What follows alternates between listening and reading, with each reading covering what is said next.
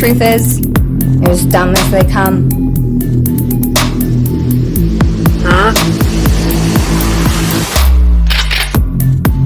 It's a house! You know, that's just one step above stupid. Have you lost the last 3 brain cells, or do you just have cabbage for brains?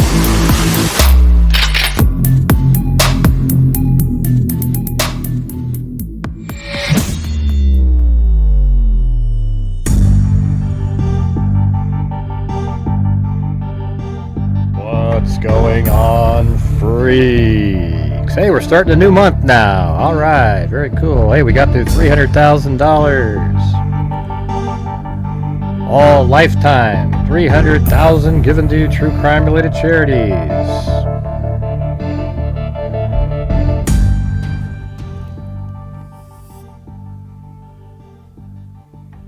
All right. And the United States won in their soccer game. One of our best players got a red card, so they won't be able to play in the next game. That sucks. But anyways, we won 2-0. We're in the final 16, playing Belgium in the next game. They're a good team. They're always good. Yeah. Hey, I heard from Dr. Colleen Fitzpatrick. I'm not sure if you guys are interested, but we have this case that we're funding, the torso case in Indiana. Do you guys want to take a couple minutes to look at that while we wait? People can come in, or are you guys just like, oh, hurry up? There's interesting stuff out there. And that's some of the cool stuff that we do,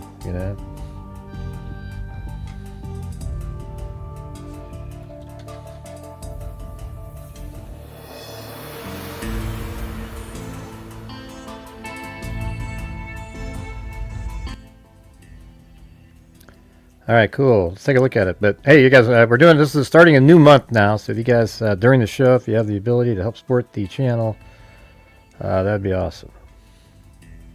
Oh yeah, this is it right here. All right.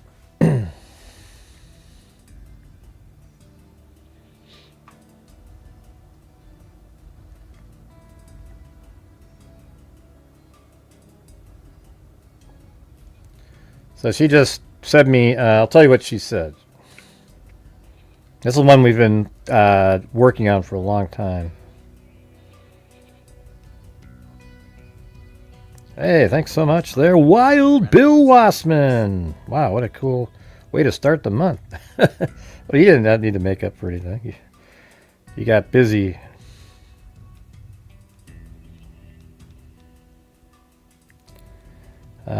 Geez, where the hell's the... Oh, there it is. Okay, she said...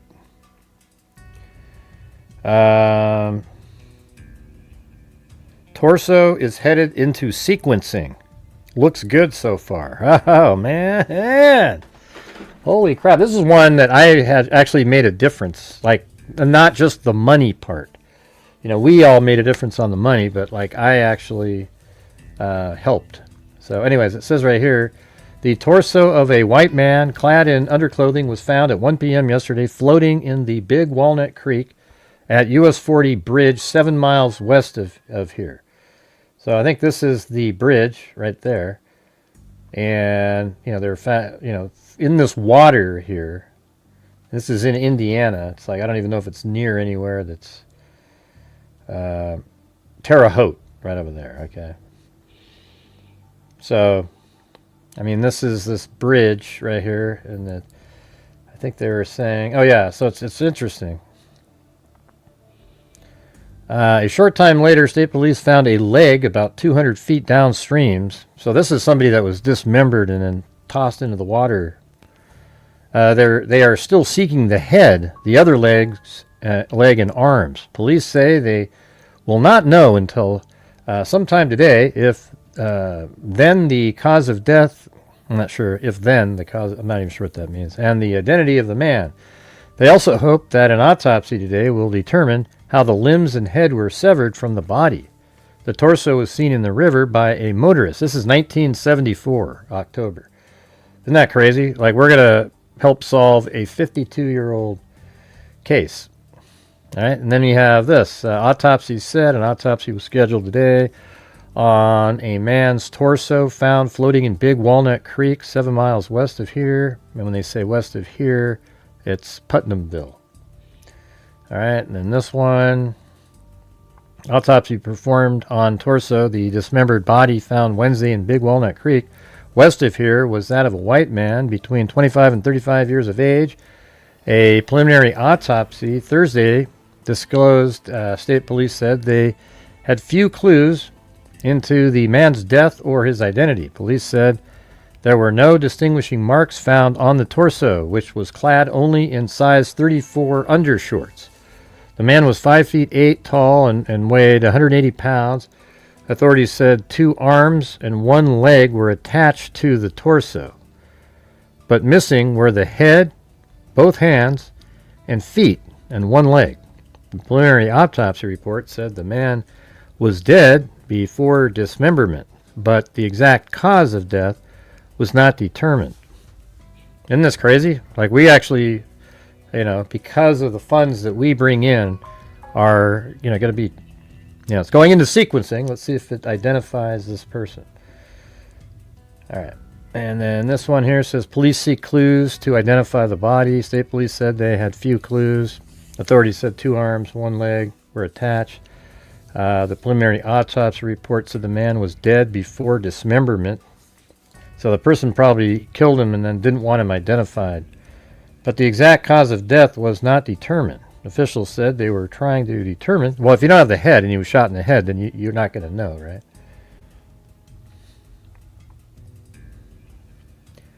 And they're still, this is another day later, they're still trying to get somebody to identify this person.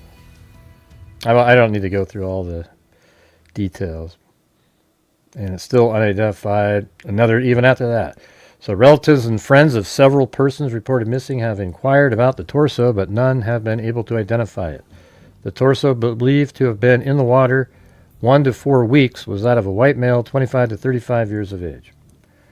All right, so we have that, but then it's interesting because there was a newspaper clipping, this one right here. This is his body being buried. They put him in a really expensive, coffin here, and they buried his body, but it had an unmarked grave. So what happened is they didn't know where to find the grave at the grave site. Okay, so the grave site is right here. Right there. This is the cemetery. You can see the little gravestones and whatnot on the ground there. And I was able to take the image, and I was helping the sheriff, and we were going back and forth, and I was able to take this by looking at buildings in the background and triangulating, etc., and then came up with where the grave was. Now, I don't know if this still has all of the markings that I came up with back in the day, but there's a home in the background. You can see through the trees. So it turns out I think the grave ended up being, it's hard to remember. Let me go back and look at a different, that might have been easier. It looked like that time of year. So see how the trees are empty this time of year? So whatever it was, we were able to determine where in the gravesite based on triangulation, and then they ended up finding the actual coffin. Isn't that cool? Well, we had Wild Bill Wassman help up there, you guys, but not one other soul has helped support the channel. So if you were trying to start the next month off, so if you guys have the ability to help support the channel, that would be great. Yeah, so there's these homes over here, and that looks like exactly, I remember even using the stones and everything. I mean, it was pretty crazy going through this. Here's some pictures from there. It looks like this. And I think it was right over here, something like that, over in this portion. But anyways, there you have it. And it's going to be sent to the for sequencing, and once sequencing is completed, then they upload it to GEDmatch, and then the genealogists start doing their magic.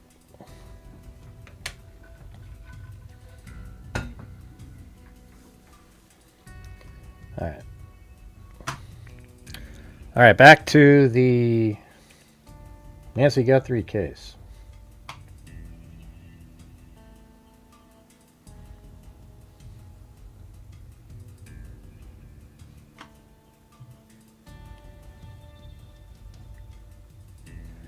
All right. I mean, I guess we could just do this in order again. I mean, this is just ridiculous.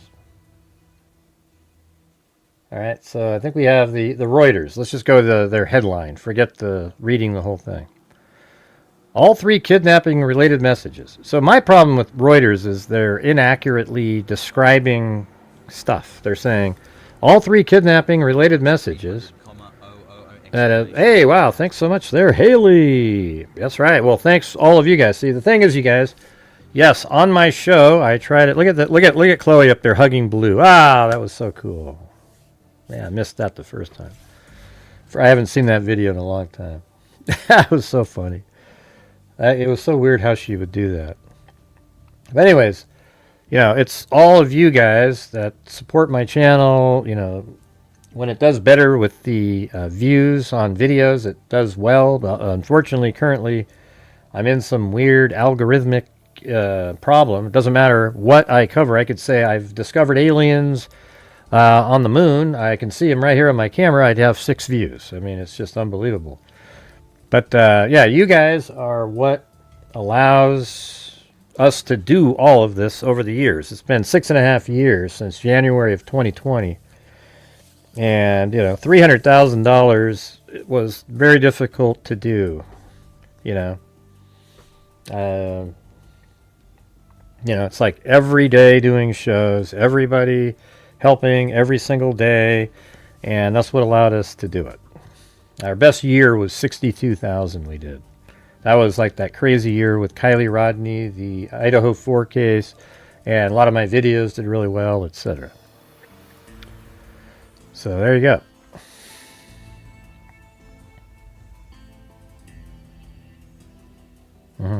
Are you? Yeah. So Karen's talking about something totally different. All right, let's see. You gotta protect your skin, Jimbo. Yeah. Oh boy. Man, you guys, it's.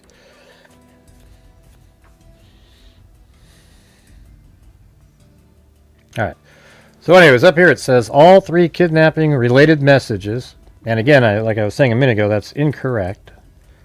There isn't a third, I guess apparently there probably was a third message at some point. But they're saying, like, as if there's only this other third message by a guy that wanted crypto. And that's just BS, right? That one guy that they're referring to is the same person that Harvey has communicated with like a dozen times.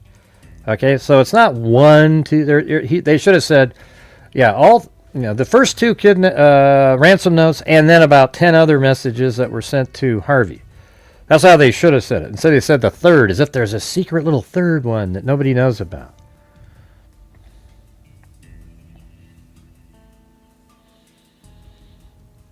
Yeah, and it says all 3 kidnapping-related messages that have surfaced in news media reports about the disappearance of Today Show co-host Savannah Guthrie's elderly mother have been deemed by federal investigators to be fake. So they're referring to those original 2, and then I guess the entire communication with Harvey and that other person regarding a Bitcoin. So they're saying they're all fake. That's what Reuters said. They said that they had the FBI official told Reuters, so it's an official. They're saying the FBI official told Reuters, speaking on a condition of anonymity, to discuss details of an active investigation. Or they're speaking on a condition of anonymity, not, I guess it says, they're saying that so that they can tell you about it. But anyways, they said that those were fake. All right, then we got that. Then all of a sudden, we have, like, Brian Anton jumped in there last night. He was later than us, though. Hey guys, so there's this new Reuters report that is out where Reuters, the news agency, is reporting, according to a source, that the FBI has determined that none of the Nancy Guthrie ransom notes are real. I don't have that reporting. What I have been told in the past is that they believe they could be real or they could not be real, that they have to kind of look at all possibilities, which I know they have been doing. Most of the experts who I've interviewed, retired FBI agents, people who have looked over the information that we have about the notes, have been very skeptical that the notes are real. And if you guys watch my podcast, you know that. But I don't have any sources telling me flat out that they 100% don't believe they're real. Right, so he has sources that says, we don't 100% believe that they're real, but we haven't been able to discredit them. All right, so he has sources. Then all of a sudden, Harvey came forward. Okay, Reuters came out with a story today. I'm going to move it forward. From somebody decided that we would pursue this and see if in fact this is real, that they've discounted it. It's not what we had heard, but it was possible, so we made calls. So I am going to tell you that I spoke with two people in the See, Reuters spoke to two people, and this guy spoke to two people. Let me just get through it, Jason. FBI. Right, thanks. One of whom is involved in the investigation. Hey, we got a 5 for 5er by Phyllis Watson, you guys. All right. One of whom is an official. And the official in the FBI who asked I don't use this person's name said this. It is more likely than not that the 2 ransom notes are real. So his person, and you know what, I mean, it's interesting because I think his source is probably better than Brian Enton's is in the FBI. Don't you guys agree? He's literally, they actually had one of the letters and they've been communicating with people in the investigation regarding the note. Okay? I don't think Brian Enton has that deep of a source where Harvey and TMZ, even if you don't agree with, I mean, they're not like, I mean, they're a tabloid type news outlet, right? Okay? And he's been irresponsible a couple times during this case. Like when he did the 2 backpack guy and tried to get rid of the time frame that would have discredited it immediately. Okay? But I would think that he would have a better source than Brian Enton would in the FBI because they've literally contacted them about the ransom notes and they're going back and forth.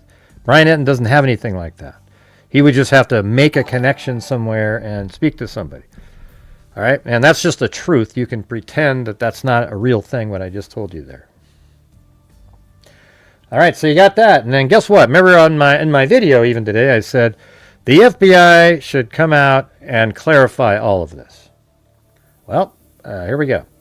The FBI and its task force partners have received several ransom notes over the course of this investigation. Some have been deemed to be extortion attempts without legitimacy. Other ransom demands may potentially be legitimate and are still being investigated as such. And I guarantee you that's 1, 2, and then the person Harvey's talking to. Okay? So this is an official statement now, okay? The FBI the FBI has and will continue to offer all assistance possible in the investigation. However, local authorities remain the lead.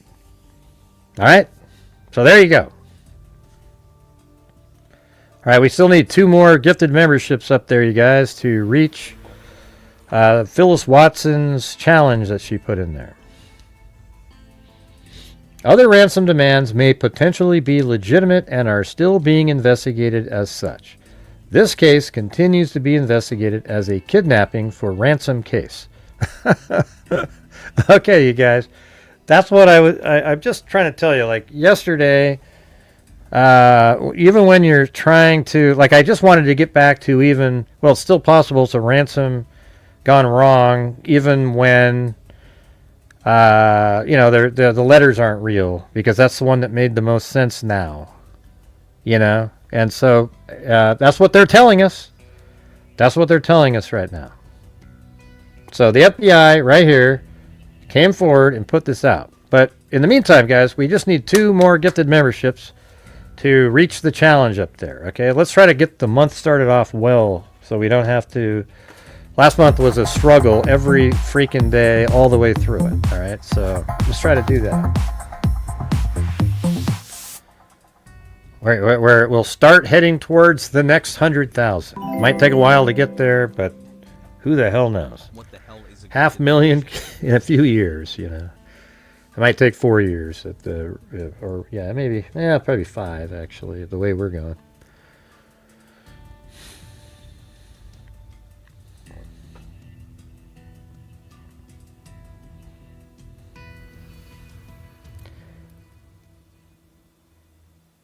Who? Harvey?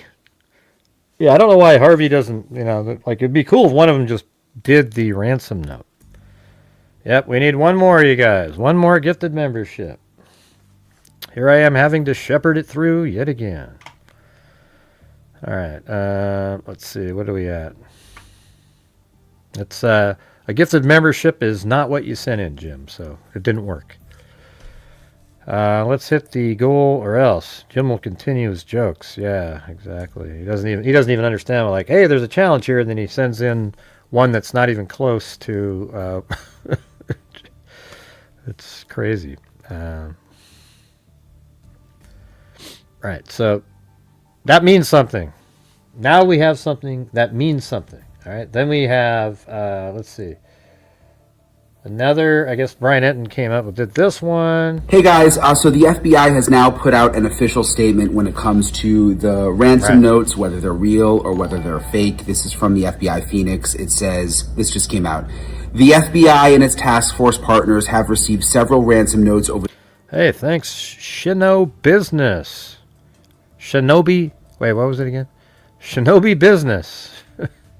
the course of this investigation. Haven't seen you in a while. Some have been deemed to be extortion attempts without legitimacy.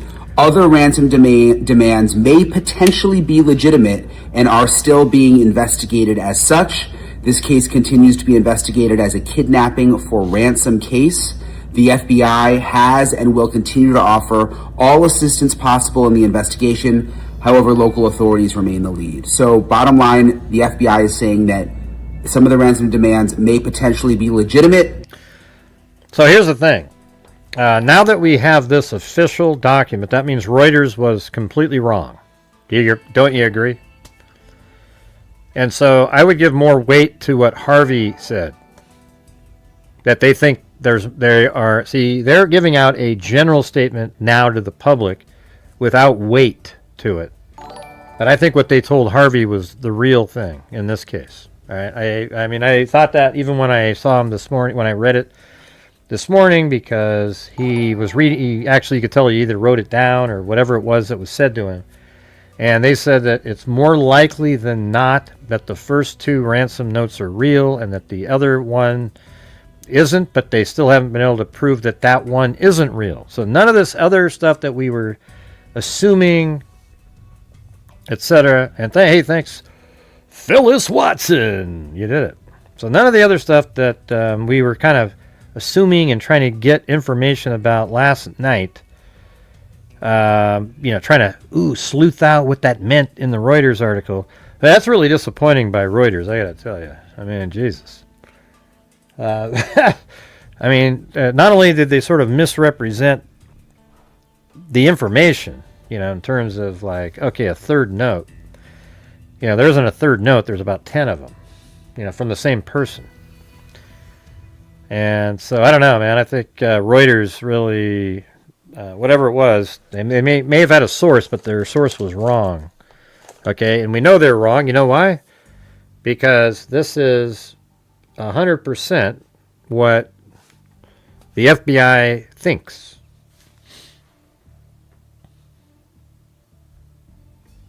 Yeah, I saw that Nano said something. I think I might have saved that somewhere.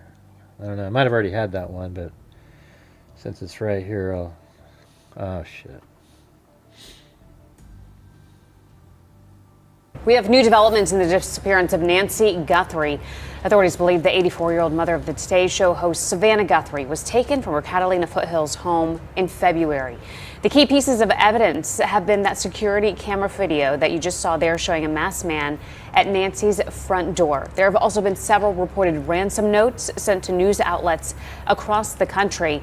The FBI in Phoenix addressed those today, saying in part, quote, "The FBI and its task force partners have received several ransom notes. Some have been deemed to be extortion attempts without legitimacy. Other ransom demands may potentially..." Yeah, but now we don't have to flip-flop anymore. Okay, because we just got an official statement by the FBI saying that there's a few of them that, they haven't debunked. They think could be legit. And I'm going to go with what I think Harvey's source is closer to the investigation than any of these other people, because he's one of the people that had a letter. And they worked with his IT to try to figure something out. And so they told him, yeah, it's more likely than not that the ransom notes, the first two, are real. Okay? So all of this has actually helped Harvey out. Okay? Where I'm not going to sit here and go, oh, that hard. I know that he puts out, he's pissed me off in this case. But on this situation right now, Harvey's been vindicated. Okay? And that's just the truth. You can not like him and pretend like, oh, yeah, and say whatever the hell you want to say. But the truth is, this information that just came out vindicated him. That means that his take this morning is likely the more correct version. All right? And so what's interesting about that is what he said is that it's more likely than not real. I mean, not and then comma real, It's more likely than not real.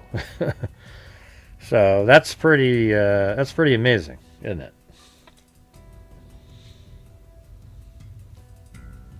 Kind of puts us in it's like a hard, we're just going all over the place, but I think now we've landed. I mean, the note is more generic, right? But it says, some have been deemed to be extortion attempts. Those are the ones that they made arrests probably. And then other ransom demands may potentially be legitimate.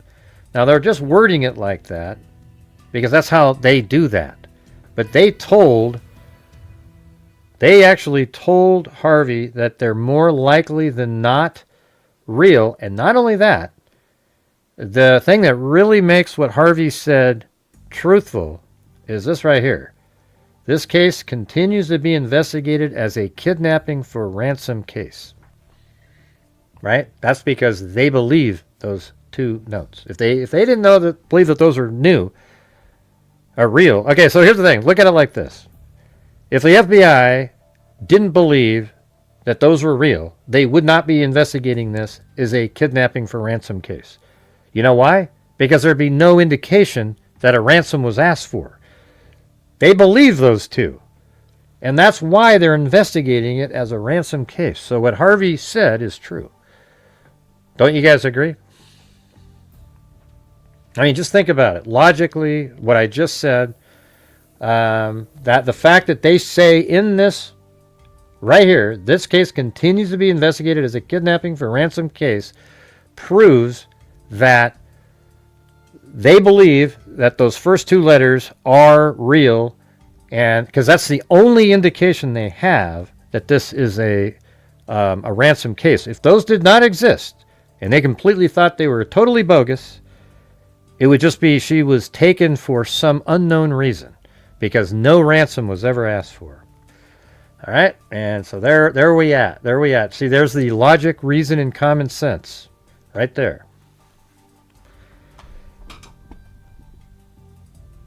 Yeah, that's crazy. I mean, you gotta admit, that is freaking nuts. All right, hold over here. Potentially be legitimate and are still being investigated as such. This case continues to be investigated as a kidnapping for ransom. Pima County Sheriff Chris Niano spoke about the latest developments today. But I guess there's something out now that says, the FBI or the sheriff have dismissed notes. That is not the truth. What we know is we have a number of notes that we are actively looking at and will continue to actively investigate. Today marks 5 months since Nancy Guthrie Well, went that's interesting. missing. See, there's Nanos. He's even saying that too. You know, I guess it's technically possible that there's, I don't know, that there's other notes out there that are they've deemed to be more serious, but I don't think so. I think the first two, that's why Savannah responded basically to both of them, the original demand, and then she responded to the second one that was more ominous. And another thing that I would say proves all this is, again, as I've said 100 times, I mean, put a 1 if you've heard me say this 100 times, the second ransom note is really a big clue. Huge, really. There's no technical reason why anybody who, you know, just some random person out there that's trying to get, you know, a fake, you know, do a fake ransom note and try to get some money just on the side as a scam, would put that second ransom note out there. I mean, I've literally said it 100 times. I think that is exactly what that is. It makes no sense for any other reason other than a ransom that went wrong, and the kidnappers weren't, they were kind of, maybe they were sort of, they planned it out really well, but mentally inexperienced, where they were kind of like, yeah, we're going to turn her back in and everything. And it turns out she died. And then one of them, maybe it was a female or something. She just wanted to send one last note to say, hey, we didn't mean to. We're sorry, blah, blah, blah, blah. That's the only reason to do that. You know, that's it.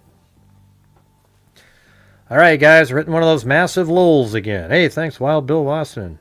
Massive lull. He's trying for a rally in there. We're just got to get the goal on the first night, keep moving, see if we can do it. Probably talking about the notes that, yeah, well, no, he's talking about the first two ransom notes. That's not what Harvey, what do you mean? Why would Nanos be talking about those? He's talking about, I think that's part of what he's saying. He's talking about the original two ransom notes and the whole other set that Harvey's getting. Because as Harvey said, the person today told him that the notes that he is getting on the side are likely not real. Okay? They're not legit. But they haven't been able to disprove them yet. Okay? I would actually tell them that they might want to look at the possibility that this person, I mean, it's not very likely what I'm going to say, but, you know, it's like maybe it could be one of them and just trying to sort of pretend that there's somebody else that saw something. And, but I don't know. I bet you they haven't said any, and maybe try to get some money on the side, you know, one crypto, you know, as a consolation prize, you know, so they use a different crypto account. I mean, it's interesting that they've evaded police basically the same way. Yeah, no, there are many notes, Landerson. That's why he said that. There are many notes. There's the first two. Number one, a ransom note. Number two, sort of a, I don't know, kind of more like an apology note, I guess. And then TMZ's received a ton from the same person. And but you know, because Savannah Guthrie has said that the ransom notes are that she believes are real.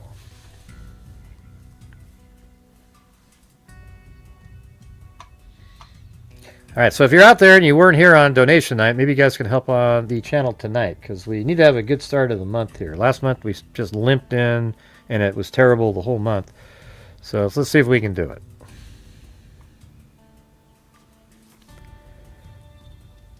Because right now we're just like at, man, I thought we were ahead of that. Man, that's not good.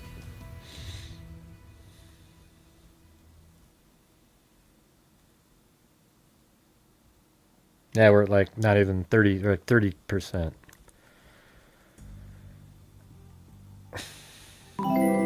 Hey, Landerson, come on. Think through the case better. You just keep repeating things. You're trying to, yes, sure. Maybe the notes number 3, the whole set of the guy that wanted the crypto. Sure, they already said that. Number 1 and 2, I think they believe are real. And I think they believe they're real, and that's why they said they're investigating it as a ransom case. If there was no ransom notes that they ever received, they likely wouldn't call it a abduction for ransom case. Don't you agree?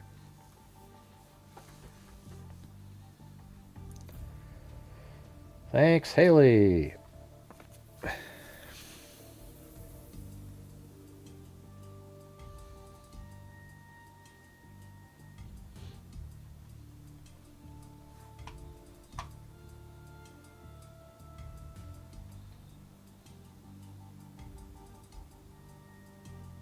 Yeah, that's what it was.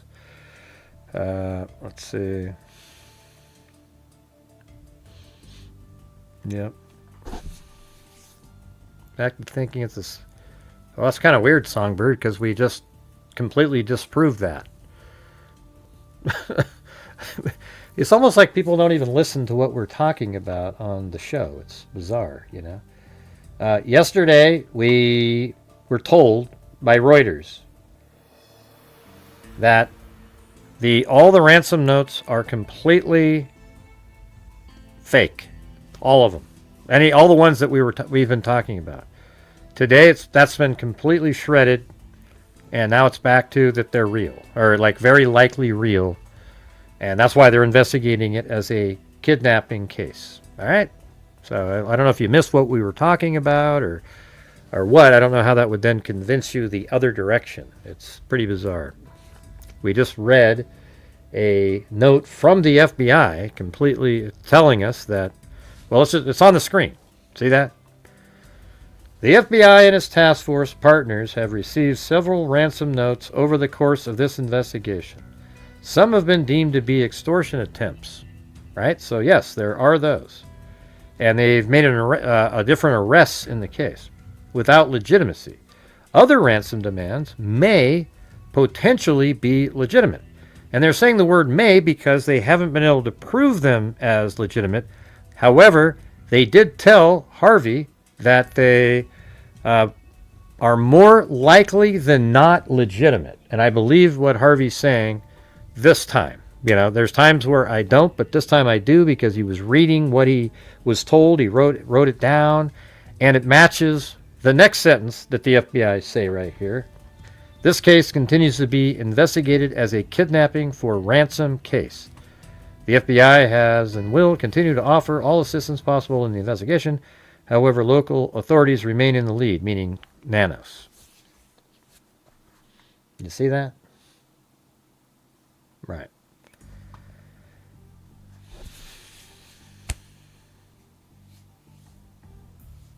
All right, who's going to do another challenge in here, you guys? We need to get moving earlier in the show or we just won't make it.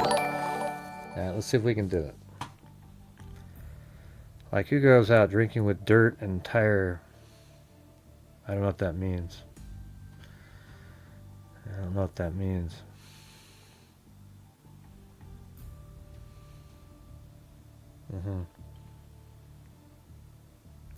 Yeah, so I don't know what that means, Songbird. It's almost as if you weren't even paying attention to what we were talking about. Now I think it's... what do you mean? We did the whole circle yesterday. We went from, wow, the ransom notes are not real. Then we had to do this whole discussion about all the potential possibilities now, because all we really have now is Nancy Guthrie was moved out of the house down the driveway, and there's some blood, and then obviously a car was there, and the camera was removed, and then they took off, and we don't have anything. After that, there's nothing. You know what I'm saying? Oh, I see you're talking about last night's, your trip.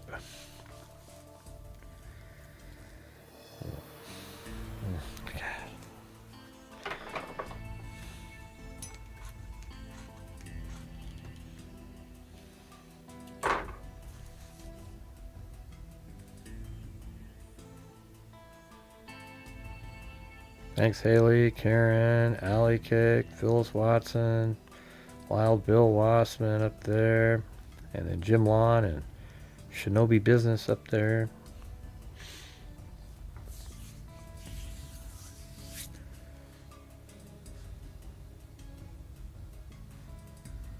Ooh. God, look at this thing. Look at that does, man. Make my eyes go wacky.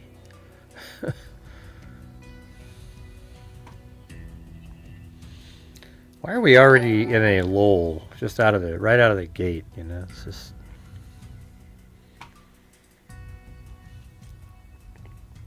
Let's read this whole thing here. Some ransom notes might be legit. Okay, see, now Harvey's sort of downplaying what he heard. The FBI is giving it to us straight from the horse's mouth, telling TMZ some of the Nancy Guthrie ransom notes might be, the word maybe, might be legit, but others not so much. FBI Phoenix tells us the FBI and task force partners have received several ransom notes over the course of the investigation. Some have been deemed to be extortion attempts without legitimacy. Other ransom demands may potentially be legitimate and are still being investigated as such.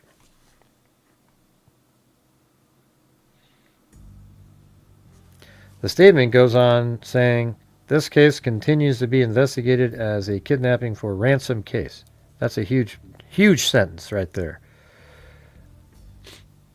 And so, like, the FBI is probably more accurate than other people, don't you think? That they're literally, if they're investigating it as a kidnapping for ransom, then that's likely what it is. The question of legitimacy comes after Reuters reported that the FBI had deemed the ransom notes fake, but never specified how investigators made that call. Reuters had said one of the ransom notes we had received, as well as another one sent to the Tucson TV station, wasn't the real deal. The report also alleged the demand letters we received from the person who claimed to know the kidnappers' identities weren't legitimate either. So those are the ones Harvey would get. You know, remember how they said, I know who the kidnappers are, they know who I am, blah, blah, blah, blah, blah.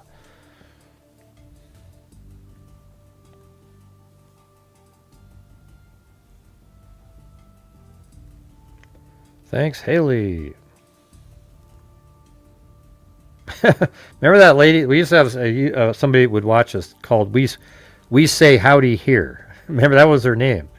That was funny when Sandy Shirley typed that in. There was actually a YouTuber they used to watch over my channel. I just remembered just now. It used to be called We Say Howdy Here. That's pretty funny.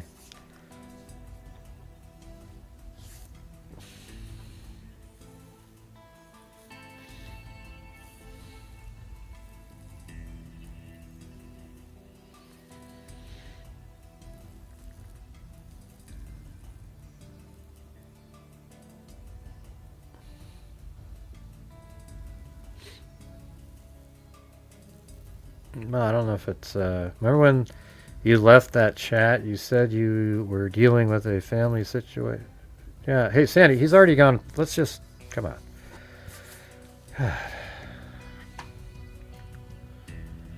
Let's see. Okay.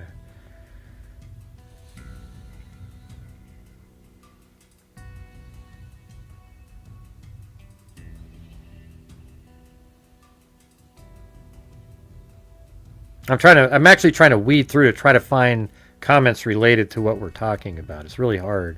There's so many that are absolutely unrelated that it's like I don't even know how to get through it. It's crazy. I mean, I don't know, Jay. Nobody went out of town. Don't worry about it. Okay. Harvey spoke to an FBI official earlier. So it says, since the report came out, law enforcement sources told us the report about the notes being fake isn't actually accurate. So they're saying what Reuters said wasn't accurate. And now the FBI is clearing the air themselves. See? They were, Harvey and TMZ were vindicated today. Harvey spoke to, and I guess in some ways, like, you know, Enton, he was right in the middle, so it's hard for him to not be right. Harvey spoke to an FBI official earlier who said, it is more likely than not. So this is a real, you know, he had a conversation. It said, how many likes do we have? All right, guys, we need more likes. We have Phyllis Watson. She says she'll donate 5 memberships if we get to 100 likes. Come on, you guys, we can do it. Hit that like button, 10, 20, 25, 30. Hit that like button, 40, 45, 50, 55, 60, 105, 110, 10, 20, 25, 30. Hit that like button. It's the easiest damn thing to do in the world. Use your nose, use your toes, whatever blows. Just hit the like button. I don't know if we're going to get there. It's too hard for people to actually press a button these days. Yeah, it's... I don't know if we're going to get it. Make it something easier. 80? I don't know, man. Yeah, so it says, Harvey spoke to an FBI official earlier who said, it is more likely than not that the 2 ransom notes are real. I believe that's exactly what they told him, and I believe that's exactly what the FBI believes. Because if the FBI didn't believe that they were more likely than not, they wouldn't be investigating the case as a ransom, a kidnapping for ransom. Don't you agree with that, everybody? Yeah, well, we should be easily able to get to 100 since there's 179 people watching. Yeah, it should be simple, but just, you know, it's hard for anybody. You tell them, hey, hit the like button. They just sit there and, screw it, man. I can't be bothered, you know, and it's tough. Maybe we're at 85, so let's see if we can get 15 more of those, you guys. Hit the like button, 10, 20, 25, 30, 35, 40, hit that like button, 50, 55, 60, 55, 70, hit that like button, 10, 20, 21, 30, hit that like button, 40, hit that like button, 50, 55, 60, 55, 75, hit that like button. See, now I have to shepherd trying to get support for the channel this way, too. Man, that sucks.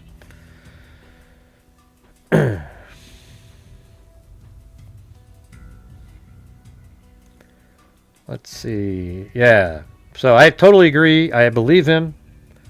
In this case, this particular incidents. You know, like, you know the time when, earlier in the case, right at the beginning, where there was another person with a backpack on? You remember that? He had 2 backpacks. Well, Harvey tried to make that one work, and in fact removed the time frame, the timeline, because he knew that would cause confusion. And that's where I was like, oh, that is really lame, Harvey. Okay, that really made me distrust anything he said a lot more.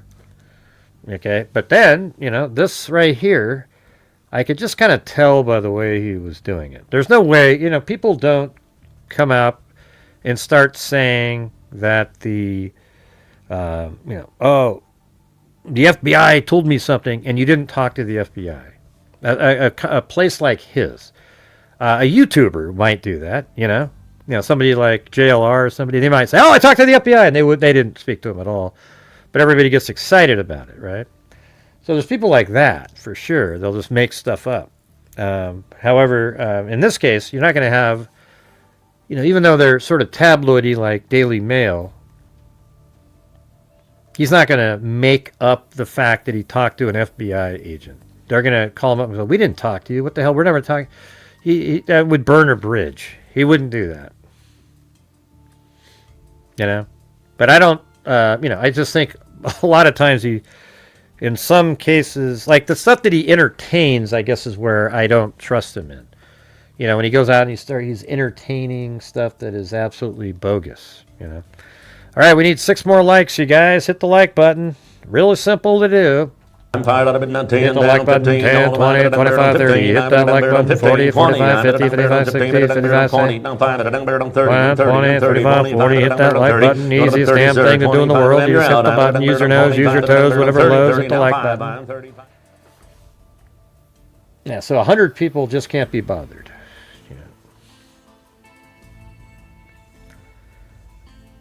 Yeah, I mean, I do these pretty well. I mean, sometimes, we get set on the wrong trail. Okay, I'll tell you, I'll do these a sample again for everybody. Put a 1 if you guys remember the Debbie Collier case. I mean, I've said this sample many times, but this is what it's not really about, oh, I was right and everybody else was wrong. This is different. Okay? Like, everybody knows the Debbie Collier case.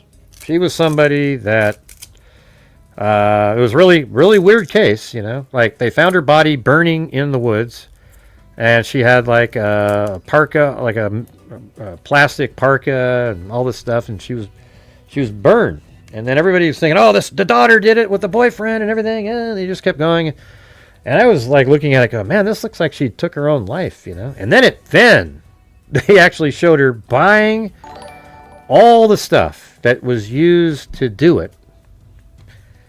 And then I ended up talking to the investigator, the sheriff or somebody. I literally talked to him, and I said, yeah, so I think this is, she took her own life, And he goes, well, we don't think so because, we can't find the container that had the fuel that she used to burn herself. And I was like, wow, now that is interesting. So I told everybody, hey, you guys, listen, I think I might be wrong here. It looks like they can't find the container, so we're going to have to go with that. And then that same night, we went through the case again, and I go, I think she took her own, I don't know, man. I think she took her own life. I still said it. I just go, come on. I think that's exactly what she did. And then it wasn't like 2 or 3 days later that the sheriff eventually said, we actually found the melted container holding the fuel, and they ruled it that she took her own life. Okay.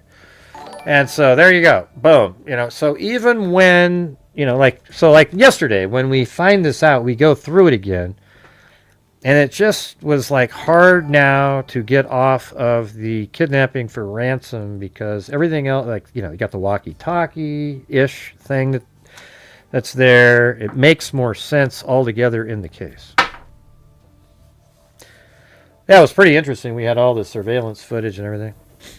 Hey, thanks up there to Phyllis Watson, Dickie D, and Wild Bill Wassman. And, yeah, it looks like we were at 100, but now we're at 99 again. Or did we ever hit 100, Phyllis? I don't know. I wasn't paying attention. Maybe we are. I just can't tell.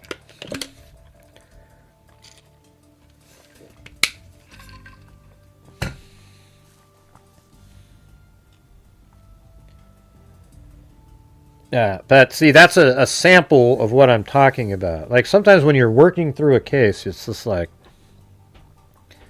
you use the logic, reason, and common sense. And so even when that sheriff told me they couldn't find that, it was like, what? She went to the store and she bought all the stuff that was used in it. What else happened here? And that's exactly what happened.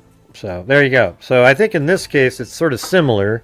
We got thrown off the track by a typically very reliable source, Reuters, except even reading the article, it was sort of, the wording was weird. I even talked about that last night, talking about the way they said certain things and then saying third note. What does that mean to anybody? A third note.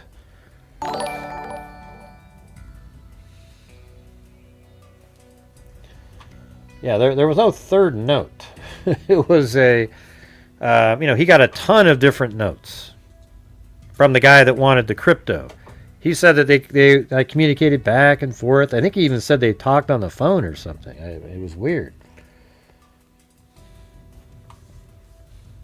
All right. So, you guys, even though Harvey and TMZ aren't the most credible in the world, we're going to have to give them some, he was right on this. Right now, he's correct on what he's being told. I don't think he's lying on what he's being told here. Okay? And as a matter of fact, I've never thought any of the stuff when he's discussing the ransom notes that he was ever lying to anybody. What it was is when he gets like another clue to something that's outside of his lane that he has nothing to do with, that's where he goes off the rails, The ransom notes he knows because they got sent to him. So what do you got going on in there? It looks like you got a... Yeah, you know, that's what's funny, Dickie D. If everybody donated $1, we'd at least be at 66% of the goal. Isn't that wild? But it never happens that way. You got 10 people that do it, and then it just goes, you know. The nut job theory, I think, is back to being not as likely as the kidnapping for ransom. Gone wrong. Coffee Slayer. Last night, we went right back to the nut job theory, because that's always been for me. Kidnapping for ransom gone wrong, or a nut job. And then it switched over to more nut job before the revelation of what was on these ransom notes, which had the word we, and then we start going, oh, wow, he had that walkie-talkie. Here, look. Remember that when I did this? I put a walkie-talkie in the screen? That is kind of what that looks like, right? I mean, that's what they look like. Just like that. Now, that might be, you know, maybe a different brand or whatever, but they have similar, that thicker, round cylinder shape like that. Remember? So we did kind of look at that thinking, man, that must be a walkie-talkie.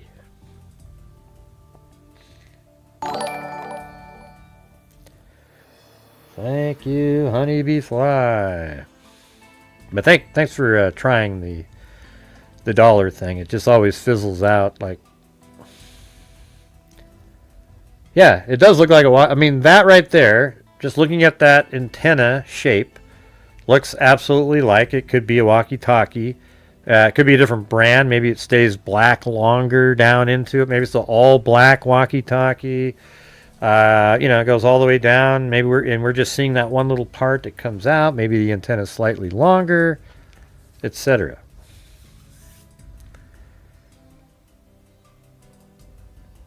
Is Songbird going to tell me that it's going back to the nut job theory? That was hilarious. I mean, just after I spent the whole show. Yeah. All right, let's keep going on this one. The person, let's see, we're right here. As you know, TMZ has received over a dozen emails from a person claiming, so there you go. That's the number, a dozen. Okay? It should be the first ransom notes and then a dozen from some other person. From a person claiming to know who kidnapped Savannah Guthrie's mom, asking for 1 Bitcoin in exchange for their identities. The person went quiet for months until last week when he sent us a new message that claimed he knew about a stashed phone that had photos and videos of the alleged kidnappers. Yeah, see, that just sounds like something right out of a movie. Thank you, Roger Smith. He said he'd reveal the location of the phone for 1 Bitcoin. Now, Nancy's been missing since January 31st when she was kidnapped from her Arizona home. A masked man was caught on her Ring camera that night. I'm actually glad that the FBI verified it this way. Aren't you guys? Because this gets us a place where we can actually, possibly help. Somebody out there might be able to help. If you go to the point where you start going, oh yeah, those are all bogus, then that means you have absolutely they have nothing to work on after they left that house. Okay?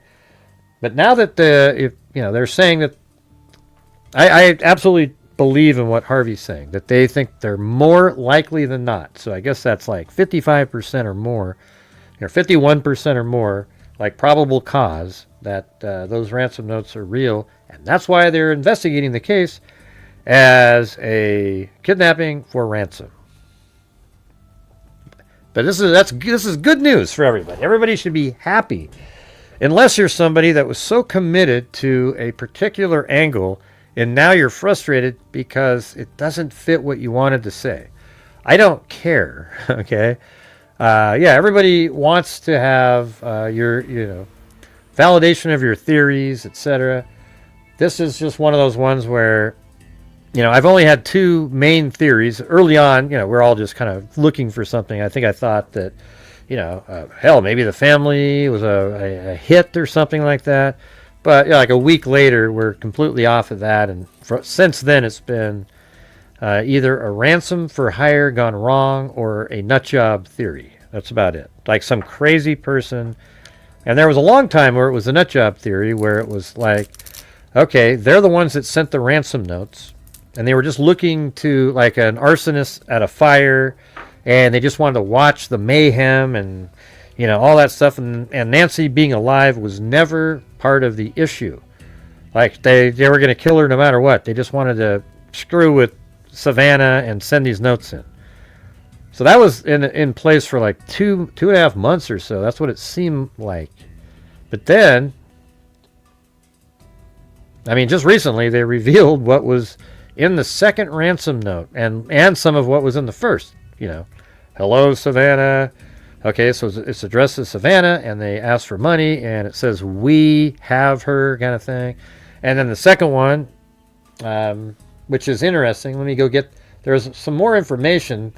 Now it would be interesting to go back and listen to the interview that Brianna Whitney did. Because now, yesterday it was meaningless after they debunked the ransom notes. But then now we can go back and listen to the whole thing where she talks about it.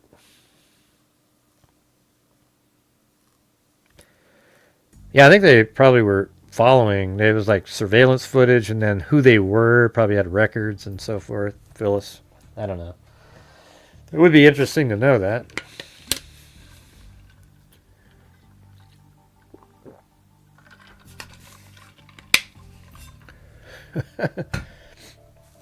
Oh, they're all debunking it? Man, I think the ransom for, that went wrong is the one that makes the most sense. Now, see, the weird part is we were wondering, let's see, what was the ransom gone wrong theory? Yeah, the TMZ part. But it kind of makes more sense now. Like, they sent it out. They were trying to get money, so they sent it to the news channels first. And then the next day, in the morning, they sent it to TMZ because they hadn't heard anything yet. That's one of the theories that I had, is that they waited till the next day to send that first one to TMZ because they hadn't heard anything yet, and they knew TMZ would likely come forward with it, and it would make it out into the, so somebody would know about it. Something like that. It's still a little, weird-ish that they sent it there, but not as.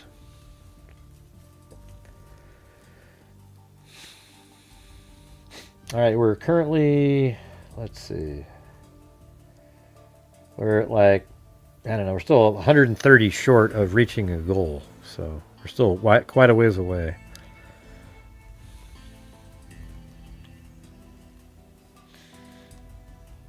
Yeah, we talked about that yesterday. It's less likely now, though. It's possible, though. Liliana can't say it wasn't somebody in the family. Nobody can say that. It's just they cleared them all. They cleared Tommaso and Annie, and that's what they said anyways, and it looked like Savannah wasn't fearful of them, and so you just kind of have to say it wasn't them and move forward. If it ever changes, then you can, think of it differently.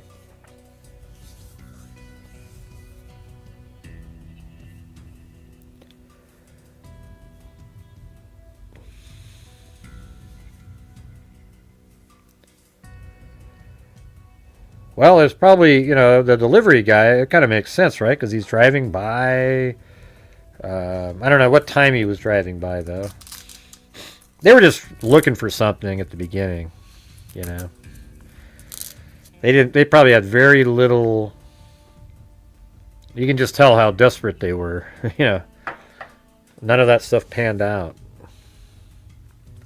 Thank you, Wild Bill Wassman.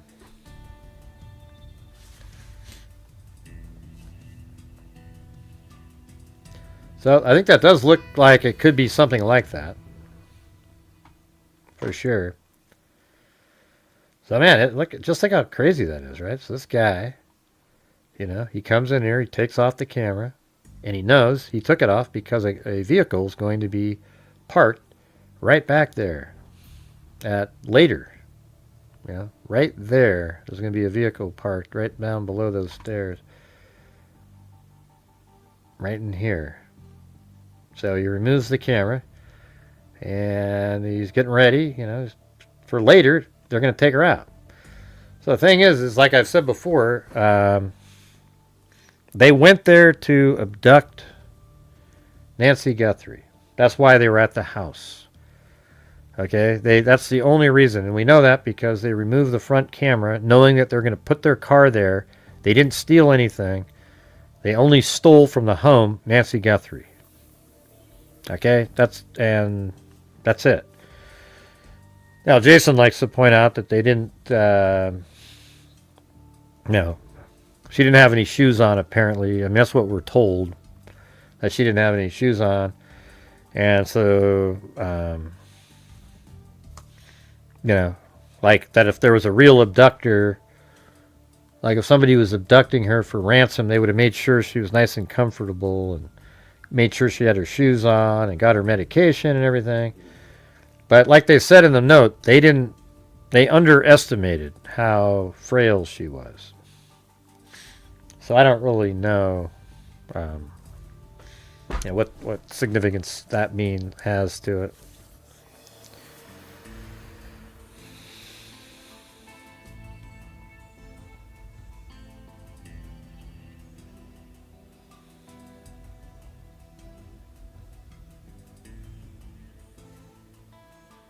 Oh, how is that useful to look at that, Songbird?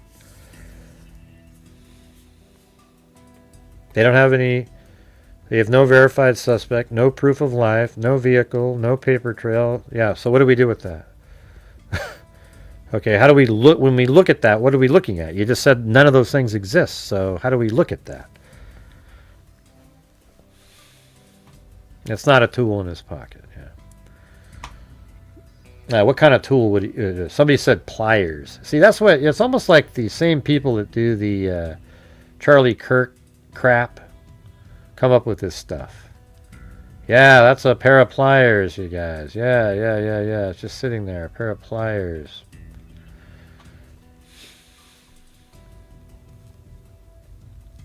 What do you mean back to the house? Don't know what that means, Songbird. Let's see. Guy I sent you who scoffed at the ransom theory isn't scoffing now. The FBI report. What do you mean he's not scoffing anymore? I sent you. He scoffed at the ransom theory? Why? Jesus. Yeah, every time I watch that guy, he just thinks he's so, the way he kind of like tries to talk, like he's so much brighter and just he's on top of it. It's just ridiculous. I can't stand it. He doesn't know any more than anybody else. He doesn't, it really. You have these profiler guys doing YouTube channels, and they don't know any more than anybody else. And as a matter of fact, I've been right more than they have. They come up with more entertaining and interesting stuff. That's for sure. Boy, it's so much fun to add all these... back in the day when I worked on the BTK case, this guy... What does that have to do with this kidnapper? Nothing at all, but if I can make a correlation to it, everybody will be more excited and interested. Yeah, I know.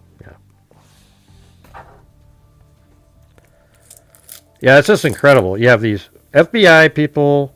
exactly what Jay's saying in there. You have the profilers, the former FBI, the former cops, all these people, and they're probably former for a reason. There's some, I'm not saying some of them aren't really good. But at the same time, if you just use logic, reason, and common sense, you can figure this stuff out.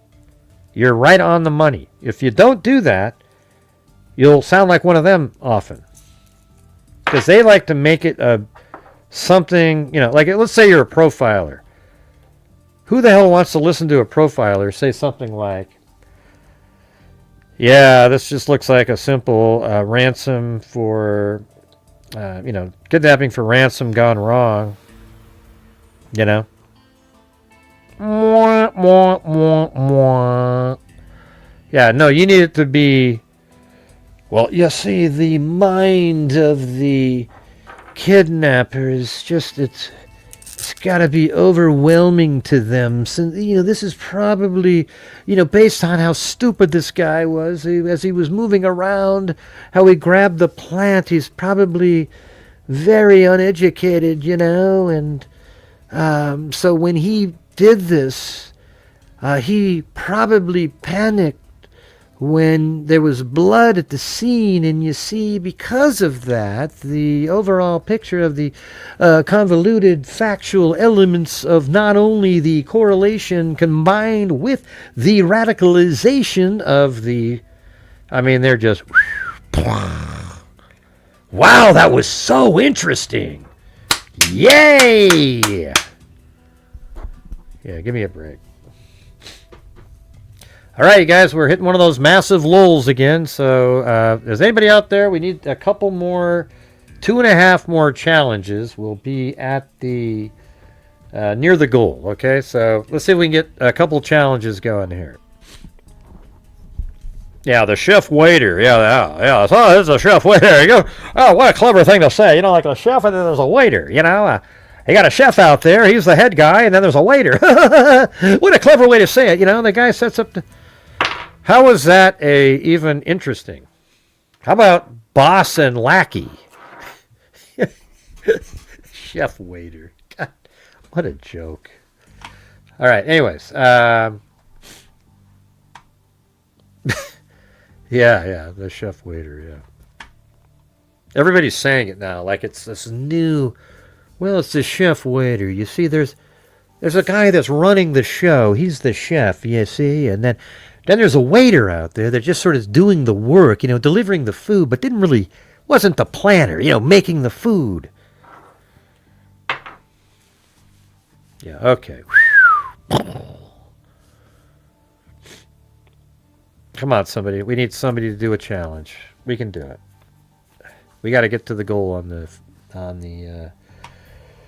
let's try to do the goal and then some on the first night of the month. All right. Please don't let it go in one ear and out the other. Let's try to do it. It's the only way. So I don't know. Let me type in Nancy Guthrie and see what's come up since that.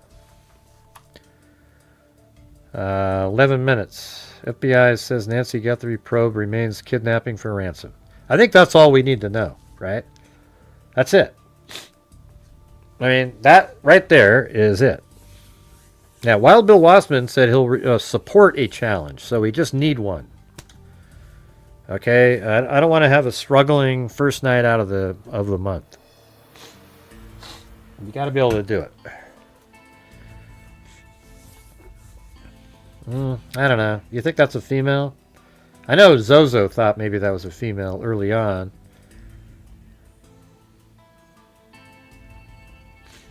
I don't know.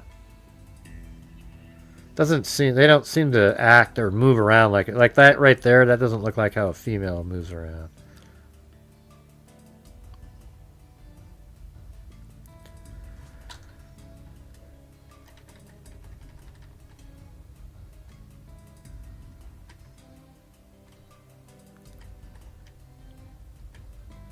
Do we got a challenge somewhere?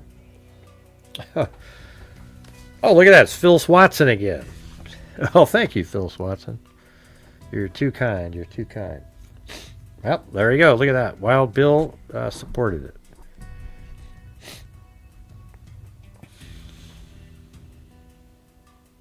Yeah, I don't think... She thought the face looked like... Zozo thought the face looked like a female. And I guess maybe even some of the movements a little bit.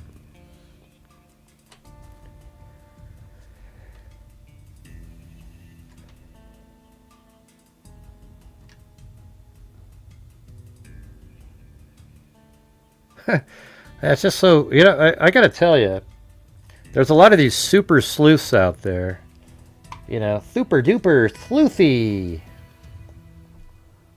Let's see, hold on.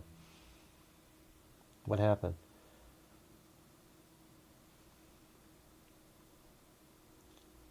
I can't see the comment. What was the one that you guys just deleted?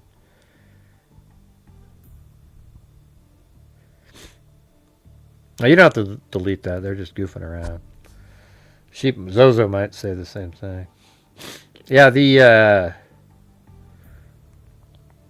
okay, you guys. We just had a challenge. It's a 5 for 5-er. All we have is Wild Bill Wassman up there. So we need 4 more gifted memberships. We're trying to reach the goal and then some on the first night of the month.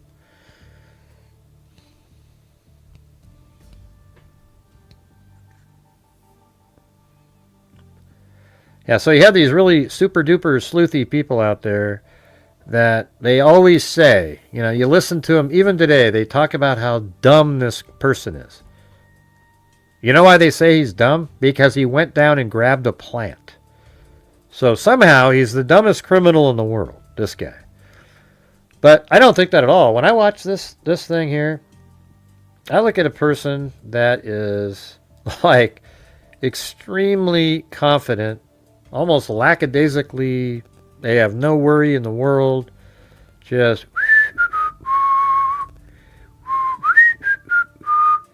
and they go over there, and he's wearing these kind of thinner gloves, and is going to tear off rip off the camera.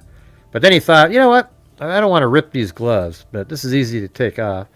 So then he goes over and he grabs a plant, and he actually turns it into sort of a U shape.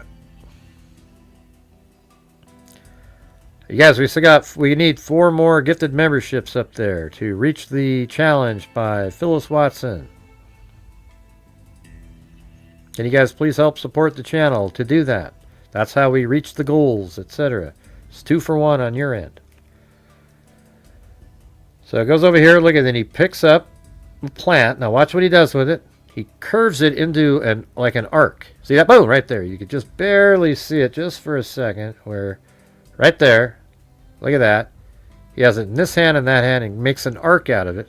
So he can just put it over the back of the camera and pull it off. And just yank it off.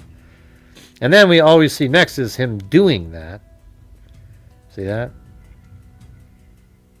See right there, he's putting that arc over it. And then I think right there, like right away after this is when the camera was removed. But it's sort of interesting, it's like, well, the camera must have still been recording a little bit right after that. Oh boy, you guys. Not again. We just need the other 4.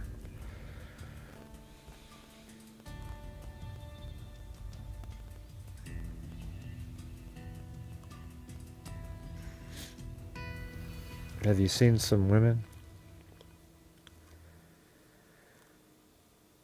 Yeah, wasn't that crazy? The person did a sketch. Man, probably at the end of the day, it'll be someone with dark hair. Yeah, just because that's a dark-haired person, it looks like.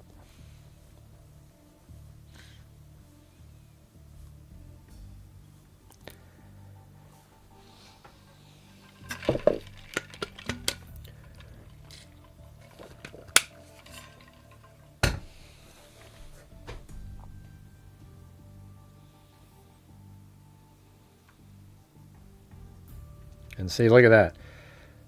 You can even see that they put the plant behind it and then yanked it off.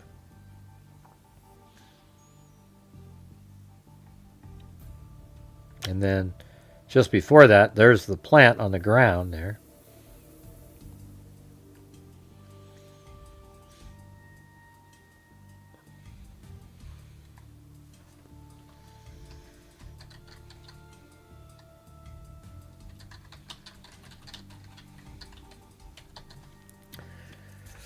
I don't know what's going on there, Phyllis. Nobody's doing it.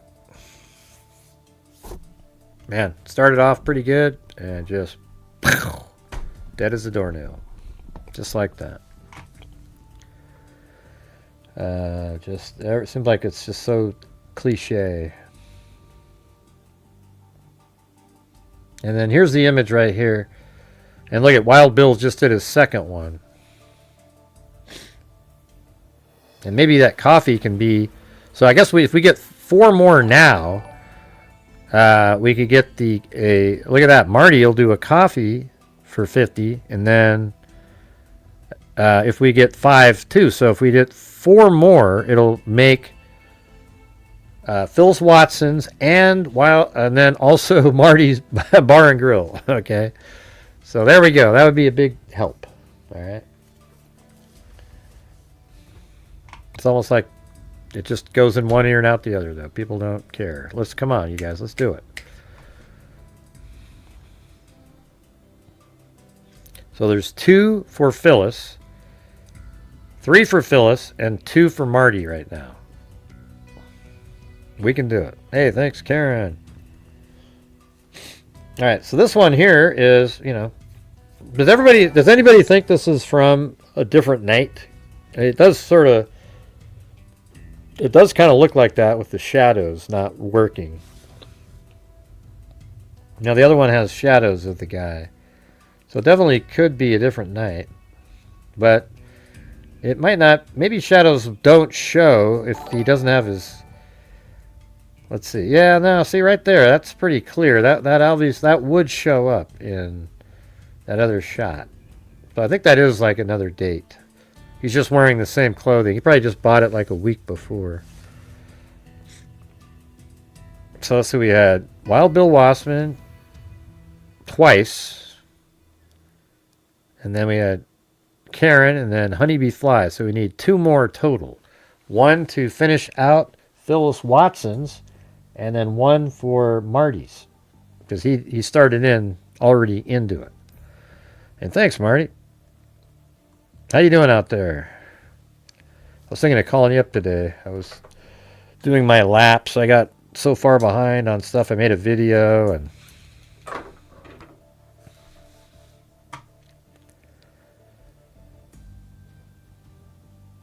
Well, it is more grainy. It is more grainy. And I actually I'll show you guys a picture that's pretty interesting that I made. I don't know, how interesting it is, but it's so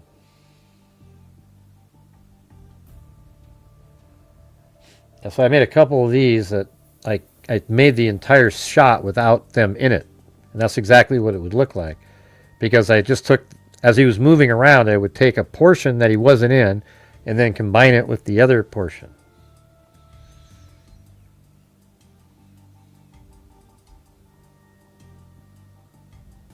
Wonder why Tyler Robinson was in there. Oh, this one. See, that one's so that's the okay. I guess that is that one that I have a full shot of that. So let's do the. I'll see if I can find it. All right, guys, we need 2 more.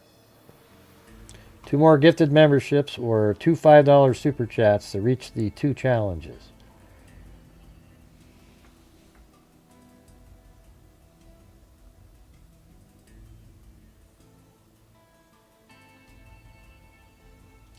Yeah, these are interesting. Ones that I made. Making it, it looks similar. But I'm looking for the... Is it that one? No.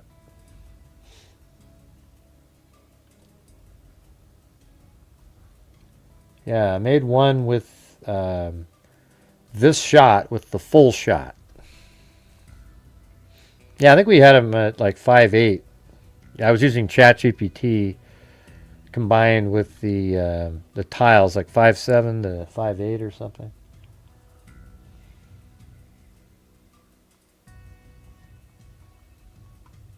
Yeah, isn't that cool though? Like I just completely took the person out. Now you can see kind of what it would look like back there. The car was just right there.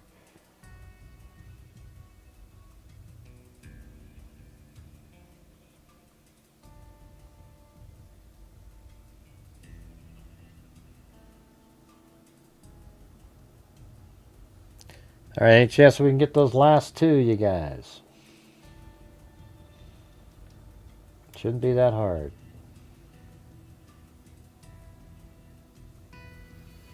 All right, here we go. See, there we go. That's the one I made. I made it exactly how the other one should have been. So there you go. I think that one's pretty cool.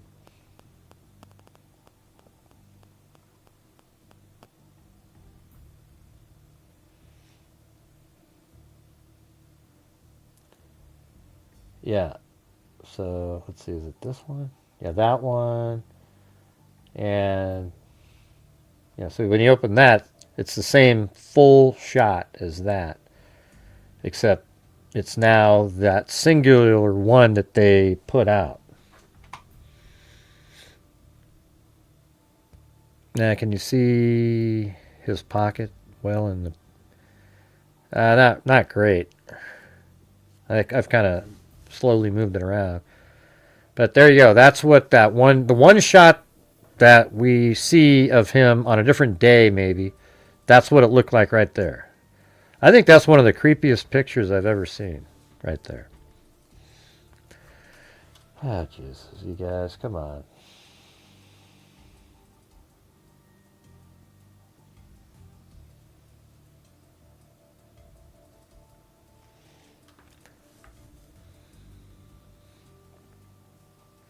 All right, I'll have to send in. I'll do. These are 5 free ones sent out, but that should reach the challenge. I don't know why you guys couldn't do it. The challenge didn't make it, Jim Long. Okay.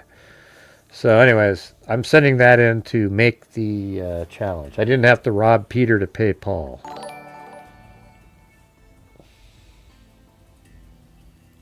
It's I get 10 free ones to give out right at the beginning of the month. So, there you have it.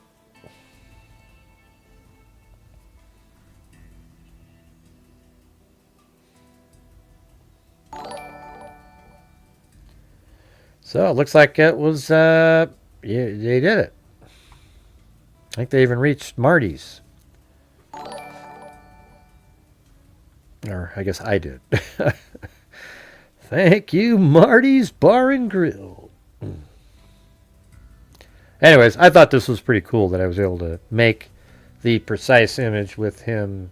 That's what it actually looks like on the image that they have. Unless all they have is the thumbnail, right? So they could have just the thumbnail. That's why it's the look that they gave us. But I made sure it fit right in exactly where it was. There's no shadow on it. So that could be, and you can even see that, right there isn't perfect or anything.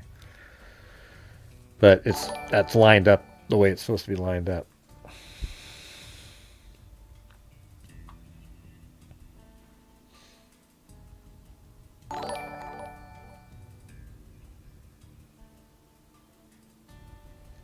And on here we need 16 more channel memberships to reach the goal.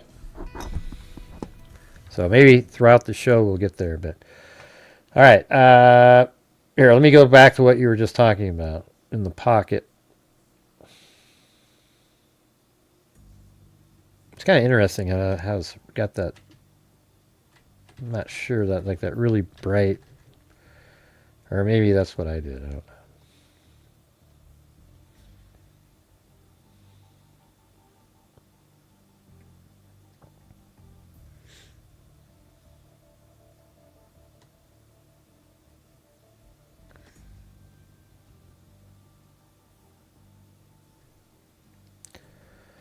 Yeah, Wild Bill's always helping out a lot.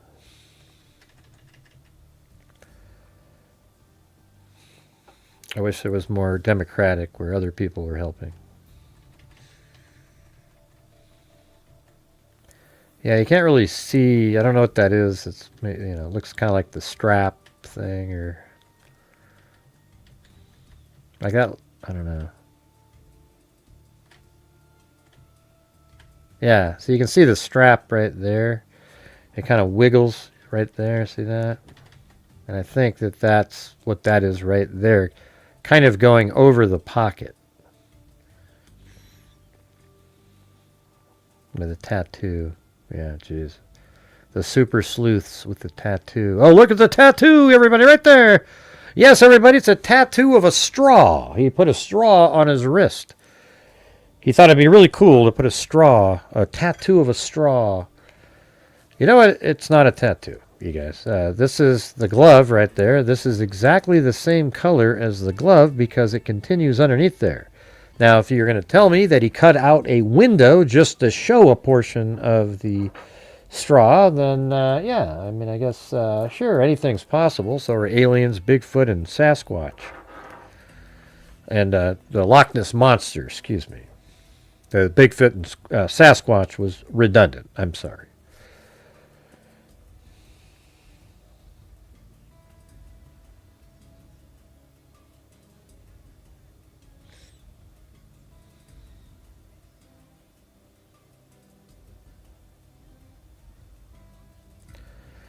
Anyways, thanks up there to Phyllis Watson. I don't know if you're still here, but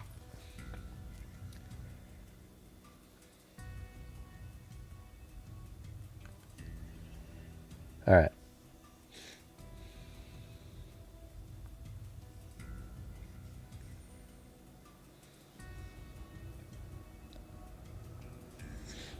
Yeah, welcome all to all the new freaks out there.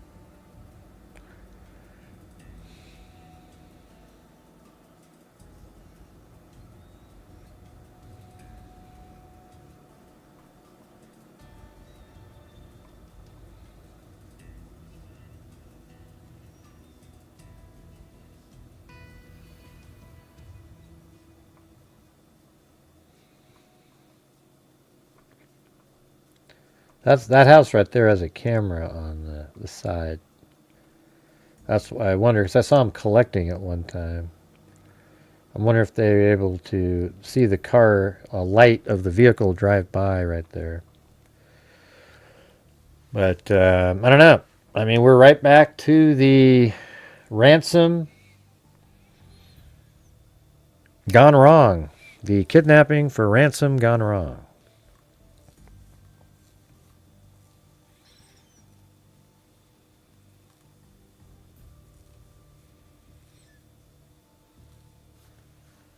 Is there any other news out there? Oh, actually, I wanted to go play the... I don't think it's in here. So what are the... Oh, man.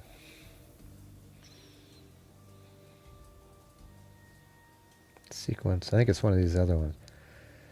Sequence 70... That might be in here. Oh, that was the other one. Okay, 69 maybe. Yeah, that one. So we were going to listen to this. Now it's relevant again. Okay. So this is the Ashley Banfield interview with Brianna Whitney. Okay. This is interesting.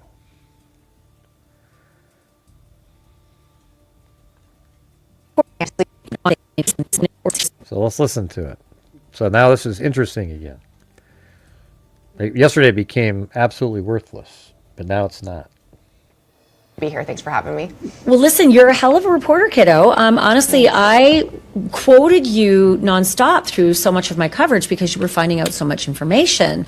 And there you came again. Just last week, you had the actual wording of the second note that had the apology. How did you get that? Yeah, so in my former role with my reporting in Arizona, the Tucson station and then my Phoenix station worked hand in hand together, and those were where the notes were sent to the Tucson station. And so we were made aware of what they said throughout the investigation. And obviously we weren't reporting that information. We just wanted to protect the investigation as much as possible. Obviously, from then to now, we didn't know how this was going to turn out, or even really like the lack thereof being a whole lot more that's come. But we had them, we studied the language in them. I've been made aware of both of the verbiage language used in both the notes since they came in that first week. So we're talking that first week in February. And I've just had that information with me. And I honestly hemmed and hawed on when to share more about it. And I'm not sure if there's like any sort of playbook to follow at all in this case. Like, this is the craziest case in terms of how this has all gone. I think you've been right in it with me, so you're aware of just unprecedented in so many different ways.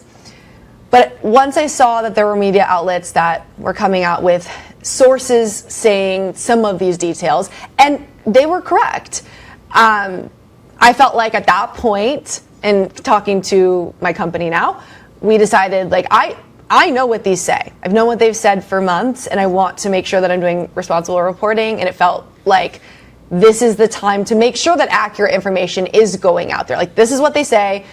This is the factual information. Yes, these sources, many of them were correct, that we're talking to other media outlets, but let's just set the record straight with what's in it. And that's why I decided to report that. How was it among you and all your colleagues? Because again, it's really hard to be in a story and report a story. What was it like for all of you guys in those early days when you had this stuff and you weren't really allowed to tell the whole story?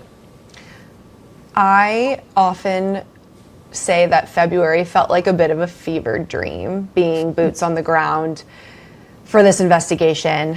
For one thing, it was like, in that first week, it felt like everything was coming out in rapid time, right? We learned she was missing, then there was a press conference, then we had the porch guy abduction video, and we truly thought in that moment, oh, they're going to get this guy really quickly. I mean, that video is super clear. It was so brazen. Surely somebody recognizes this person. And then we thought, okay, DNA evidence would be in there. And so when the notes were coming in, though, it was really like a group discussion of how are we going to best handle this.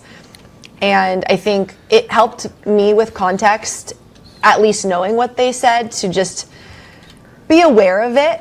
I think at the end of the day, we still don't know if those are legit notes. Yes, we know Savannah says she believes that they are real, and we know the FBI is investigating them, but somewhat a grain of salt, like these could be not legit. So you have the information, you're protecting the investigation, trying to do the best I could with everything. Yeah, she's saying they might not be legit. And oh, come on, Phyllis Watson, you've already been too kind tonight. I appreciate it. And dealing with It's better than 100, though, Jason, for sure. a public that demanded any little detail 24/7. I've never seen anything like that. It was hard. It was extremely challenging. It was emotionally taxing. Every time, though, that I would get to a point where I was like, oh my gosh, like this is overwhelming, and we're working a bajillion hours a day, driving from Tucson to Phoenix back and forth Bajillion? That's not a real number. every single day, I would stop and think, put yourself in Savannah Guthrie's shoes, because, oh my God, I feel so much for her, what they're going through, this being so public, and the fact that she is one of us. She's a journalist. She reports on these things. I cannot imagine, and that kind of helped keep me afloat during those times. Yeah, and you're right. I mean, in the work that we do, the reason that we do what we do is because there are Savannahs in every one of these stories. You know, these are people who are suffering. They're real. These stories are horrible. They may be fascinating, and they may be mystifying, and they may be puzzles to solve. But at the same time, there's someone at home desperate for an answer or for a resolution, for justice. Yeah. And I won't even say. Yeah, so if you're getting here late, you guys. Yesterday, Reuters said that all the ransom notes, basically every single one of them, is not legit. Then Brian Enton said, well, his sources said that, they haven't disproved those, 1 and 2 and those other ones. They hadn't disproved those. Then Harvey from TMZ this morning called his FBI source, which is probably a better source because they are working with them with the ransom notes in the investigation, and they said that it's more likely than not that those are real. Those first 2 ransom notes. That the second one, where the guy wants the Bitcoin, and there's like 10 or 12 of those they don't think are real, but they still haven't been able to disprove them. Then, because of that, as we said, that the FBI needs to say something, they came out and said this. What's this? What is this one? Oh, this is from a comment. I'm not sure what that is. That was from some comment from... who the hell wrote that one? That was one of the troll comments. But let me... I can't remember. That was one of the ones we were debunking on a show. This one, right? Oh, geez. Now I'm looking at the torso case. Right here. This one. So it says the FBI and its task force partners have received several ransom notes over the course of this investigation. Some have been deemed to be extortion attempts. Those are the ones that they made the arrests in. Some have been deemed to be extortion attempts without legitimacy. Other ransom note demands may potentially be legitimate. So when they say may, that's because what else are you going to say?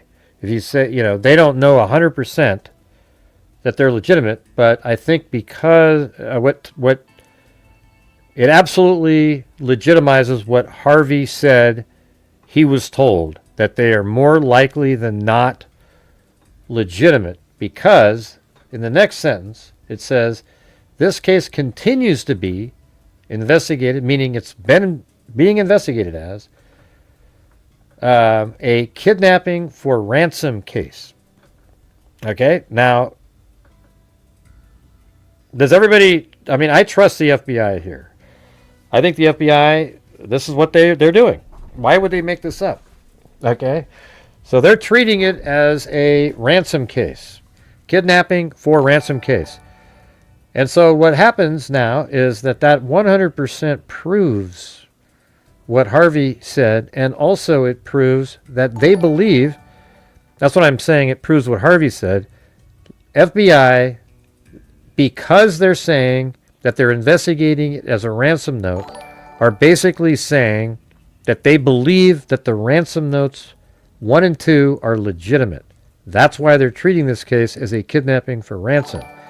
If there were no ransom notes that they trusted at all, they wouldn't know I don't know what they would classify this as. How would they be able to determine that it was a kidnapping for ransom case unless they had some notes that verified that to them? Thank you, Haley. Look at that. Gifted 5 memberships. Very cool. Very kind of you there. Thank you. All right. You guys, I just want to take a poll. Just generally in the chat. If I do a poll, we get 20% trolls that say no.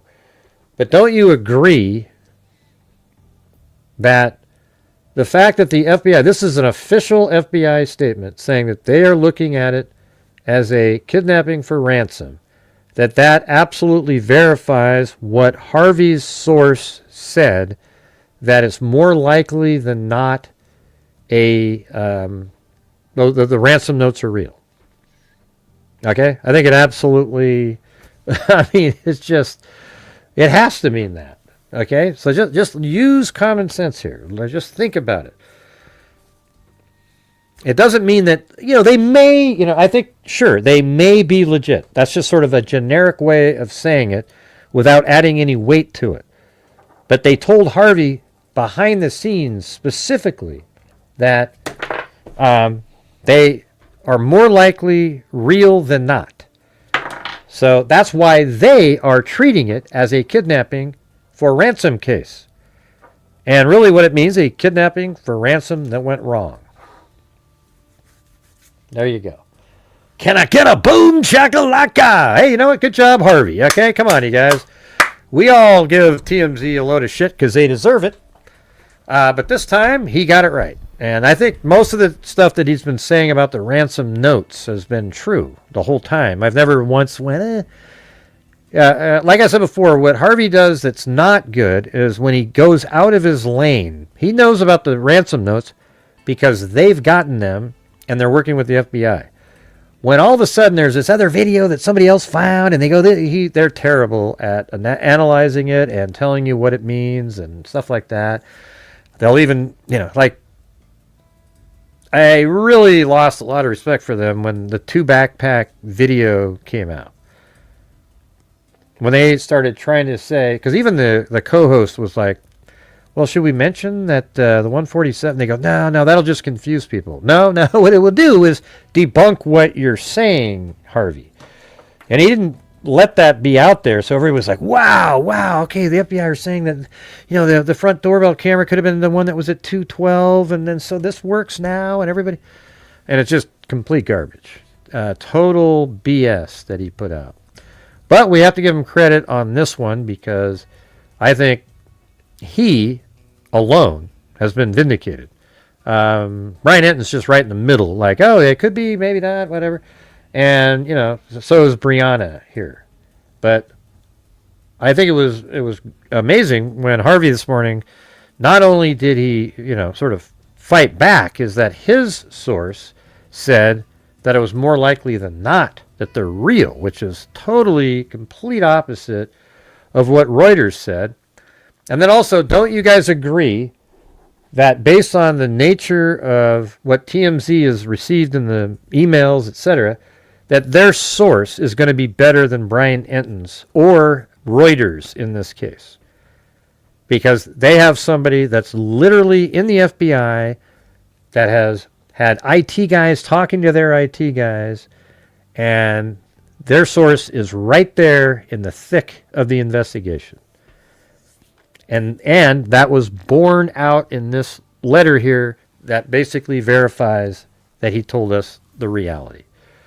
All right, don't you guys agree that his source is likely better than Enton's or what Reuters got? Come on, you guys, you can do it. I know you can. All right. What are we at on my count? Or let's see, what are we at? 34.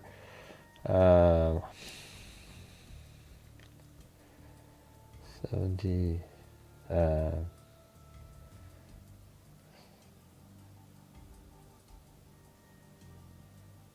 3. Yeah, I think we still need. What were we at? What number are we at here? I think we need another. I'm trying to figure out the math. My brain's not working. 34. That's 1. So take 30. Yeah, I think we still need 9. Yeah, there you go. That's right. That's right, Wild Bill. We still need 9 more gifted channel memberships or something. That'd be awesome.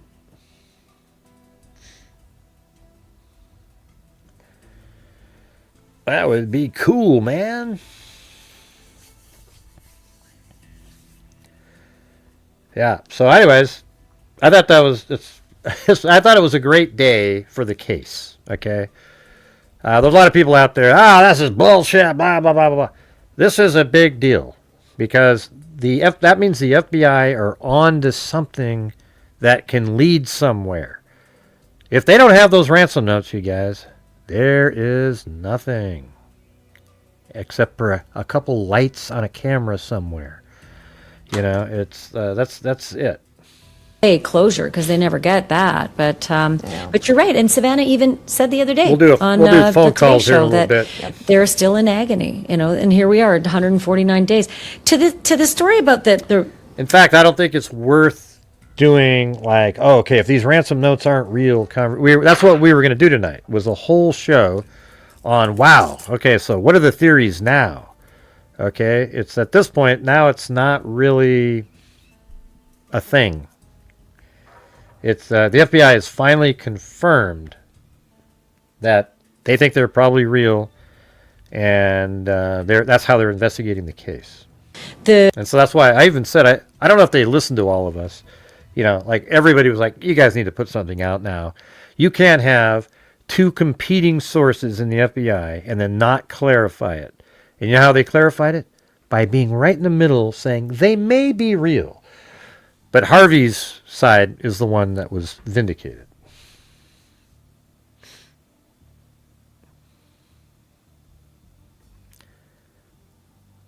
Yeah, I don't know why they don't do it. The veracity of the notes. You know, note number 1 comes in to 3 outlets: TMZ, KGUN, KGUN, and also KOLD. And note number 2 just comes into KOLD.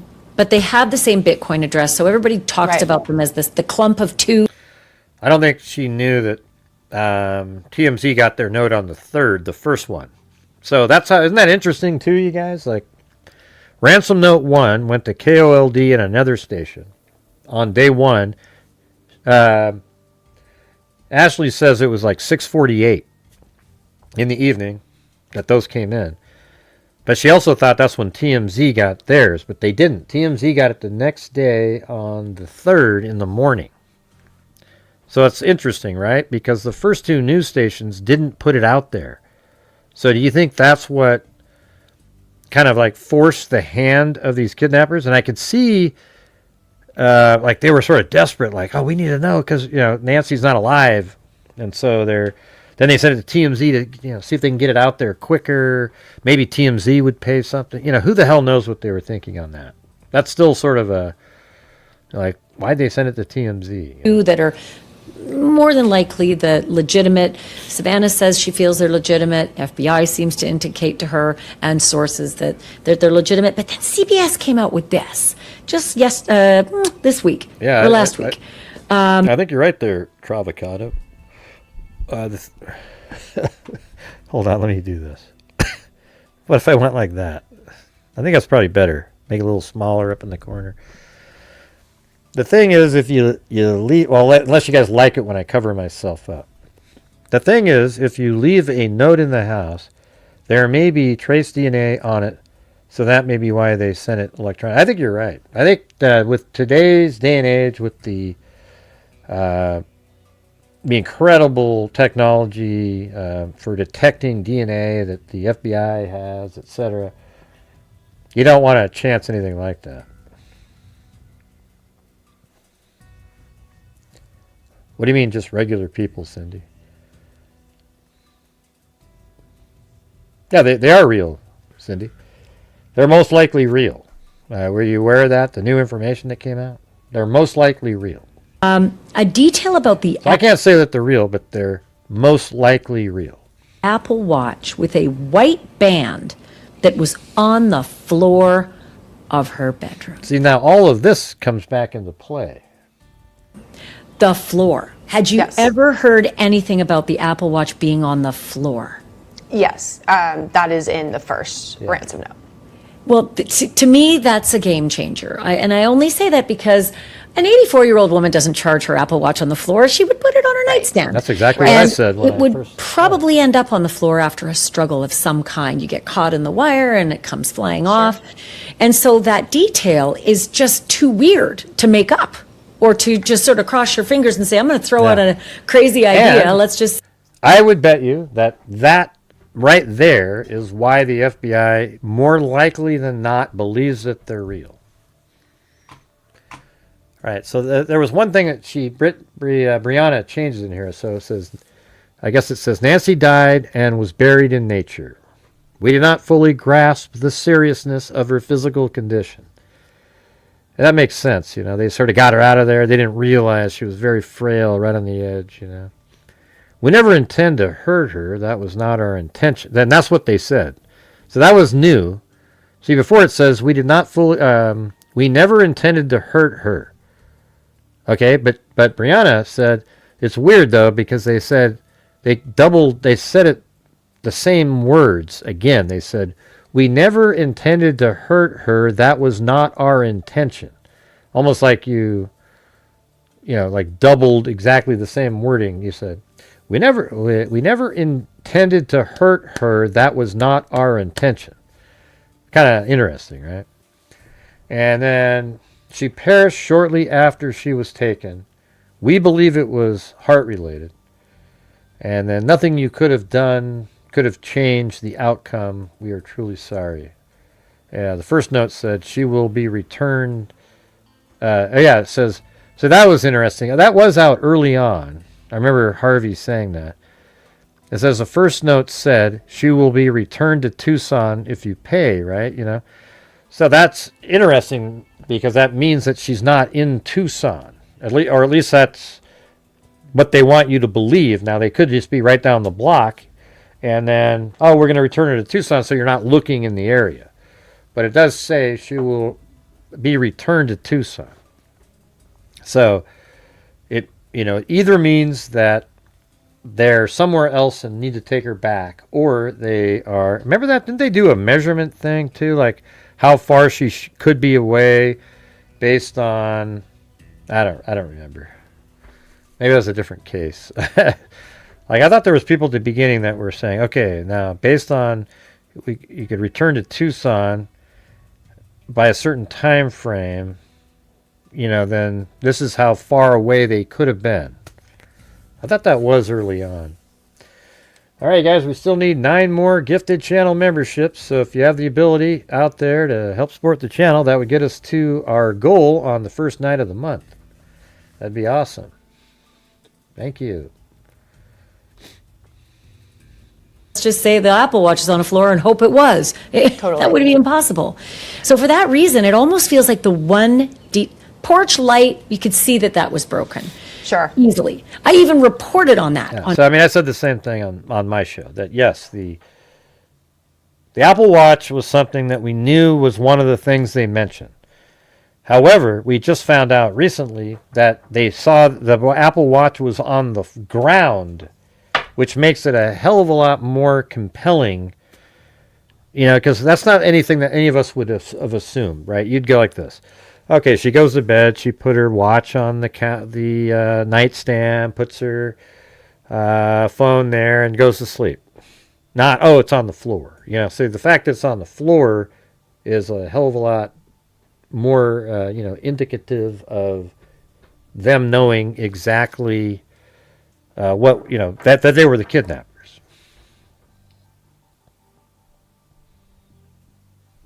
I don't know. Who cares, Travelcado? On day one. And so that part, I wasn't wowed by that. That was something Now you're starting to, you had a good point, but now you're a conspiracy person. Sherlock could have gotten. Yeah. But that watch, do you think there was anything else in any of the notes? Yeah, I already said that up there, Travelcado, that maybe they said that in the ransom note to throw people off. You just don't know, but it means either they had to come from outside and back in, or they said that so that the investigators aren't looking in Tucson. It was as significant as that detail? Jesus. Not in the first note. No, I think that is what investigators looked at and thought, and they said this from day one. In the first notes that there was potentially something that only the abductor or abductors would know, right? And we knew that. So in terms of are these legit or credible, yeah, that detail in the first one seems to be extra important. I wish they would ask more like, so what are some other things? Were there other things in the ransom note that? The details in the second note are super telling. Maybe, that one might, the Apple Watch detail might solidify the credibility of the notes themselves if the FBI believes that these are legit. The second note, though, to me, signifies where the entire plan, if this is them, completely fell apart, and that was the end of anything that we were going to get from those people. Do you ever notice everything feels more expensive lately? Yep. All right here. Said, quote, "We never intended to hurt her in all of this. She perished shortly after she was taken. She was buried with nature. Nothing you could have done could have changed the outcome, and we are truly sorry." So let's go over a little bit of this. We never intended to hurt her in all of this. I just want to, there's so much I want to do to someone who says something like that. It's called felony murder for a reason. If you're committing a felony. She gets kind of excited about stuff like that. Yeah, it's felony murder, And somebody dies, it is your fault. Do not apologize. Just go straight to prison and don't collect your $200. So goodbye to that. Number 2, she perished shortly after she was taken. Mm-hmm. Who uses the word perished? So to me, these are written by somebody who's either foreign or doesn't have great English. They're bizarre. Are you guys still here? Hello. We're just getting as dead as a doornail chats again. You guys need to comment and be communicating for YouTube's algorithm. All right, you guys. I tell you this every show, but it's like you just sit there and stare at the screen and. I need more action. Perished. Another part that we didn't intend to hurt her. There was actually 2 parts to that sentence that repeated itself. It basically said, other channels that do the same exact thing, same thing that I'm doing right now. It's just everybody's chatting away, talking about something. Why aren't you guys doing that? We never intended to hurt her. That was not our intention. That was all in one sentence. So that's also weird. Yeah, buried in nature or buried with nature. That's another odd thing to say, right? It's just all a little bit off to where you look at that and think. Yeah, Travelcado, it's just people like you. You know, there's something wrong with you, Travelcado. That's the problem. This is an odd note. And I've seen some people surmise that maybe AI wrote that. Maybe somebody looked up ChatGPT, but it's even more odd than that. It's almost like somebody who was trying to. I know, because here's the thing, Travelcado. When you're in here, we try to think rationally and reasonably about stuff instead of just throwing out random crap like, hey, I wonder why no YouTubers checked out the airplane boneyard. I mean, Jesus, come on. It's wild. Put together as best they could what they thought would be the best option there. But the one thing that I absolutely am 1,000% certain of is that it said we are truly sorry. And I have seen conflicting reports from all over the internet and all over different outlets. I am sure that there was an apology. And my former station is reporting the same thing too, because they have the note. So that part, yeah, it is certain. I believe you, because you don't have to hide that person. But they're just, you saw it. I always go to the first person for the report, and you're the one who saw it. Everybody else is quoting sources say, but Right. You're the source. You're the one who actually saw it. So I believe what you're saying. The other thing is the sorry. Listen, in the business of kidnapping, and I've covered lots of them, it's real. No, it doesn't matter, Tralicata, because I could be nice the whole show and it does make a difference. You notice how you didn't help at all? You didn't do a damn thing earlier. I even commented on one of your comments, so you're acting like we're... And the show isn't about you, okay? Just letting you know. We're trying to figure stuff out here. Thanks. They're heartless, horrifying criminals. They mean business. They're all about the money. They don't apologize. That's not in their nature. This second note would have been a waste of time and just more exposure to potentially being caught. So what do you make of this I'm sorry business? I think that this was obviously some sort of financial plan, right? And I also think that given, and I know there's been reports on this, and this is true, can confirm this, that first... people can chat away. But what I don't need from you, Sandy, is like, for being a moderator, you're just like, you make comments just like the trolls. It's almost like you hang out in their community or something. It's bizarre. Note was addressed to Savannah. So that leads me to believe Nancy was a target of some sort, and likely they put two and two together because of Savannah. I'm happy. I think that there are probably multiple people involved in this, and I personally believe that whoever is writing those notes, if they are legit, is a different person than the person who is Porch Guy. I don't think that those two are the same. I think they were probably working together, but I don't believe that those are the same person writing those. I think that's when... Let me see something. They mean business. They're all about the money. They don't apologize. That's not in their nature. This second note would have been a waste of time and just more exposure to potentially being caught. So what do you make of this I don't know what that means, Bengal Cat. Sorry business. I think that this was obviously some sort of financial plan, right? And I also think that given, and I know there's been reports on this, and this is true, can confirm this, that first note was addressed to Savannah. So that leads me to believe Nancy was a... Yeah, okay, hey, Naomi up there, Noemi, or whatever your name is, you said, I don't believe in ransom because of all the surveillance. What surveillance? There's only that one shot at the front door when they're removing the camera. So the ransom notes are fake. That doesn't make any sense. Can you explain what... That's what they mean, Naomi. Like, what does that mean, what you wrote up there? Yeah, I said that yesterday, the battle of the sources, right? But that's not the case anymore, Naomi. Were you not aware that the FBI just put out a statement saying that the ransom notes, they may be real, and that they're actually investigating the case as a abduction for ransom? Were you not aware of that? So that's verified now, which verifies that TMZ's take is the accurate one, and it is accurate. It's not conjecture or anything. So the battle of the sources has been solved. Harvey and TMZ win. Okay? That's the truth on this particular element.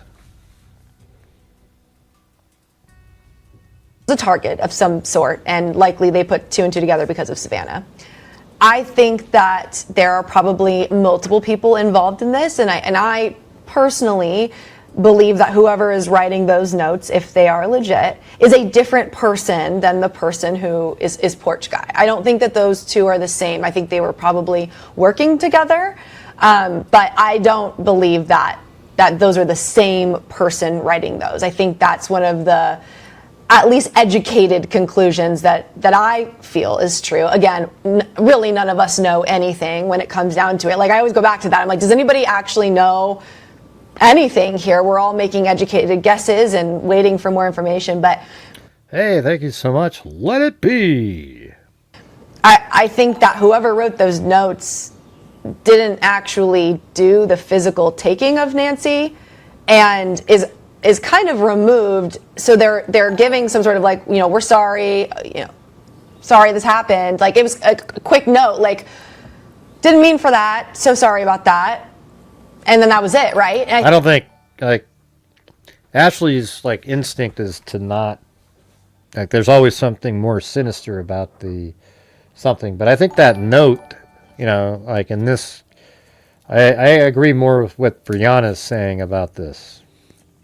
I think that's exactly what is the reality. I think that it was a kidnapping for ransom. They went in, they, abducted Nancy, and something went wrong not too long after, and she died. And then, I think she was dead before, she wasn't alive when they sent out the ransom note to the newspapers, and then the next day sent the same ransom note to TMZ. I don't think Nancy was alive during that time. And that's why, then the next day, so that they were probably like, hey, we need, because I remember Savannah and them put out a message saying, we need proof. It can't be AI or whatever. We need proof that she's alive. And then they didn't hear anything back from them.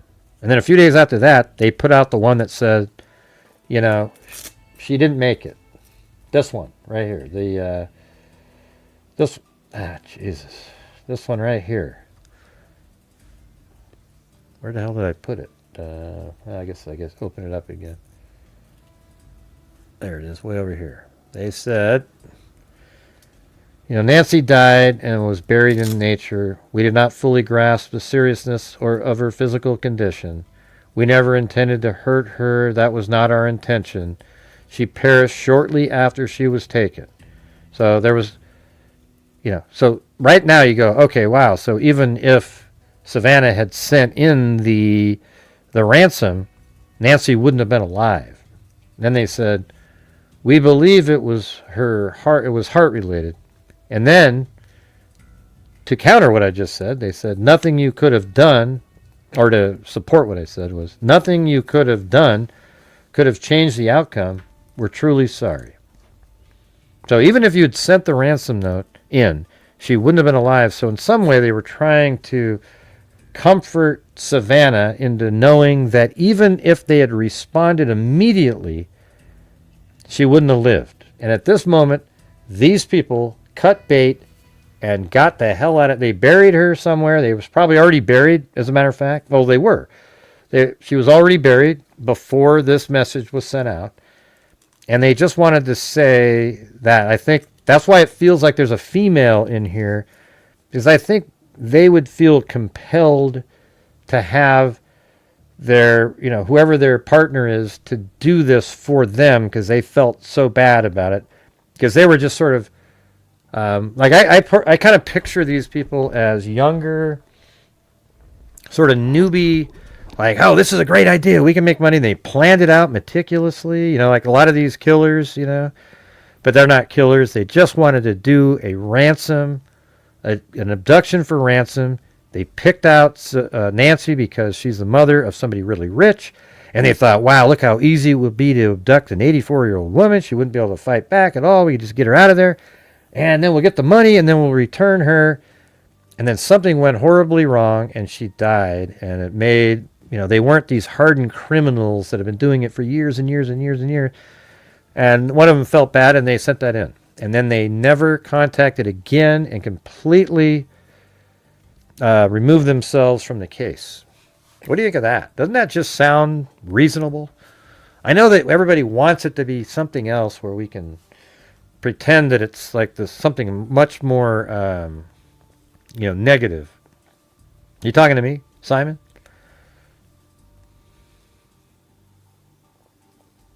Or the person that said free Palestine.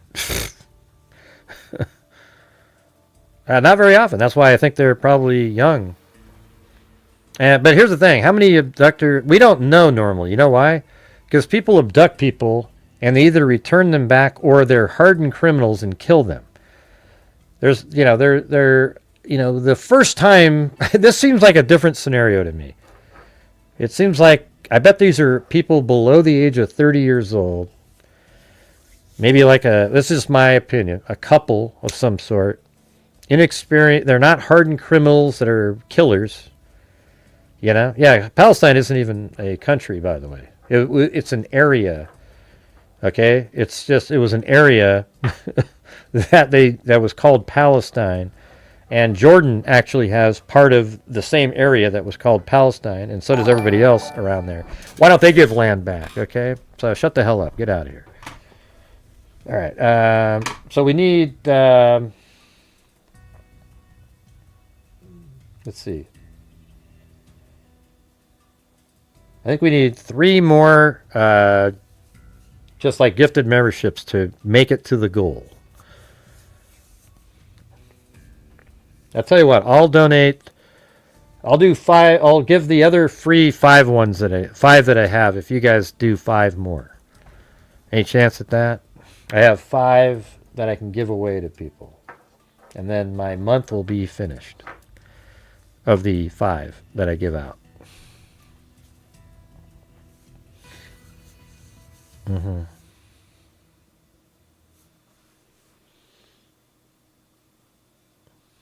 And I think that person's more removed than the actual... Yeah, well, maybe they wouldn't. Like we were saying the other day, they could have just got the Bitcoin put in, went to a different country, and get your Bitcoin, I mean, it's hard to say how quickly they can track where it came from. The problem is you have to transfer it to a bank, and then how does that work, Now, you transfer it to a bank, it seems like at that point, but how quickly can they follow it? They'll follow the money and get the subpoena before that person gets to the bank and takes it out and takes off. So you create a bank account, for example, let's say in Mexico, right? And then you transfer the Bitcoin, and then you travel into Mexico, and you get over there, and you quickly, I guess you transfer it to a bank that nobody's aware of except you. Then you go to that bank and you withdraw the money. But I mean, I don't know how you withdraw millions of dollars. I mean, it seems like Bitcoin is easy. 1 Bitcoin would be easy. Or you can just use the Bitcoin somewhere, I guess. But then at that, maybe you have another Bitcoin that you can transfer the Bitcoin, a wallet you can transfer it to. I don't know, man.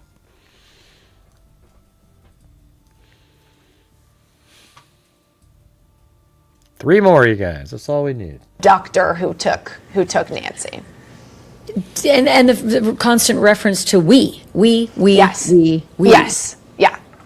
Yeah. I mean, that could be somebody trying to throw us off, right? But there's too much. See, we talked about. See, this is she and I think almost very similar when I was listening to her.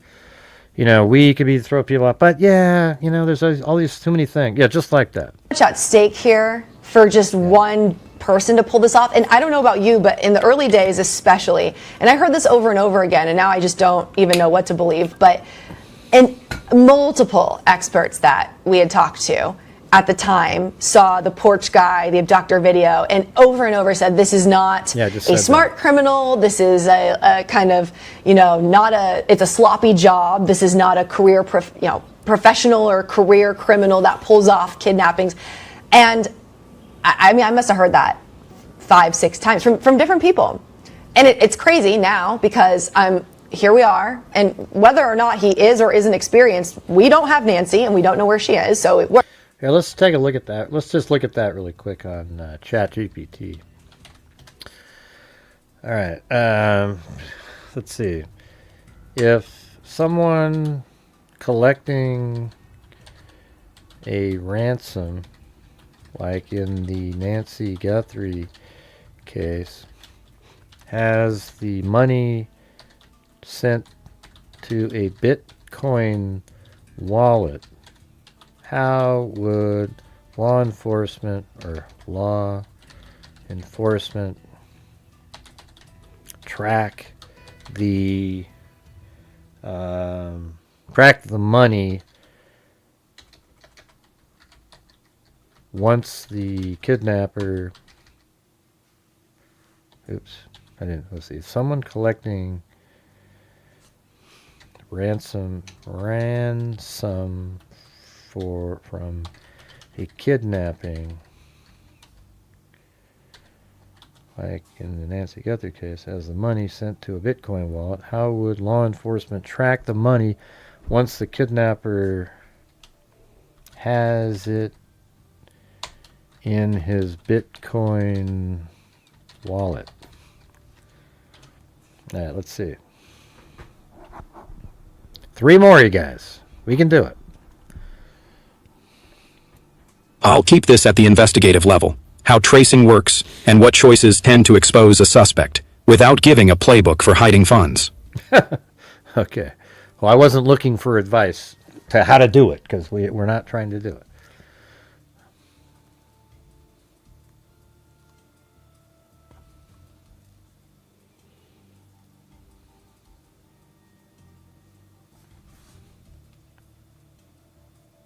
I'll keep this at the investigative level. How tracing works and what choices tend to expose a suspect without giving a playbook for hiding funds.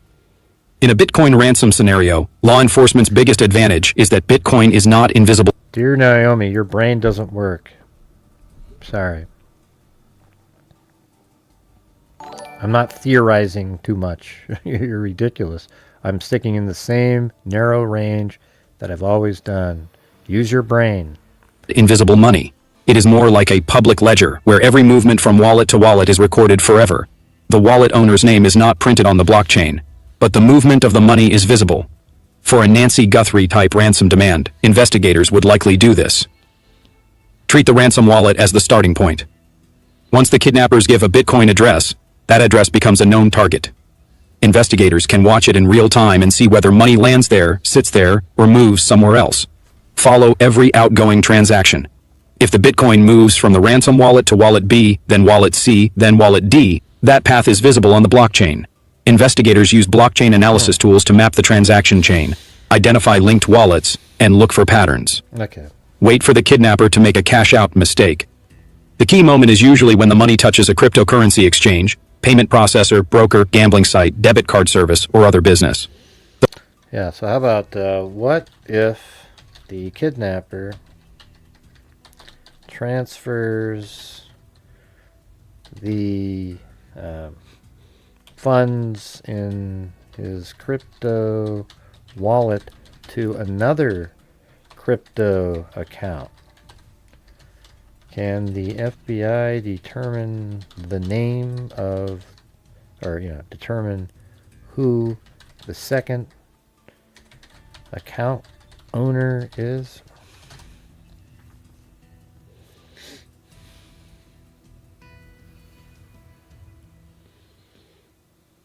I'm just guessing on this. Thanks, Wild Bill.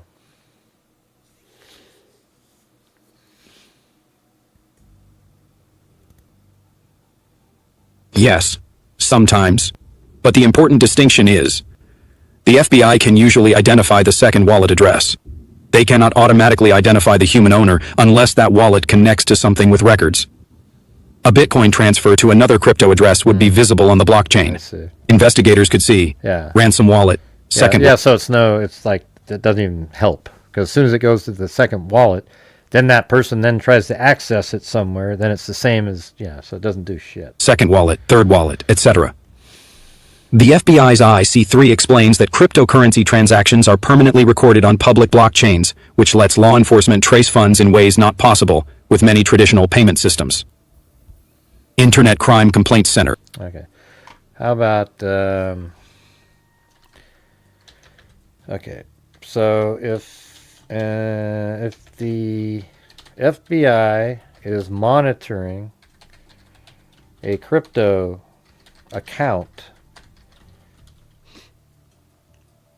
do they need a warrant?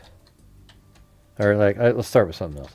How long does it take? Let's see, crypto accounts, monitoring crypto account, and funds are transferred to a bank. How quickly will the FBI be notified to the account and bank? See, I think that matters a lot, like the amount of time it would take. Because if you have like 5 hours or something, but 2 million, man, who's going to cash out 2 million? I'll answer this in a way that explains the investigative reality without giving timing details someone could use to evade monitoring. Oh, come on. No, I'm not going to let you get away with it. Not going to let you get away with it. I want to know the time for investigative purposes, not for me to use. I'm not, I wasn't good English, but whatever. Hey, thanks, let it be. Let it be, let it be.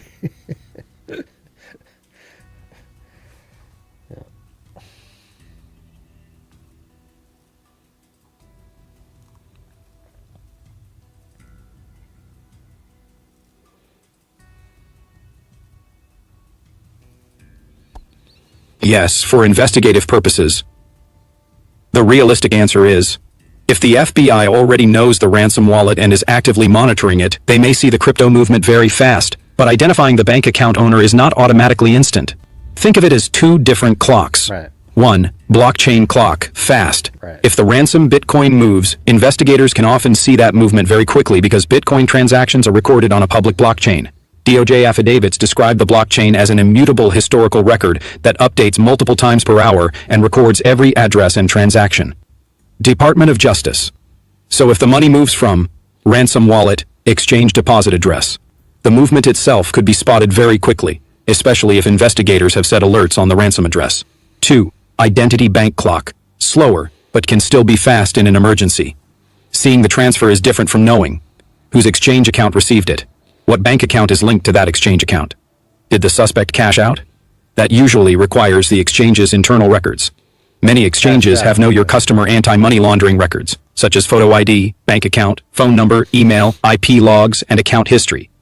What if you buy gold straight away to somebody with crypto? DOJ filings note that subpoenas or other legal process to exchanges can reveal the true identity behind a Bitcoin transaction in some cases. Department of Justice. For a kidnapping extortion case, a practical investigative timeline could look like this. Step likely speed ransom wallet sends funds minutes to... Yeah. Yeah. I don't know, man. It just seems like there's a lot of time. Let me ask something. Would the FBI need they'd easily get it, need a warrant if the funds were transferred to a Mexican bank? Does that cause problems for the FBI? I'm sure it would. It seems like it's a hell of a lot slower than it used to be. Come on, ChatGPT. Maybe it's doing a better job.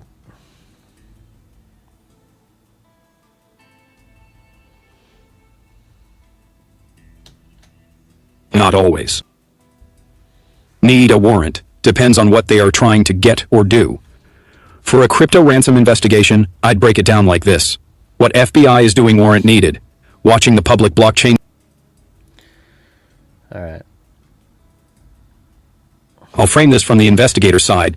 What becomes harder when the cash out point is outside the US, and what tools still exist. Yes, it does cause problems, but it does not make the money untraceable. The main issue is jurisdiction. If ransom proceeds cash out into a Mexican bank, the FBI cannot simply reach into that Mexican bank the same way it could with a US bank or US-based exchange. They would usually need cooperation through Mexican authorities. Right, but the guy with the Bitcoin might say, "Hey, tell you what, Mexico, I'll give you 100 that." They love bribes down there. So you could easily just bribe one of them, and all of a sudden, boy, you can't find a damn thing. All right. Worked. But I don't think that just that person would be able to pull off something like this and still have authorities and the world with no answers like this. I have said all along, this is either the luckiest thug in Yes. the world, or this thug and whoever this thug is working with are probably, their days are probably numbered. Because once you open up a conspiracy to more than one person, you open up way more chances of one of you pointing the finger in order to save themselves. And so, All right, guys, we just need, I think, one more gifted membership, and we almost reached we'd be $3 short of the goal. But that's how close we are. So I'm hoping that that's likely the outcome of all of this. And hopefully these rumblings about we're getting close to finding, Porch Guy, or we're getting close to finding TMZ letter writer, the one who wants a Bitcoin for the information to serve them up on a silver platter. But that's the other thing. With whomever is pestering Harvey Levin with these letters about, give me a Bitcoin and I'll give you the kidnappers. Yeah. That means it's possible that there are even maybe more than those two people. Yeah, I think it might be that that person is one of the kidnappers.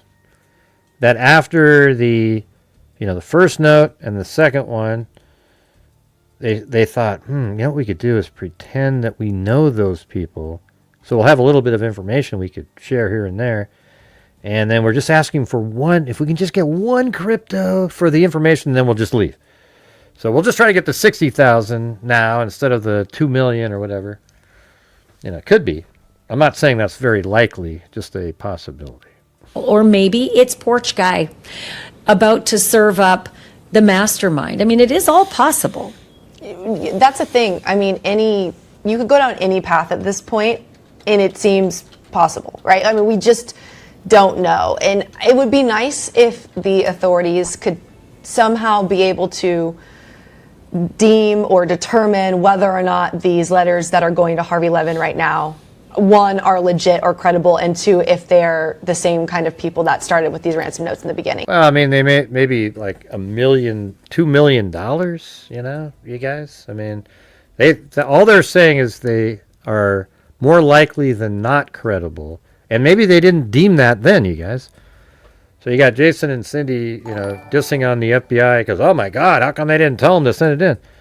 Well, because when they first got him, they might not have had the same level of confidence that over time they've developed. That's why they're saying it now. We don't know what was going on, and they weren't giving proof of life. Okay, so what are you going to do then? You're going to send the money in? They asked for proof of life and they didn't get it. All right. Hey, thanks, Haley. As in Haley's Comet.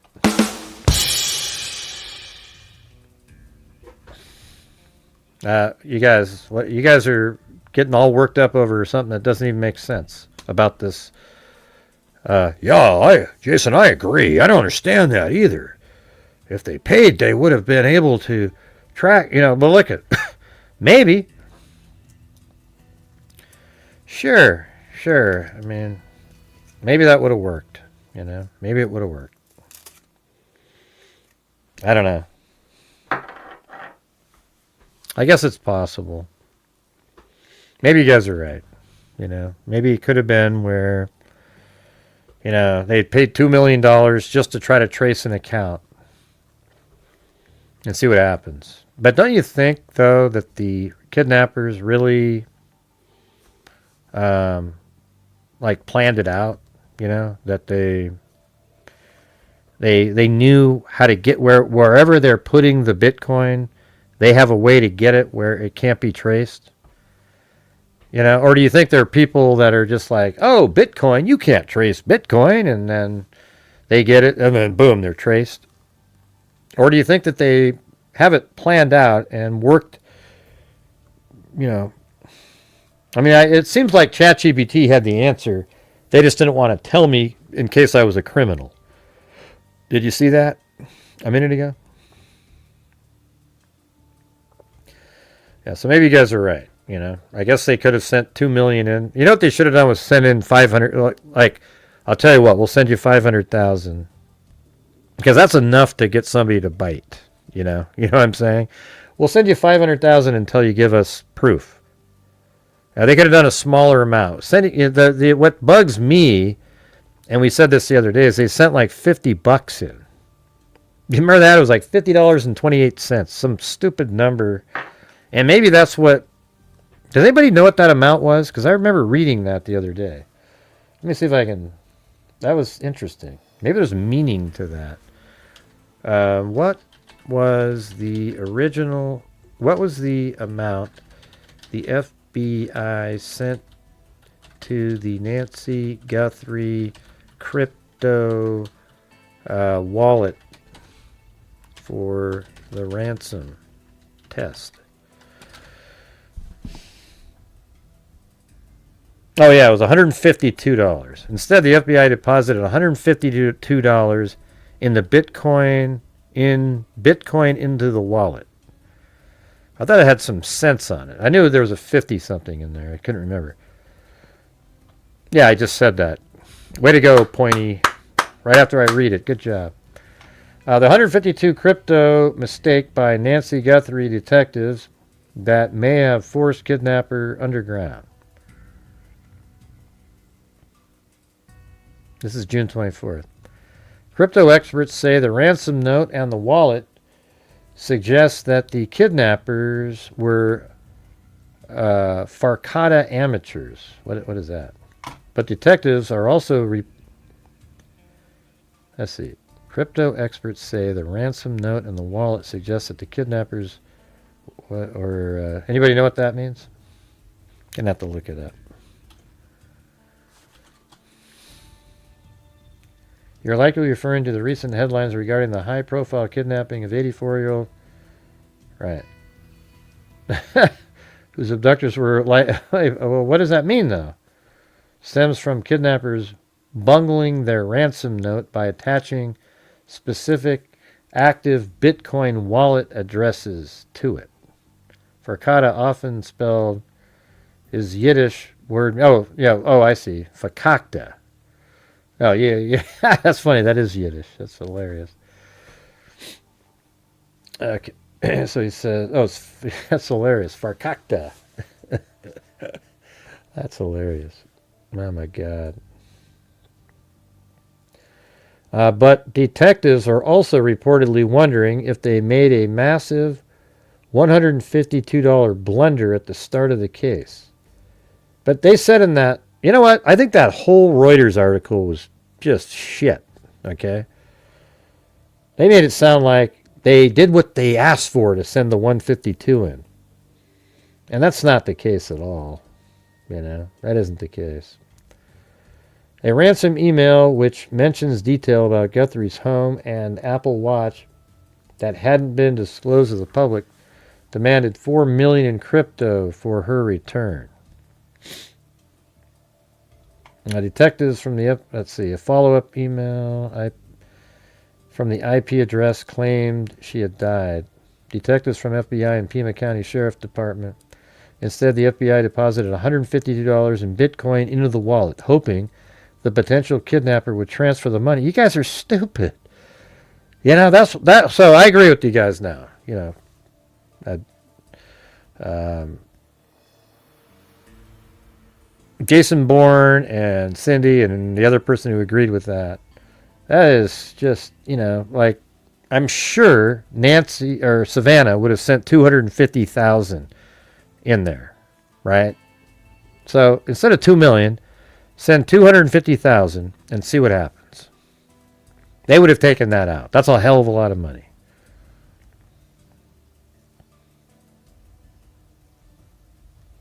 No, she wasn't Naomi. I think like it's so funny. Why do you keep saying shit in the chat, Naomi? Like you just keep saying you're trying to needle me. Are you a troll or something?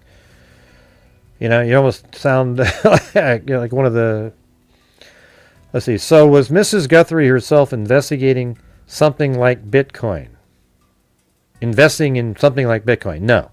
I mean, how many 84-year-old women on, pacemaker, blood thinners are investing in crypto? I mean, give me a break. If I remember that you, Gray Hughes, were in disbelief. Yeah, I think it's total bullshit. They claim she was a very sharp person, but at this point, the police must know. But what does that sentence mean? I remember that you, Gray Hughes, were in disbelief. What does that mean? That's one of the, what are you talking about there? What does that mean there? Yeah. Now, see, we deploy on this channel logic, reason, and common sense. You know, speculation is great as long as it's reasonable. Like something that, but talking about how Nancy is a crypto queen is ridiculous, okay? Now watch, we cut to the next scene in the movie, and they find out that Nancy Guthrie, and then you'll call it that, what's that other thing? Oh yeah, the wrench attack, where because Nancy had a crypto account, they abducted her and tried to beat the hell out of her until they got her to give up the wallet address. And yet they still sent in ransom notes. Boy, isn't that weird? So I guess right now we can say that Jennifer Coffindaffer's theories are all thrown out the window there with the wrench attack. That doesn't make any sense at this point. You know what I'm saying? It is a passive-aggressive comment. I'm not dumb. Like I understand. I'm really understand when people do these kind of comments like that. They always think they're so clever and smart, but they end up being stupid. You know, it's weird.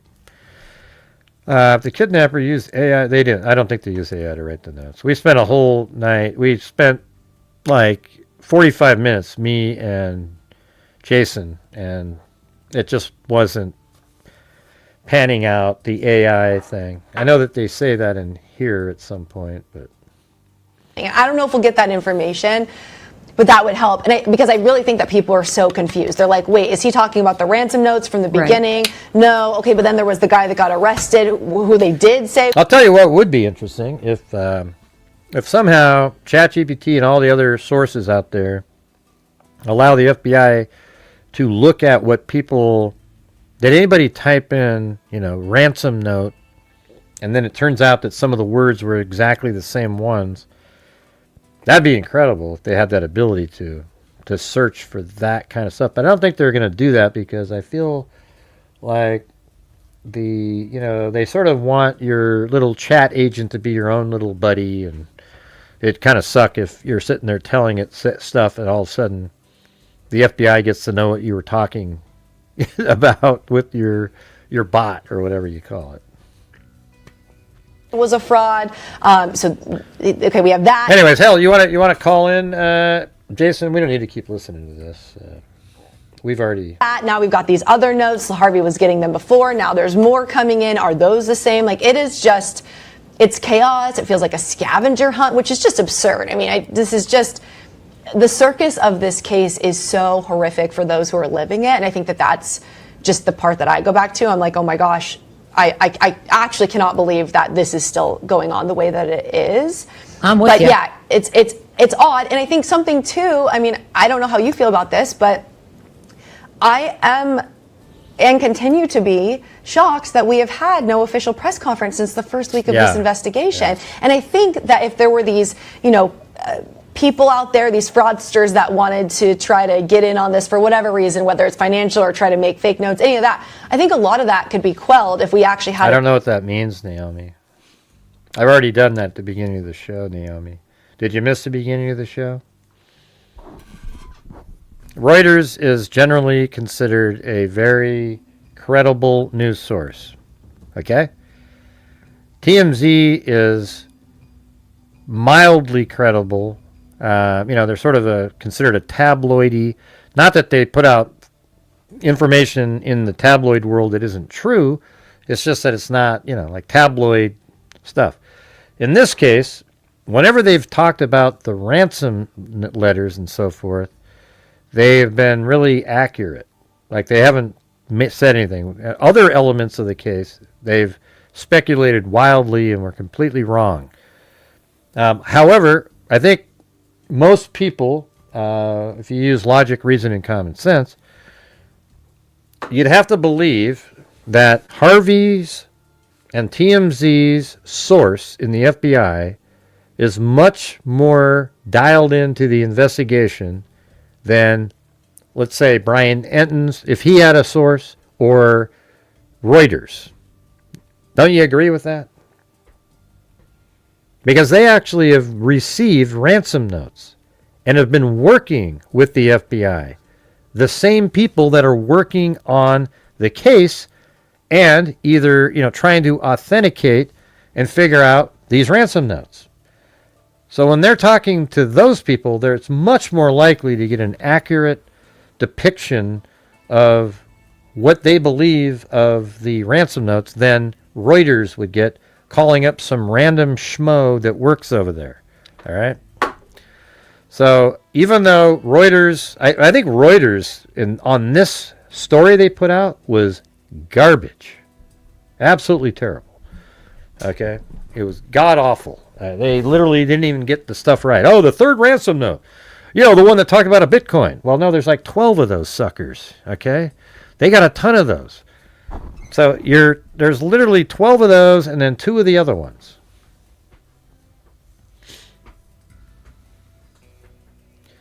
And by the way, it's weird, like Travelcado was in there going, "Oh, Gray, why are you so angry?" I'm not angry at all, man. This is just how my personality is. I have fun in here. I think it's funny when people throw crazy stuff out there. I just say it like back to them.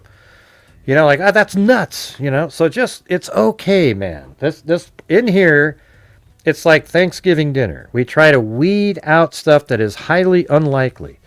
Like if I said this, okay, there's this building here. Look at that.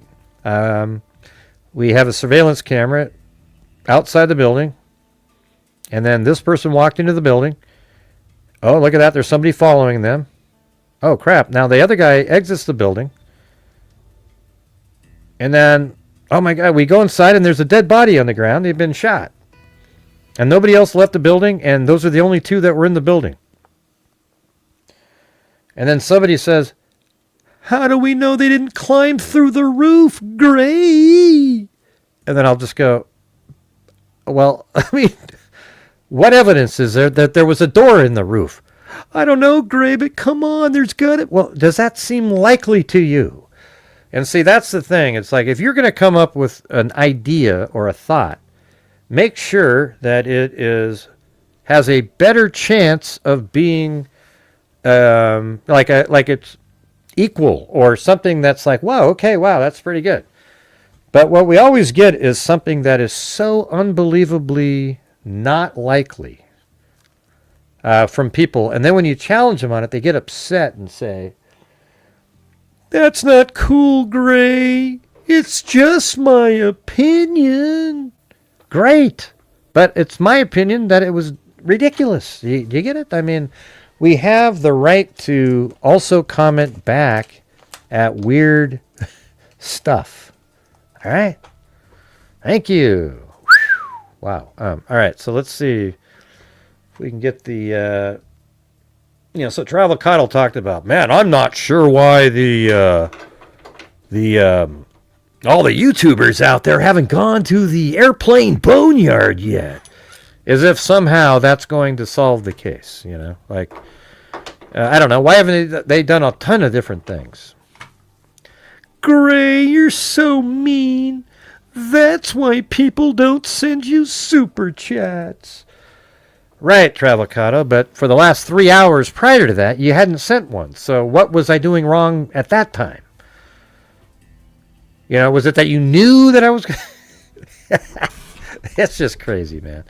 So anyways, you know what? We're still $2. If we get $3 more, we'll be right at the number. If you say something ridiculous, you're going to get a... Come on, you guys. It's okay. I don't look at, even if I think what you say is ridiculous and I say it, I don't hate you or anything. I don't mind it at all.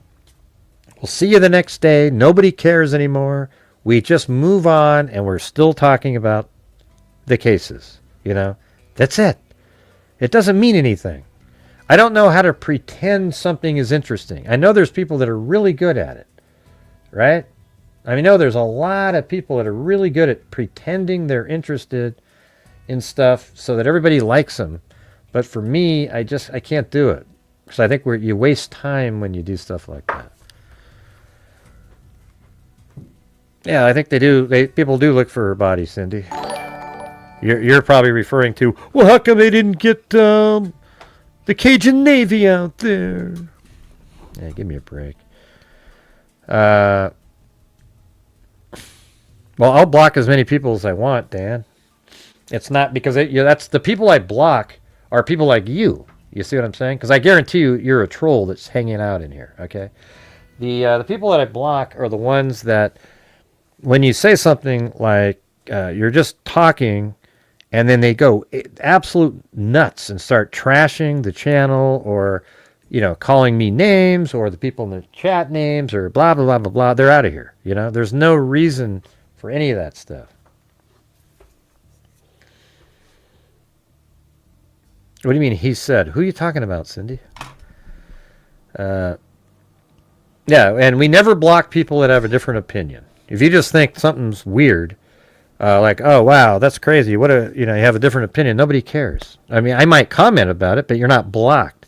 It's your response to somebody disagreeing with your comment that usually ends up being where you end up being blocked. You get it? Right. Well, look at that honeybee fly. You got us right on the number there. Thank you. In fact, we're 92 cents more. Unbelievable. We kind of got that from some of those, what are those little, what are those called? I don't know anything about the airplane boneyard guy. This was somebody that was in here mentioning to search the, why don't the YouTubers search the airplane boneyard guy? I don't even know what the hell you're talking about. I don't know. I didn't realize there was an airplane boneyard guy. Anyways, you want me? I'll just call you up, James or Jason. Here we go. Is it gonna work? Yeah, Jules. That's what I was looking for. Thanks, honeybee fly. Well, that makes it easy. Yeah, it is easier like that. Are you on already? Can you say something? I'm on. Can you hear me? Yeah, we can hear you. Very good. Yeah. Well, I thought that it's great news what the FBI has said. Yeah, I do too, because now there's something. As soon as they said yesterday that they're all fake, it's cold case city at that point. You're just in a place that it's just like, Jesus, nothing, Well, I literally heard a few people sneering last night, laughing at other people who had the idea that it was the ransom theory was credible. And they were kind of like, yep, see how that went for you? Now all your letters are gone. Now you have no ransom theory anymore. And they were basically making fun out of it. And and now today they got these little black feathers coming out of their mouth. It's weird. It's strange. Like, it's just the craziest thing you've ever seen. Yeah, I saw some almost dejected faces. The faces looked dejected, like it was news that they didn't want to hear. And I was thinking, like, no, this is great news. Yeah. And you shouldn't have a value placed. If it doesn't support your position, so what? Move on, because now you got a lead. Yeah, You know what I mean? Yeah, it's weird that my thing is yeah, sometimes you're a little bit disappointed, like you have a well thought out theory and then something makes it so it's not that. But I don't care. I mean, I'm just like, oh shit, man, I was wrong. But I just I go right with what is now known, and then you start building off of that. You know, that's what you do. That's what you should be doing. And that's what. And here's the thing: is that element right there. I'm sure Cindy and everybody else would agree. That's what turns people into the conspiracy theorists, because what happens is they have a theory, and then even when presented with something that completely refutes their theory, they won't accept it because they've already been telling their people that that's what they believe the whole time. So then after a while they have to keep figuring out a way to keep their theory alive in the face of all the facts that completely refute what they're saying, you know. So it's just crazy. So then they'll start twisting stuff around just to make it work, or they'll view every piece of information coming in a way that tries to get their theory to still sound like it makes sense, you know. Yeah, I'll be honest. I fought for the nut job theory. I really didn't want to let it go. But when you put up all the great arguments that you did, I was basically forced to concede. I thought, like, okay, I can't get over the fact that we have a Wii now. We've got something that looks like a two-way radio. You know, that it's funny. I mean, yeah, it's funny how this has ahead. worked. It's funny because I remember, like, I don't remember what your original was, but I convinced you of the nut job theory. And we were both on the nut job. I don't know what you were before that, but we were both on. Then we were both on the nut job theory. Then I think, yeah. So we were on that for a long time, and then it was when this new ransom with the Wii's, and then we think about the walkie-talkie and all that. Then it's like, okay, this is probably now it's for sure, because I was originally ransom for ransom went wrong theory, and then I went to nut job, and then we were both on the nut job one, and then we both sort of switched over at the similar time frame, but just sort of like 60-40, 40-60 to the the ransom. So it was nut job and then ransom gone wrong, and then yesterday it's like a complete, like, running into a wall. These are totally fake, and then they're it's like boom. But even when we discussed it, remember, like last night, I was like, I don't know, man. I could still see ransom gone wrong, and it could still be ransom gone wrong. And she died. They just never contacted anybody, because that's normally what you wouldn't do that. You wouldn't contact somebody. And so it's a true statement, because it just if seemed you weren't involved, mm-hmm. if you were not the participating party, like you said in the video, which was a great point. You know, if you're a person who is a fraudster, a scammer, you're trying to extort and take advantage of the situation, you don't have any reason to write the second note. There's no reason whatsoever that you would want to involve yourself. You certainly might for the first note, because you're trying to collect payment for being a fraudster. But for the second note, why would you even go there? So the more likely conclusion is that it was written by the person who is the abductor. Yeah, and also the second note is it's the only way it really the only way it makes sense is in an abduction gone wrong, and these people really literally meant to give her back. You know, it's like, if it's it's hard to make a strong case that, oh yeah, no, I mean, they wrote the other one to do what? I mean, that's why I keep saying the second we found out was on that second note. I've said that is a huge piece of information. That second note is a very, I think the FBI and they probably all think the same thing, that is a huge clue in the case of, like, the type of person you're working with. It validates the ransom gone wrong theory, and just really, I don't know, seems to do a lot of things, that letter. So Brianna made the point, and I want to ask you how you feel about this, but she made the point that she didn't believe that either of the notes were composed by the porch guy. And so, in your opinion, do you think either of the notes were composed by the guy on the porch? Oh, it's because she was thinking maybe it was the partner. Well, that would be what I mean, that's the only other thing would be his partner in crime. And she did say she thought it was more than one person. And I thought one of them said like a female. Didn't they say it in there, like male, female, or something? I don't remember. I can't remember. Well, she said a lot, but I specifically remember her saying that she did not think either of the notes were written by the person on the porch.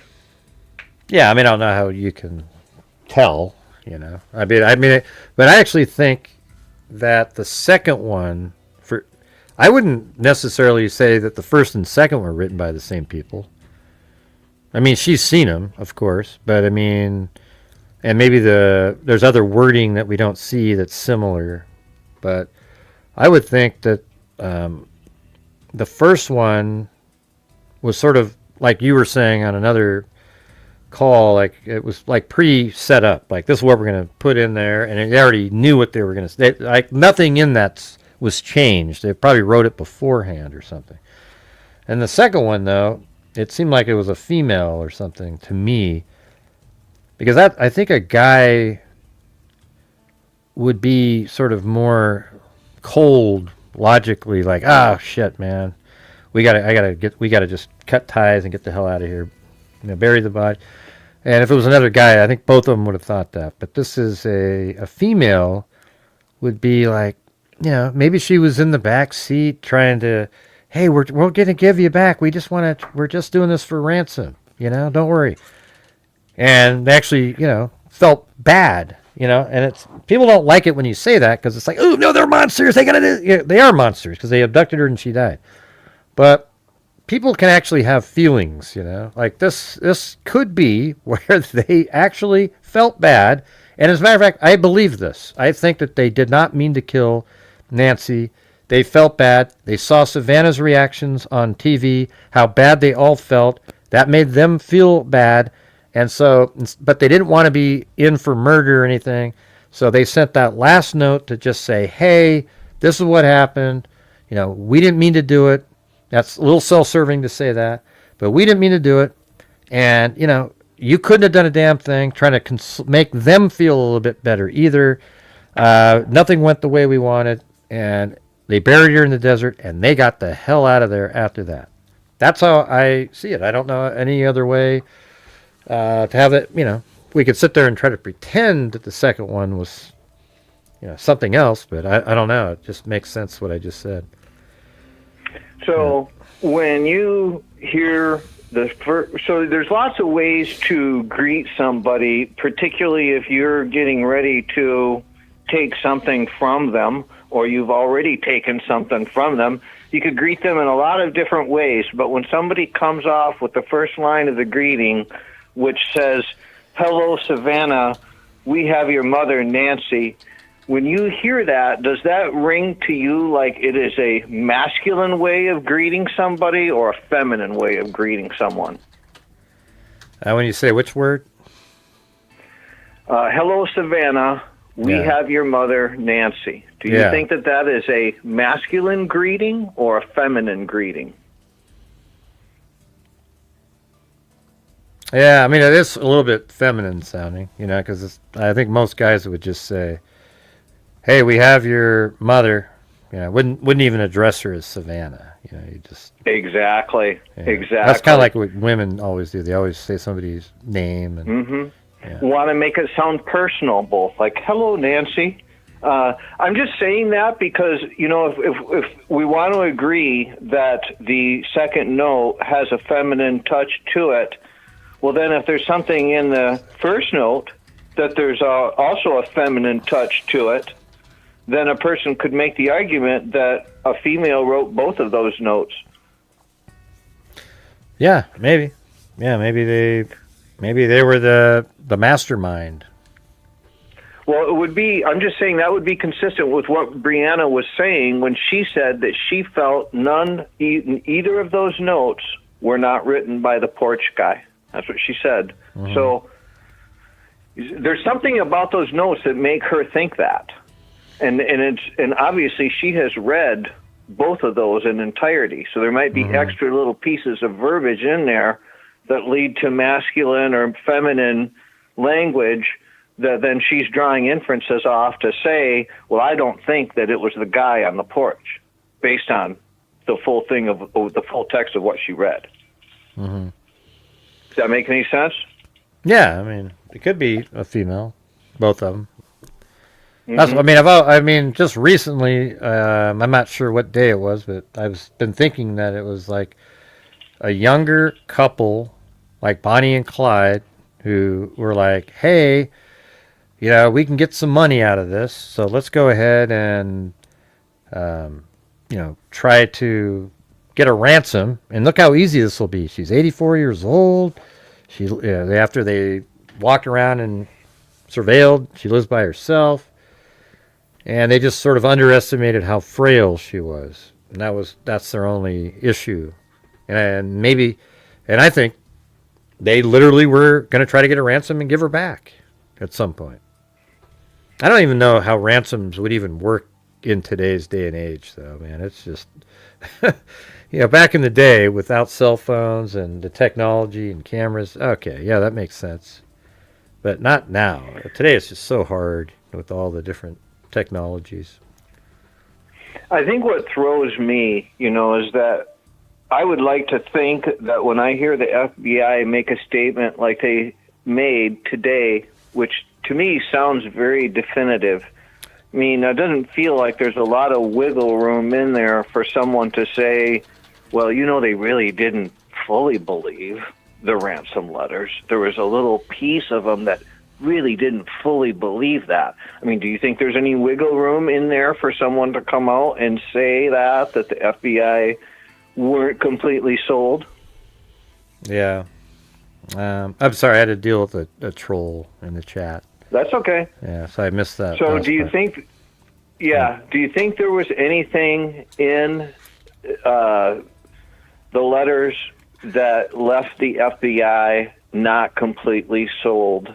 And talking about these last two. In other words, that, you know, that we're going to make this statement that, okay, we think that they're likely credible, but do you think that there's something in there that, I mean, to me, I want to say, when I hear that statement, I want to say, well, they're fully credible. There's no way anyone can say now that they're not because of the statement. But do you feel there's a little wiggle room in there where someone could say, well, they didn't really come out and say that it was 100%, you know, do you think, meaning that the FBI wasn't completely sold? So, well, I mean, yeah, I mean, they can't be 100%. You know why? Because they haven't caught the people yet. I mean, that's it. That's it, right? I mean, I think that the FBI believes that. What was funny, Cindy? I don't even know what you're referring to. The FBI is referring to, like, oh yeah, we believe it's more likely than not them, the kidnappers. You know, but there wasn't maybe a ton. The part about the watch on the floor is likely something that was real. So they're absolutely inclined to believe that they're real, but other than that, they don't have any other proof yet. You know, so I guess that's where they're at. I don't know if there was. I don't think there was any. If there was anything in there that was counter to reality, like something that showed that it was something the killer, or not the killer. Well, I guess they are the killers. It didn't jive. The abductors that didn't jive, they're not going to. Then they're not going to even believe it's real at all. Probably. I guess it'd be weird though if you had, you know, things that only the person would know that are in there, and then there's other stuff that absolutely isn't true. You'd be kind of confused at, like, whoa, how come they're saying that, but that other one's real, and they're the only ones that could have known about that. Yeah. It's a tricky thing, right? Because you think to yourself that, okay, if you're telling us that you think that it's more than likely that they are credible, then, it comes down to then that they had to have the conversation with the family. And they thought it was credible enough that they're going to tell the family, we think that it's good that you go on TV right now, you make a public plea, that you ask for your mother back, and let them know that you're willing to proceed with this, and we'll coach you how to say it and everything, which is a big step forward, because certainly at that point you would not put the family in that position unless you really felt strongly about the fact that they were actually speaking to a ransomer on the other side that was out there. And so they put him in that position. The family went ahead and did that, but then nothing was ever put in the account of anything substantial, even like half a down payment to call their bluff, which would have been as simple as saying, the family came on and said, we understand we put in $2 million and you send us some indication, proof of life, and we'll put in the other $2 million. But then the goal behind that would be that if you're up to no good or we can't trust you, or you try to, get the money beforehand and you take that $2 million, then we're going to try to find out who you are and try to trace, where that happened. But I don't know that. I'm just saying that if you don't do that, you don't end up with any lead. Like there is no lead. Like there may not be after that. Like you said, they could go to a foreign country. By the time you get there, they're all long gone. The money's long gone. Maybe you know where it happened and when it happened, but they're long gone by then. So, but that's better than no lead at all. I mean, because at least you're seeing movement, so you're saying, okay, I can track the movement and get an idea where. But I don't know. What are your thoughts on that? Would you, if you were the one leading the investigation, or if we were the ones leading the investigation, and we had the final call about knowing what the evidence told us, and now we can tell the family, go ahead, put the money in there, let's call their bluff. Would you have been the one to do that, or would you have hung back? I would put in a large amount that's way less, like $100,000 or so. That's enough to get somebody to, especially I think it would have worked in this case, because that would be like, okay, it's better than nothing, because she was already not alive. Somebody, let's see, Whaley Awesome said, and the blood evidence shows they were violent towards Nancy. And I don't know. We can't say that. All right. All it means is that there was blood coming from her nose, and she was on blood thinners. She could have just barely been, a slight little thing in her nose. Could have been like she tried to get away and then tripped her. I mean, who the hell knows? We don't know if they were violent towards her at all. That's just what people want it to be in the story, because it makes it more, we look at these monsters, and we can all be upset and go after them. We don't really know at this point if they were violent people. But they could, it's like they could be and they could not be. There isn't any way to determine which one is more likely. However, the fact that she's on blood thinners and old, and even the slightest little bloody nose is going to look much worse, even puts a little more points into it not being a violent event that caused that. Just that alone. So it's like, I'd say it was like 55-45 that it's not a violent event that created the bloody nose. And when we say violent, I mean something like, they just shoved her down to the ground, and something. If you say, I don't know. I just don't see it. It's not even worth. It's not even worth discussing, really. It's like what difference does it make? Well, you wouldn't want a violent event, because you want to keep her alive. Know that if you you already know you're going to scare the heck out of her. I mean, so somebody who had some wits about them that actually really wanted to preserve her alive would say that it has to be done in a delicate way. If there went into the house. They had a gun. Guns get people to do things. That's it. I mean, like the Delphi case, Richard Allen, he pulls out a gun down the hill. The girls didn't scream. They did every single thing that he walked them all the way down and across the creek, and they didn't scream because he's got a gun on them. You know, and they didn't, so that's just, of course, they're young girls, but, when you're 84 years old, you're sort of in the same, I think she's even was less, what do you call it, capable than Abby and Libby, for example. I mean, they're at least like 13, 14 years old, played sports and can move around, and you're looking at somebody that's 84 years old, that's on a pacemaker, blood thinners. You see the pictures, she's got the bruised arms from, you just barely nick your arm and it turns into like a hematoma, it's like huge. And so it's just, so you can imagine that she would bleed tremendously if there was an open cut, wouldn't clot because you're on blood thinners.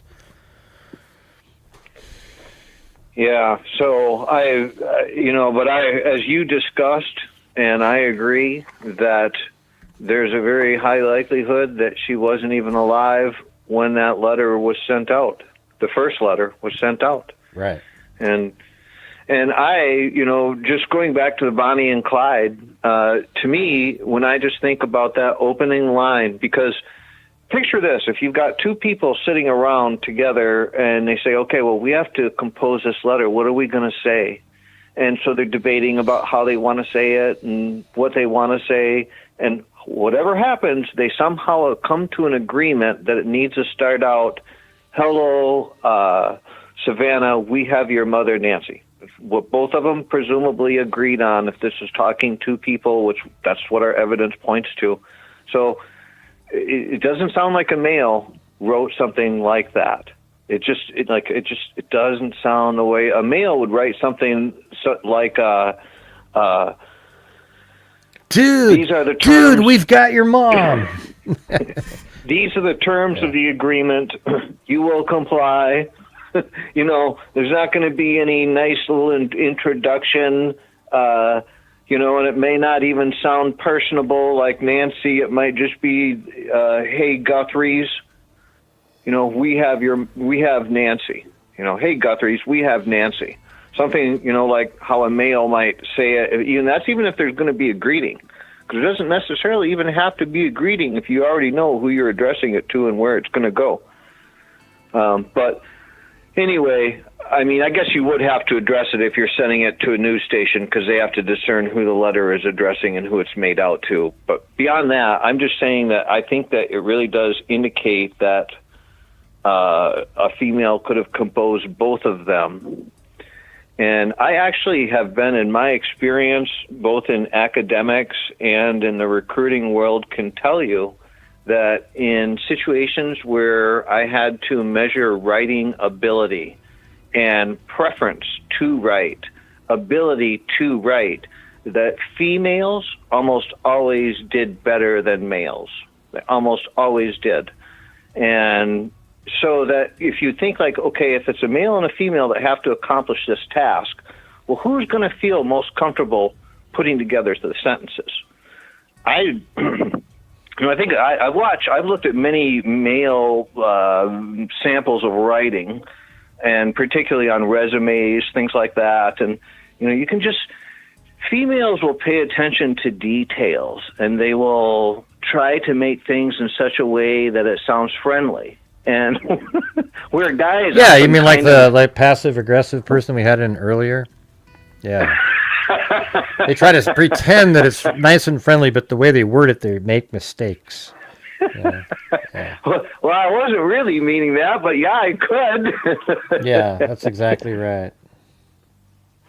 So, but yeah, I know, Gray, that there's people who come in and they say things that are offensive to you in the chat and the channel, and they do have to be dealt with. You just can't come in here and walk into somebody's house and think that there's not going to be repercussions for getting out of line. Yeah, like this person, here. What'd you say? They think that they're pretending, but I know exactly what they're doing. So it's like I'm really good at catching the passive aggressive types. It's really simple. And the mods have been with you for a while. This isn't their first rodeo either, you know, so they can see stuff and they say like, I've seen that kind of pattern before. Yeah. And so, but I'm sorry you get plagued by that because again, you know, look at the night that you had last night, you know, the milestone, $300,000. And I just think that, unfortunately, sometimes when you're the best, you're the one that's the target. Yeah, I don't know what the hell what they do when it's just so strange though that they do it.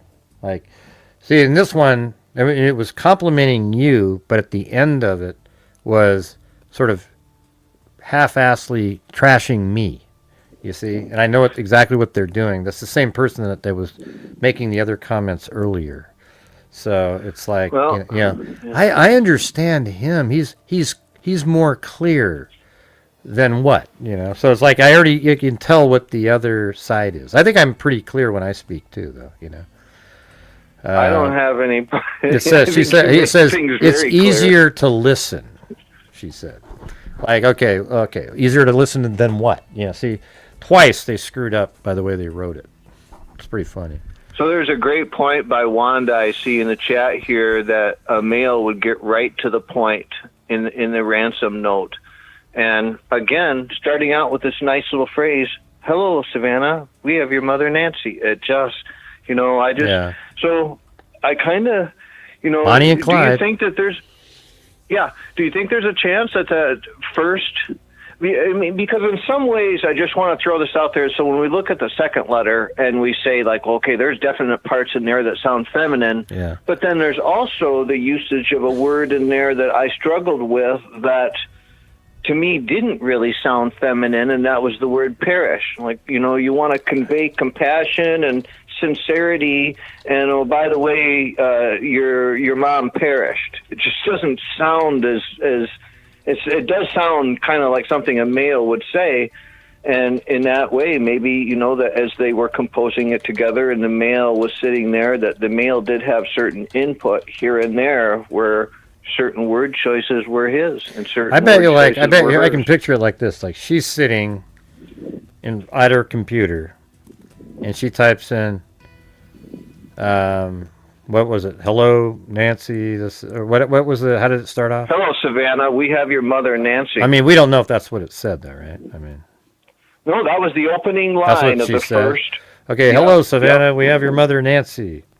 And then she looks back over her shoulder. Okay, what now? You know, like she started it off, and then they had this whole conversation about send forward, and then she just sort of went with his lead after that. But she just naturally typed that in, and then they came up with the technicalities after that. You know, and he wouldn't, as a male, I don't think that and because I think this is how males are, that unless you're trained to really notice the differences, when you would read something like that, you'd just gloss it. You'd be like, oh, okay, that sounds fine. You wouldn't really say, like, well, you're trying to sound like a woman. Because as a male, you'd think, like, oh, it just sounds fine. Let's keep going. You know, but somebody who really paid attention to that would question it. Yeah, I just think that they're sitting there, and we're going to write it. She's probably the one, like you were just saying, you know, women are better writers. So she sits down, and she just sort of gets it started. And then it's sort of more technical after that. But, you know, it'd be great to see the original Ransom. I'd almost would rather see the original, because I guess they went on. It was kind of longer. That's how remember how they explained it?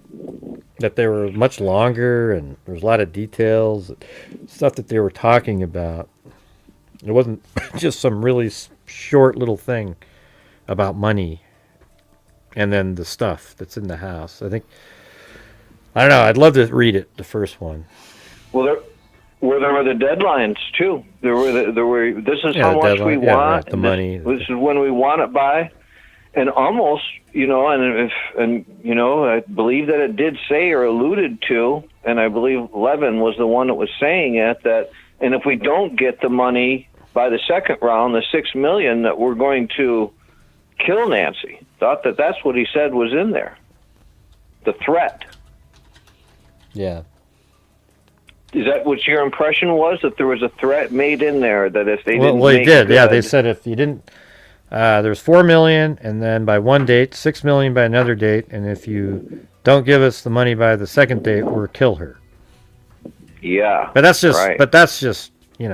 like even if you didn't, we're never going to kill her. You have to put that in there to try to get the money. So it doesn't Well, mean that, it certainly doesn't immediately heavy-handed. makes them more violent. It means that that's the verbiage they were using to make sure that the people who got the note took it seriously. Yeah, I mean, if they said and we will kill her, if they said it like that, that would be one thing. But if they said she will be perished, Yeah, unalived. There you go. Hey, you guys, I gotta tell him. Hey, look at. He used unalive in a comment under my video, and I removed the damn comment, man. We can't have unalived. and here's the thing, freaks. If you say something that's not right, I told Graham, like, I'm not offended by that. It's like, number one, you're the boss here and you make the call. And number two, I told you why I did it. It wasn't like to offend you in particular, but, he basically told me, like, listen, that's not a term that we use here. And, like, no offense, no reason to, like, have an attitude because it wasn't meant that way. It's just that you have to understand the creator runs a channel in certain ways. And when you come into their house, if you disrespect the rules and how they do things, then you can't sit and complain when they come out and take offense at what you've said or done. You just can't. Yeah. You are officially a troll at that point. So, yeah. I mean, but yeah, you got a great group here who, get right on it. And, there's been things that I've said in the past and, had the mods correct me. And, I was basically sometimes felt a little bit foolish. Like, oh, I should have thought that out a little bit more before I put that in there. But you'll learn as you go along, and you can see that hopefully I've progressed at least a little bit. So I never thought you never needed to progress on anything. It's just everybody. We're all just, I don't know. I just like to. I don't know. It's frustrating sometimes on the show. I mean, I'd like people to just be able to talk. I don't mind if people are just talking about, random stuff, but sometimes the random, like I'll be talking about something that is interesting, and then people are still doing the random stuff, but then it's like, well, I want them to talk about random stuff for the algorithm, but at the same time, I'd like to be reading stuff that's related to what I'm saying, because sometimes I feed off of what people are saying too. Like you look at it and go, oh yeah, and then you think of something else, and when you look in the chat and somebody's talking about what kind of bagel they had earlier, and there's a whole, oh, I like this kind of bagel and this kind of bagel, and there's 47 comments in a row about bagels, then it's hard to weed out and find something related to what I was talking about. So that's the only part that's hard. I'd rather have people talking about bagels than nothing, though. Okay? So, I don't know. Well, and I get the point, that, I mean, yeah, we love to solve crime and we love to go over the details and everything, but as people get to know each other in here, it is somewhat of a social event. People are saying hi and how's your day going? Yeah. And if you have any, trials or tribulations, like, gee, we want to know about that because you're part of the family, Yeah, that's the part. So it's like, I'd rather have, people be able to do that, but sometimes it's like, I'll lay out this whole thing, and then all of a sudden, there's not one comment related to it. Because they're all engaged in that extracurricular something, like something related to something else. But I don't know. I guess that's just the way it is. I've put myself in your shoes before, where I'll see the comments and I'll be like, oh yeah, they're all mentioning personal things, and blah, blah, blah. And then I'll hear Gray talking about the case and saying something, and I'll put myself in Gray's shoes, and he looks over at the comments, and like none of them are addressing what he's saying at all. Mm-hmm. But it's a social crowd, right? A lot of people know each other here for quite some time, and they, they're friends, kind of. So I don't know, but anyway, I get where you're coming from. That when you're trying to invest your time into a case, and you're like, well, at least give me something to work off of, you know. Yeah, or at least like you think people are actually paying attention, you know. Yeah. But I feel that just overall that now we're back to kind of where we ended up with, which is the ransom gone wrong.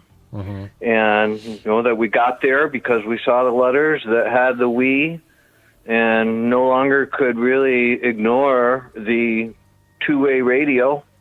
You could pass it off and go with the nut job when you didn't have the we and the letters, but as soon as you get the we and the letters, and now you even have the FBI saying that they tend to regard them as credible, that it's time to accept the two people scenario, and that kind of rules out the nut job. It makes it very difficult. Yeah, we were already kind of onto this, and then we got like hard stop off of it, and now we're onto it again.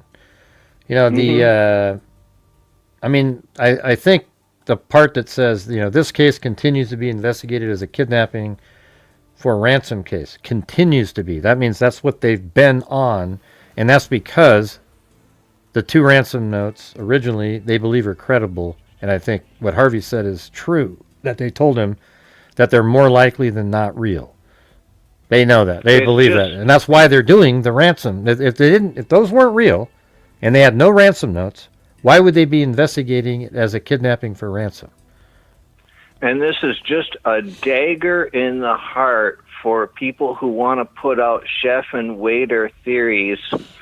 Yeah. When in fact, they're basically saying right here, when it continues to be investigated as a kidnapping for ransom, that's saying that it's been being investigated as that the whole time for quite some time. What is this, chef? So, what is this? I know it's like saying there's like this head person, and then the waiter's the sort of the lackey breaking in, right? But what's the overall theory? Who are these people?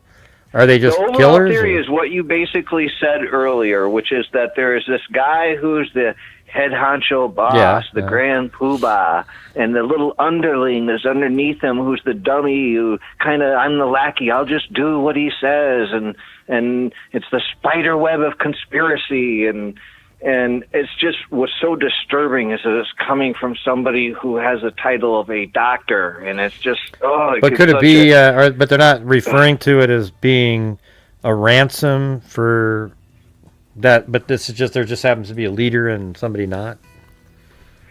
More so kind of like the way that it was being posed in this scenario was an elimination for hire, where somebody is the big guy calling the shots from a distance, and then you got the lackey who, here's the address, go over there, that kind of thing. I think that the crew where that guy comes from, they believe it's one of the family members.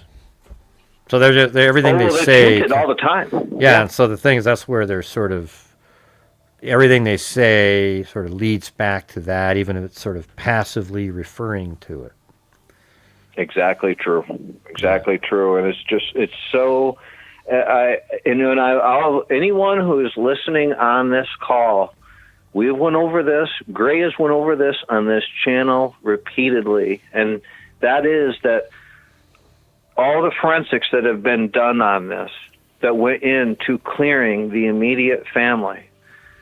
Anyone who's listening to the call that thinks that wasn't done well enough, or you don't know what the case investigators, the evidence they have. They do, but you don't. So they have made that conclusion that, this is a ransom, most likely gone wrong. It's been being processed and investigated as that, and they have more information than the general public. Right. So there's no reason. There's no reason to think of this in any other way than that right now. Especially finally that they've come out with this letter or a statement, and they're literally telling us that they're not using the word likely in there, but I guarantee you they told Harvey that. The part about more likely. It makes absolute sense, and they wouldn't be looking at it as a ransom case if it wasn't likely in their own minds. So obviously that's what they told Harvey. And Reuters, who is a generally looked at as a credible news outlet, got absolutely schooled on this one. I mean, that is to get that much airplay on something, because they haven't been part of this case, No. So what made it all of a sudden they jump in? I don't know if the person's going to get in trouble, because that makes them look really bad. Because that wasn't even close. You got Reuters, and you got this. Oh my God, the ransom notes aren't even real. Everybody, oh yeah, Reuters is in on it now. Look at that, the high. And I thought, man, this has got to be true because it's Reuters. But I said, well, I guess we'll have to wait till tomorrow and see all the the other people come forward with it, and then boom, wake up in the morning, there's Harvey, absolutely complete opposite. Vindicated. Yeah, it was complete opposite. Then he was vindicated with this FBI message here. And I'm not a huge TMZ, like, oh my God, TMZ's the greatest. I think they're tabloid and they put out a lot of garbage. But when he discusses the ransom notes and what they've done, I think he's tries to be as accurate as possible, because he knows that the FBI would hear what he says and go, nah, that's complete crap there. They're monitoring him. Yeah, they know what he's saying and everything. So anyways. Yeah, I totally agree that his sources are going to be more so than Enton's, and they're going to be more so than the Reuters sources. Yeah, because he talks to. They've investigated the notes that he's got with his IT department. He runs the damn thing, and he has a source that's right there in the investigation, literally trying to figure out where the ransom notes came from. So his source is, I think, on a magnitude of like 10 times better than whatever Reuters was talking to, and probably way better than Enton, because Enton's, he's going to get like somebody on the, the outer edges, sort of like, oh yeah, it's hard to get somebody right in on the investigation.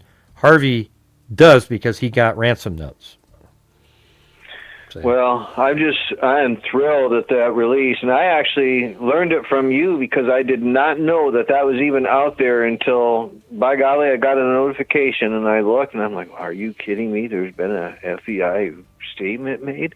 And so, this is just great news, because basically means you're on the right trail. You were on the right trail. You originally, this is what you were saying all along, was the ransom thing.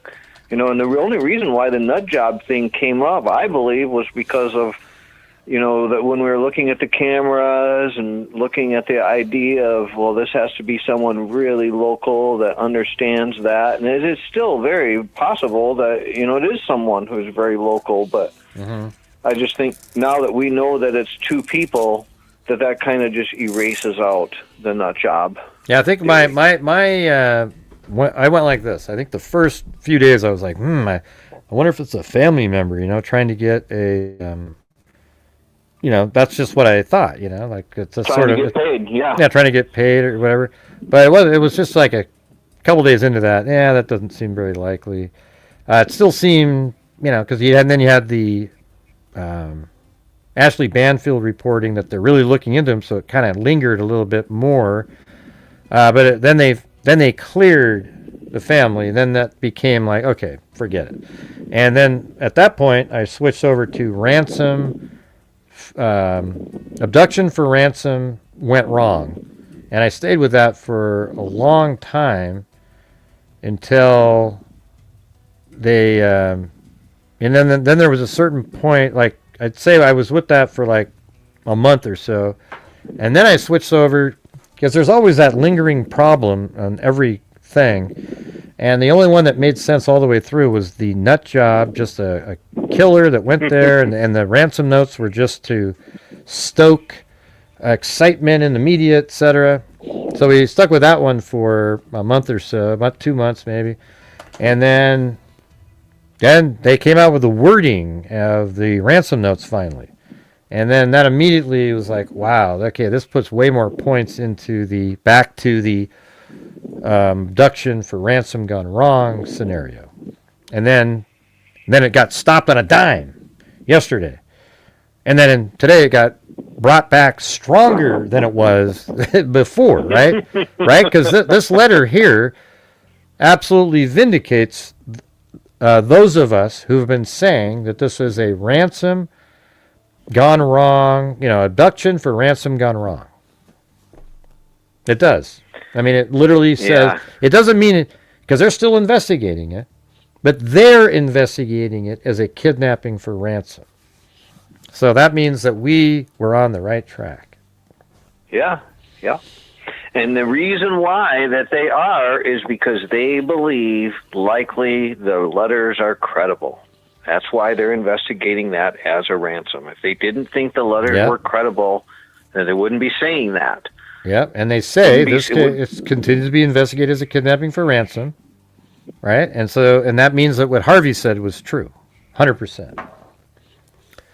Oh, there's so many people that are going to have to invent gymnastics to get around this to keep going along. Harvey said that he said that it's the FBI told him it's more than likely that the ransom letters are true or real.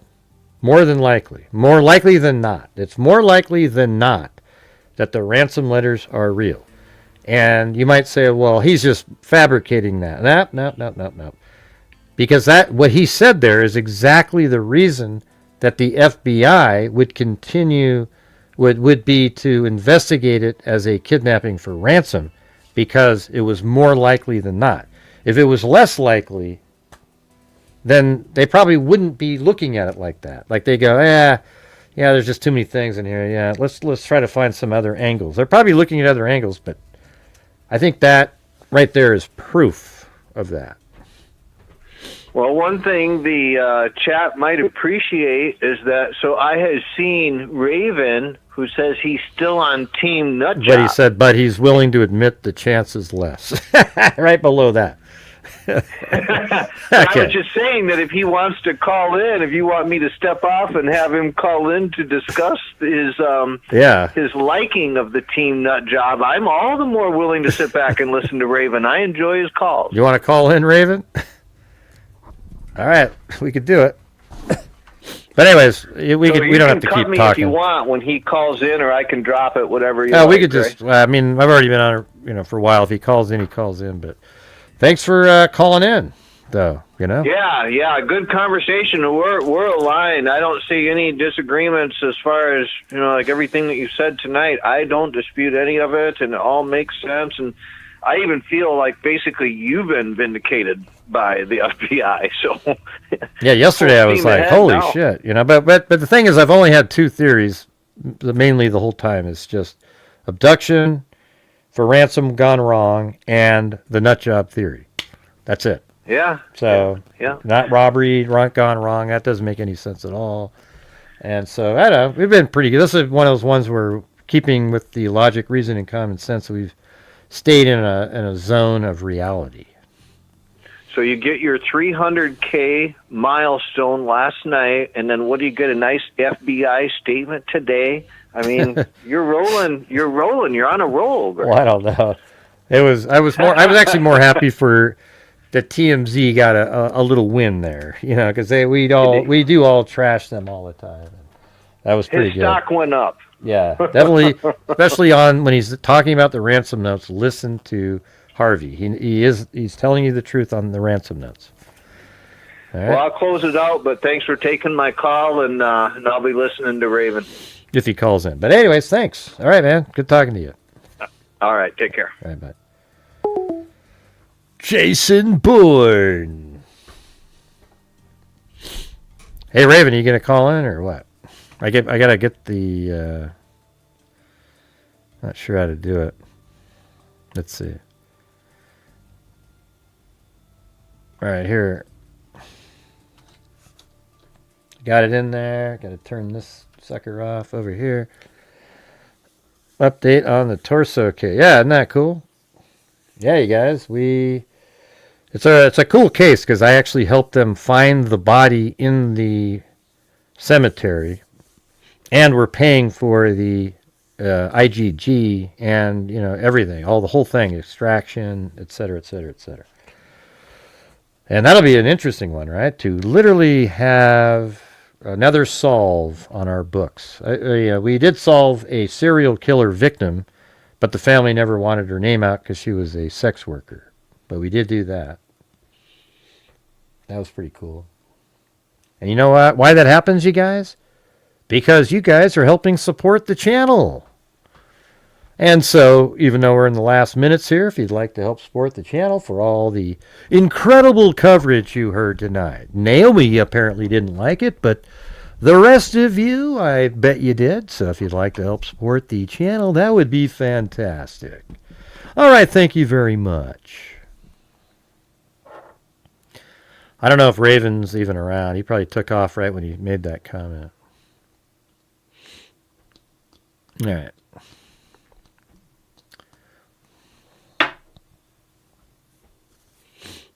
Yeah, I don't see him.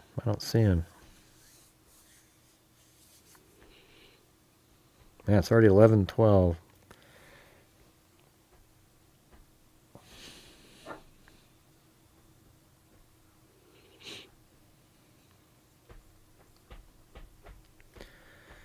About the update on the... Yeah, that's pretty cool.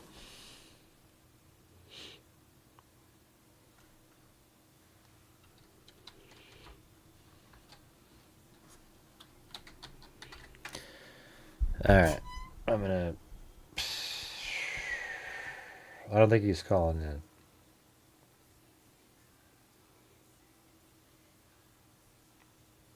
He probably just came in with his comment.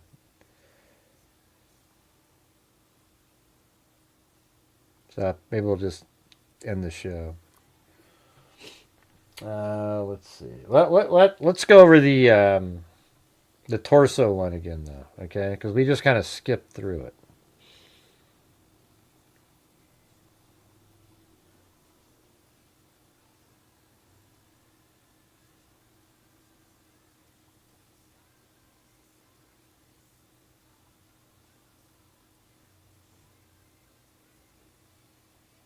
Where the hell is it?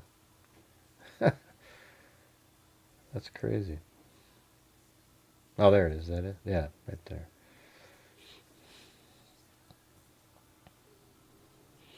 Hey, thanks, Phyllis Watson. That doesn't sound like a car salesman, does it?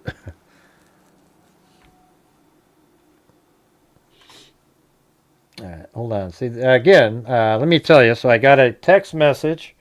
So for those of you who give a damn about anything else, we have a DNA fund, okay? We've put $115,000 at least into it.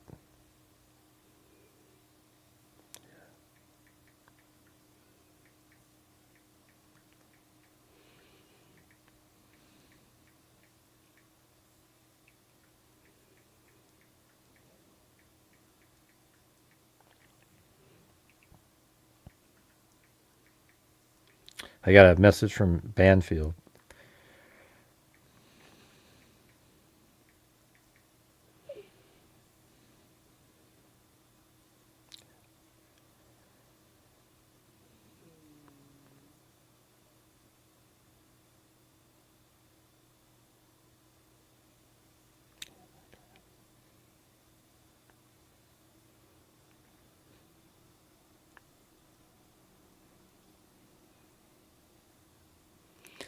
All right, I think Ashley's going to be doing an episode on all these changes too. So, since none of you watch my videos, maybe you can go check that one out. I do, Gray. I really do. Well, how come I only got like 1,000 views on that one? You probably buy a car from me? Okay. Okay, all right.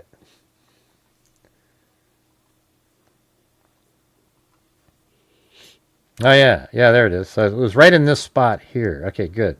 So that's where we found the torso after... See, I did this whole bunch of this map stuff, right? Like literally, using a old newspaper article, etc. And then I think it's like, is it that one? When was the? Oh yeah, right there. So I can't remember. Is it on this side or? I thought it was by this. Yeah, right over here. There you go. So the grave was right here where I have this, where it says cemetery right there. That's where the grave was. That's how I determined where it was. Ah, crap.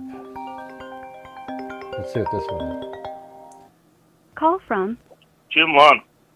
Oh, boy. What's going on, Jim? We were on to something else. What's going on? I'm sorry, dude. Well, JB asked me to call in. Real quick. Jesus. I love Jason Bourne. Okay. He'd be like your sidekick. Okay, yeah, you can move on to the next one. Just real quick, congratulations on the $300,000, dude. Like I texted yesterday or chatted. Yeah, it's pretty crazy. Nobody can even earn that amount of money, let alone give it away. So, well, it's been cheers pretty to you, man. taken a while, 6.5 years, but all the freaks, I would say has it been 6.5 years or more? It seems like. Yeah, well, I've been around since the COVID days when I was door dashing when I got laid off. So that was like 2000-ish. Or no, 2020-ish. Yeah, so anyway, man, you did it, so. Yeah, everything's on the up and up. I did the shows, but you guys support the channel, allows me to survive, and ad revenue, all the other stuff allows to donate money, which is, I think, important in the true crime world. It's like you got to give back to it, you know? Yep, absolutely. Yeah. Might take a while to get, because we keep slowing down each time. So it's like every year it's less and less and less, so it might take longer to get to 400,000, but I guess we'll see. It's like a baseball team or a football team or your sales career. Like, some years are good, some years are bad, but you got to just keep going north. You know, you got to keep the compass straight ahead of yourself. Yeah, I mean, I think it's like and believe in yourself is really what you need to do. And you always have done that. So that's why I really respect you. Well, thanks. We had a 2-year period where we had 119,000. So that's a good one that sort of, sort of like good nights. It made up for, a year that we only had because in 6 years you'd have to average 50 to get to 300. And our first year, it was only 22. But then we had that one big one, so it kind of made up for a couple of those. And then we've had 20 this year. So then you spread that across, too. So, yeah, it averages out to like 50. Yeah. Like, look at like the Philadelphia Phillies last season. They won 119 games, lost to the Dodgers. Yeah, well, there you go. That's just the way it goes, Yeah. But anyway, dude. All right, man. Well, I just want to give you a quick shout, say congratulations. Well, how's it going with your date? Did you go on your date? Oh, yeah, it was good. Yeah. Oh, you went on the date. I think I'm turning Japanese. Yeah, Wow. I really think so. Nah, she's cool. Yeah, very cool. Sweet. I don't know. It's still early. I'll keep you posted, but that's fun to have fun. Well, but I love all you guys. Send me a selfie. Send me a selfie fun. of both of you guys to my email. Okay. Okay. Next time you're out. Yeah. I will. All right, man. Cool. All right. Have a good one. Thanks for I'll talk to you later. See you. Yep. See you. Jim Lawn, everybody. Jim Lawn. He's the quintessential newscaster that when you're a reporter, you say, "Back to you, Jim." He's that guy. Yeah, but I get trashed on here, Brooke. There's a whole troll community that they don't care that we've donated so much. And the reason is because on my shows, I'm really trying to get to the goals, because if we don't reach them, we're not doing it. We can't do it. So I sit there and go, "Hey, everybody, please support the channel, send in super chats, do this and that, you know. And yeah, and then some nights it gets frustrating when people aren't doing that, because I know how hard it is to keep going to have the ability at the end of the month to do it. So yeah, they get, oh my God, look at that guy. Yeah, he's the worst and worst. And then what they do is they send people over to do their little passive-aggressive bullshit so that I'll react. And fortunately, I react sometimes. So it just is what it is. Anyways, so out of the 300,000 that we've given out, we've given our DNA fund about over 115. And so there was this case right here in Indiana where, you know, they found a torso. So let's just do it. Let's just read them. I know we've been on here for 3 hours and 50 minutes, but I'm just going to read through these all the way through each one of them. They're never long because there wasn't a lot of information. All right. So for those of you who are interested in something else in the world, this is what we're working on, because there was a torso found in 1974 in a creek without a head and without a leg and I think hands, and it was found in the water, and we are identifying that person who's been buried in a grave since 1974 without a name. I think that's a pretty noble thing that we do. Okay, so hopefully that's something worth you guys supporting. So anyways, torso of unidentified white man found floating in creek. The torso of a white man clad in underclothing was found at 1 p.m. yesterday floating in Big Walnut Creek at the US 40 bridge 7 miles west of here. So when they say 7 miles, what's the name of this town? It's called Putnamville. All right, but I'm only going to do this if you guys stay around and watch this. All right, Putnamville, Indiana.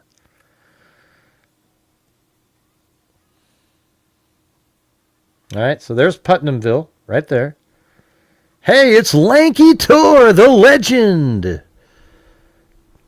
Lanky Tor is, I think, right up there with Linda Howe as the longest channel member. Thanks so much there, Lanky Tor. So let's just measure this and see if this makes sense. So that was Putnamville. And right now we are at 2.9 miles. Keep going. Boom, boom, boom. Now we're at 6. And look at this. Right there is 6.62 miles. So that is likely the bridge. So let's go. Let's take a look at it again. You go there. Now, is there any other bridge anywhere around here? And the answer is no, because the river doesn't continue over there. I guess, let's see. Does it go right there, though? Is that? No, it kind of goes along it. So this right here there's a river here. See, that's where, and this makes sense, right? Because that river is the Big Walnut Creek, and that's exactly the river that the body was found in. So this is going to be really cool, you guys, because what Dr. Colleen Fitzpatrick just told me was that the torso is headed into sequencing. Looks good so far. So that's crazy. I mean, that means it's going in, like they've got the DNA collected. It's going into sequencing, meaning they're putting together the sequence that you then have to use bioinformatics and then upload it to GEDmatch, where they give you the various relatives and so forth. You know, the what do you call it? The centimorgan count. Isn't that amazing? All right, so I just got that today. So that's why we're looking at this. So when you guys if we go over this really quick, like in the next 20 minutes or so, you'll know it, and then you'll feel amazing when, because it really does feel incredible, when they actually figure out who this person is. All right? All right, so let's just do it. You won't believe how amazing it feels. We did that in Daniel Armentrout. This is different because this guy looks like maybe a homicide victim. And he maybe he's even a criminal himself. I don't know, because his hands, there were parts of his body removed. Yeah, and he's a white person, and, it's much more likely that his DNA will be in the databases, That's just the way. And the thing is, you have to upload, people upload to GEDmatch, their own personal DNA raw data files, and that's the only thing that you're able to base it on. And so you find the centimorgan count, and the higher the count, the more closely related you are. And then whatever the number is, they actually have charts that say, oh, that's a second cousin once removed, that's a first cousin, that's a this and that and the other thing. And then you can figure out like where you're at, So anyways, the torso of a white man clad in underclothing was found at 1 p.m. yesterday floating in the Big Walnut Creek at US 40 Bridge 7 miles west of here. That's exactly the one we're looking at. A short time later, state police found a leg 200 feet downstream. So, I guess we have to... Sometimes if you look in the right way, you can sort of tell which direction... It looks like the water is probably flowing south here. As a matter of fact, let's see. Is there any other, some kind of... Sometimes if you get a different time of year, you can literally see like the breaking rapids, and let's see right there. Yeah, it sort of looks like it's going like this because of the way the branch is laid down. That one's a little weird, but yeah, even right there, it looks like the water is kind of going this direction, right? So that means if you go back to the bridge over here and they say 200 feet, you could probably go, let's see, feet, that's 169. So about, right in that area or so, right there, they found a leg in the water. They still are seeking the head and the other leg and arms. Police said they will not know until sometime today. If then, I'm not sure what if, okay, I know what it means. Police said they will not know until sometime today if then, if then the cause of death, I'm not even sure. If then, what a weird thing to put in there. The cause of death and the identity of the man. They also hope that an autopsy today will determine how the limbs and head were severed from the body. The torso was seen in the river by a motorist who stopped at the bridge to enjoy the fall scenery. Jesus. Look at that beautiful, look at those beautiful leaves and the tree over there. You look down, oh my God, it's just like a freaking torso in the water. That's crazy. To enjoy the fall scenery in the Big Walnut Creek Valley south of the highway. Okay, so that was south of the highway. So that proves exactly what we were just saying. So likely the killer or whoever was disposing of his body, let's see. So if we're on the highway, it looks like the highway goes left to right here, which is west to east. So the person probably was coming this direction in the middle of the night and then dumped their body right off the bridge. I guess you could say maybe they came down here, carried it over, threw it in the water there. Don't really know. But it seems like, and it's also possible you could throw the body on this side and the current brought it down this direction. And maybe they even... I guess we have to include this over here, that they could have came on this other road over here. Let's see if that has a... there's no street view on that. And how would they get there? Yeah, look at, so they could have driven down the highway, taken a left right here, driven down like this, and then on a really desolate road where nobody's around, throw the body into the water, and then over, if it's the fall, so it probably was raining, and the water would be a little bit higher, and then the torso would drift down the stream and finally came over here.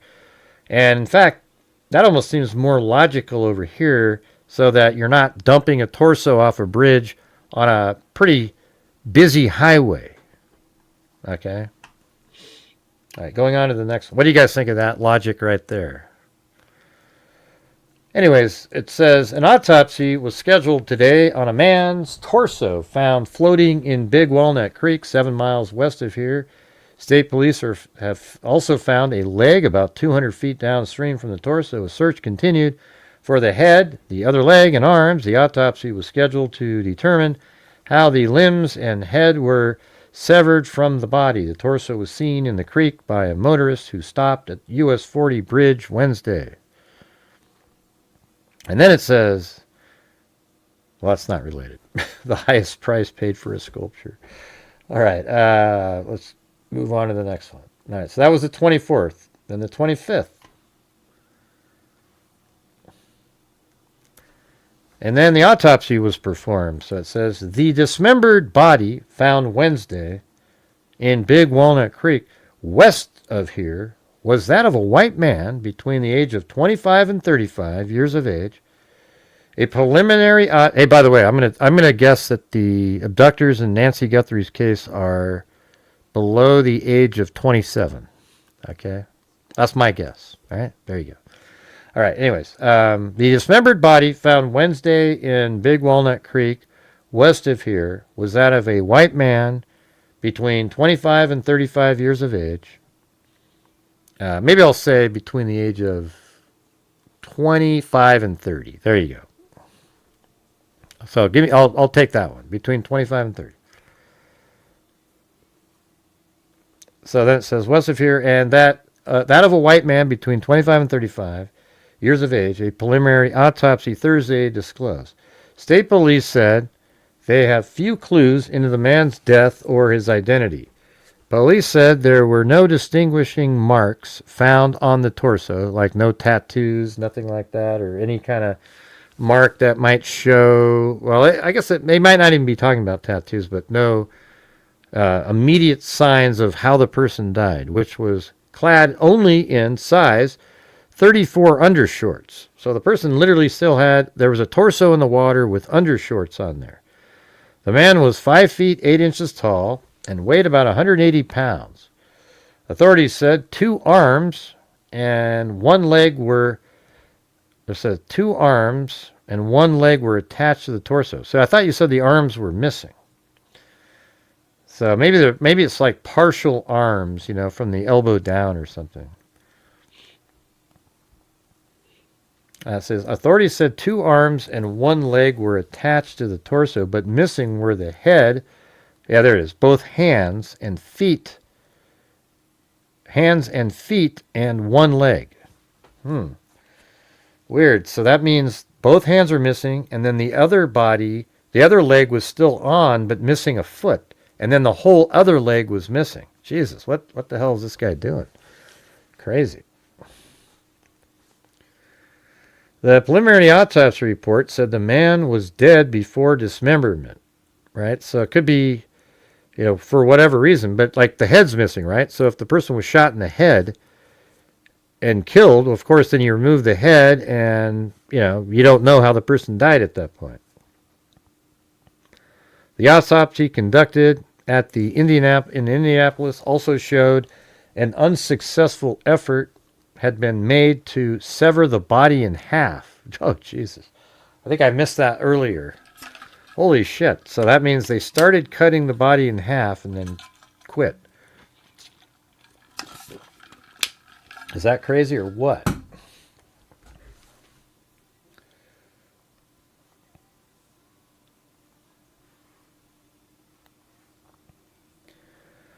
All right, here we go. Police seek clues to identify body. This is the following day. The dismembered body found last Wednesday in Big Walnut Creek, west of here, was that of a white man between 25 and 35 years of age. State police said they have few clues in the man's death or his identity. There were no distinguishing marks found on the torso, which was clad only in size 34 shorts. Yeah, it looks like that's similar. Authorities said 2 arms and 1 leg were attached to the torso, but missing were the head and both hands and feet. The torso was spotted by a passing motorist near US 40 bridge over the creek. It says officials said they were trying to determine if anybody had been reported missing in the general area of the creek. It says the torso had been in the water 1 to 4 weeks. Wow, jeez. So that really does show that it could have been tossed over that little side bridge, and in the fall just kind of drifted down and sort of stopped over there.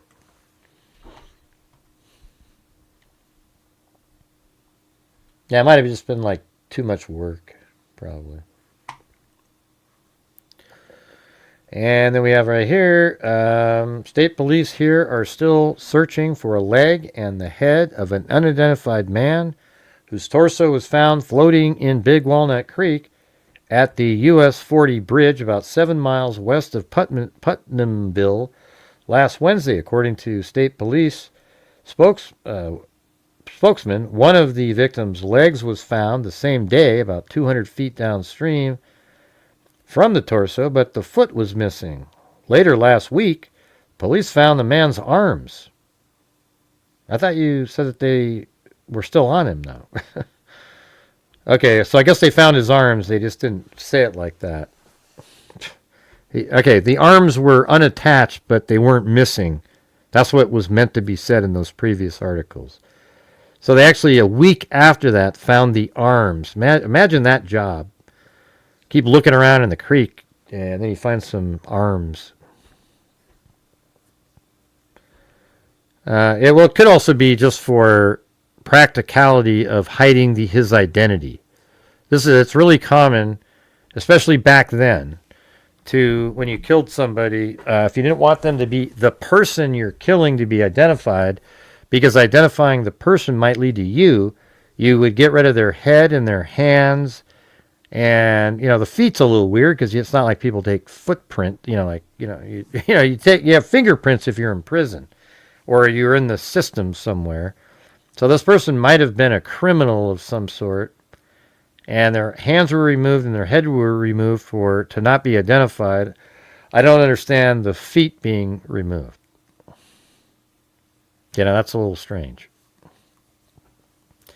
Identification of the victim could not be made because the torso and the arms and leg did not contain any distinguishing scars or tattoos. So that is what I said earlier, but I wasn't sure. All right, so you got that. And let's go to the next one. October 30th, 1974. A man's torso found last Wednesday in Big Walnut Creek, west of here, remains unidentified. Relatives and friends of several persons reported missing have inquired about the torso, but none has been able to identify it. The torso, believed to have been in the water 1 to 4 weeks, was that of a white male, 25 to 35 years of age, 180 pounds, and 5 feet 8 inches tall. State police said they have found a leg and 2 arms, but the other extremities are still missing.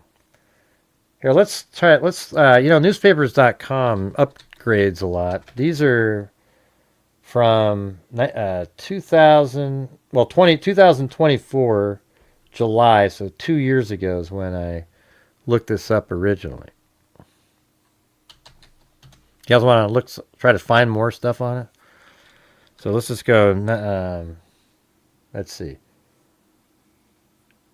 So it was October, so something like, let's just do it again. October 1974. And then right here, put something like Walnut Creek. I mean, nobody else, what else are you going to be talking about? Walnut Creek. And then Indiana. And let's see what happens. I bet something that has to pop up in there for that.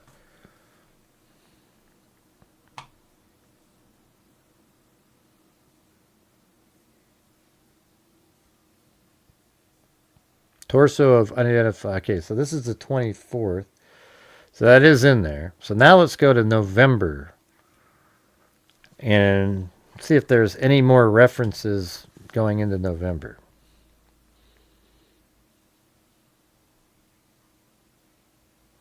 And maybe if you go like Walnut Creek and then Torso.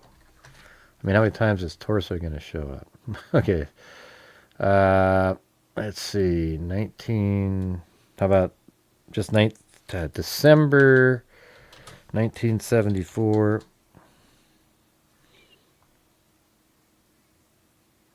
No. 1975. Woman shot today near Walnut Grove. Okay, let me just do Walnut Creek with quotes around it. That way it's only going to show those. Man, so when was this then? So I have this image right here. I want to try to find this somehow. See that? That's him being buried. And look at the coffin they put him in. I mean, that's probably $5,000 or so. I mean, that's a freaking expensive one. So anyways, the way this worked was I was just looking at this whole setup here and was able to determine, so, you know, they told me the name of the cemetery, which was this one right here. And it was really just kind of on a map. I'm not even sure what kind of a name or... But I was looking at it, and so you have to, you know, these trees right here would go all the way around. And you can see by looking at this picture that you see these trees, and it sort of wants to open up over there. Almost looks like there's a car parked here. And then in the background, you see a house, like a top of a home way over there. And so what I was doing when I was looking around is it's not 360, but you look up and then, you know, you see way over here, there's some homes. And then from the inside the cemetery where they were buried, you'd have to kind of go like, you just kind of kept looking around. And it seemed like it was more like this, you know, because just the way it was laid out. There's a road, well, I guess it was kind of like this, maybe. That's right. This is it right here. Yeah, it was just like this. So that little, see that how there's a hidden road back underneath there? I think there's a road that goes like this, and then it kind of curves around and then goes that way. See that? Can you see it? That's what it does. And so when you look at this picture, there's like a car right over there. And then this is down a hill. And we saw in like these other pictures. See these? There's a hill over there, and this is where he was right there. And that's exactly where I pointed to. That's where I determined it would be, just by doing this weird triangulation shit with the graves. I mean, it's hard to explain, but it took a while, you know. And then there's this huge hill in the middle of it. So that's this thing right in the middle there. That's the top of it. And that's right up here because it's this downhill. So all of these images helped a lot. You know, all these different ones, like this one. And I think the grave is over here on that side. There was also pictures of, like in here, you could see other gravestones. And then I think we were able to make out ones that look like that. But anyways, it worked out, man. They actually found the grave right in the area where I said. It was cool. You know, like we were really close, like within, 10 feet or so, and then they got it. So that was pretty cool. So let's see if we can, I want to see if I can find this in the paper. So it doesn't say the date, but it says officiating at funeral service Wednesday for the still unidentified torso, which was found in the county October 23rd. Let's see if we type in Don that guy's name. Don Marchetto, right? Is that how it's spelled? Yep. So let's see.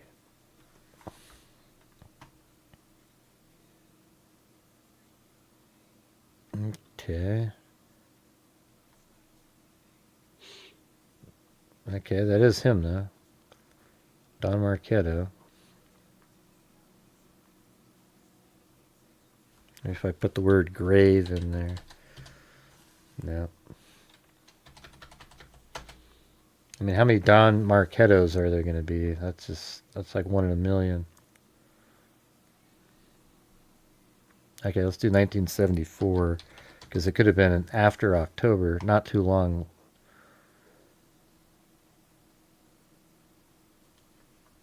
All right, how about I'll type in those exact words. Officiating at funeral services Wednesday for that still. That's probably good enough.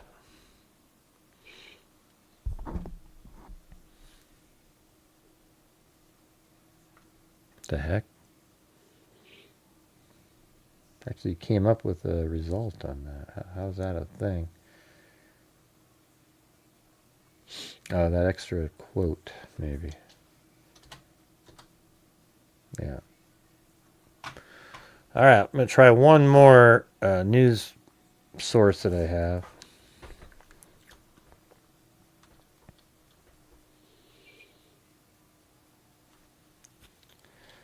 Let's see. So here I could just say Walnut Creek Torso, even though that's not really their first and last name. 1974 in Indiana.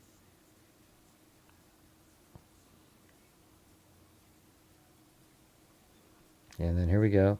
Boom. Will it come up with something? Doesn't look like it. How about get rid of torso?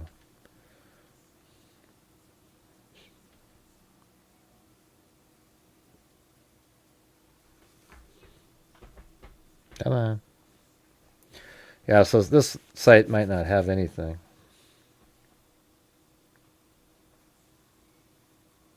Walnut Creek. Yeah, so I don't know where they got that shot here of the funeral. I think it would be cool to find that original article with that in it. Officiating at funeral service Wednesday for which was found is Don Marchetto, extraordinary minister of the Eucharist from St. Paul's Catholic Church. So he's a minister. Okay, let's try that. So we'll type in Don Marchetto, minister. All right. And if that doesn't show up, then it's not there.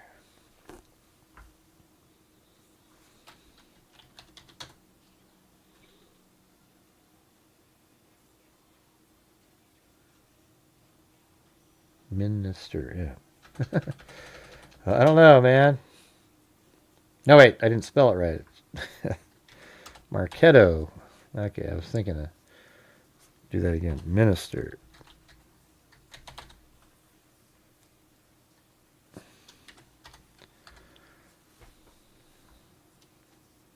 This was the kind of stuff I do just sitting around, you know, trying to get stuff put together, you know.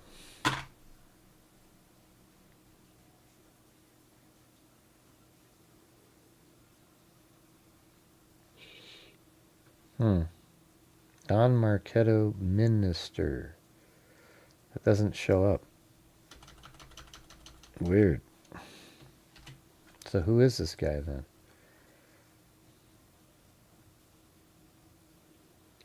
Music has been Don Marchetto's life. Is he a minister? I don't know. How could there be two Don Marchettos? Okay, I don't know. That just seems... Marchetto is like, I've never even heard that name in my life. Anyways.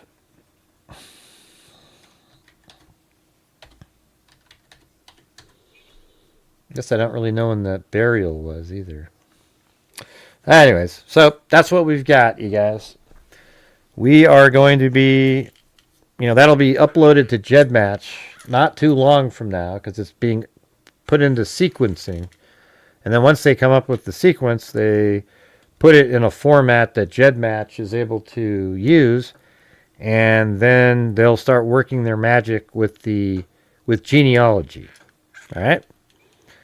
And that sometimes takes a very long time, or sometimes it doesn't take a long time if you just get lucky. Like if you end up with a second cousin or something, you can probably do it not too long. If you end up with a third cousin or this other stuff, then it might take a long time. But one day we'll hear, "We did it, Gray. Here it is. Here's the name." And, it's just such a cool feeling. Yeah, that's all it is. So anyways, thank you tonight to, let's see. Where am I clicking on that one? Okay. We had Wild Bill Wassman right out of the chute there. And then Haley. And then Wild Bill Wassman, Allie Kate Karen, 6 Kids, Jim Lawn, Shinobi Business, Jim Lawn. And we sort of were frozen for a while there. And then Phyllis Watson. She did a challenge there. No, that was just one that she did. And then Wild Bill Wassman. And then there was like these little, like a wave of people doing the $1 and $2 ones. We got, I think, 5 people did that. And then Wild Bill Wassman, Haley, Wild Bill Wassman. And then I think that's when Phyllis Watson's challenge was met. So she did 5. And thank you so much for that. And then Dickie D, Wild Bill Wassman, Alley Kick. Oh, this is that $1 one, I think. And then Whiskey Boots, Karen, then Honeybee Fly, Phyllis Watson, Lisa Valenzuela, Honeybee Fly, Roger Smith. So that actually helped, quite a bit, that little run there of the dollar ones. Then we had Wild Bill Wassman, Wild Bill Wassman, Wild Bill Wassman. He kept filling in when we were just dead as a doornail. And then we had Karen, and then Honeybee Fly. Then I gifted 5 of the free ones that I can give out. Then Phyllis Watson gifted 5. And then Jim Lawn. Then Wild Bill Wassman. Phyllis gifted 1. Then Haley gifted 5. Then Let It Be gifted 5.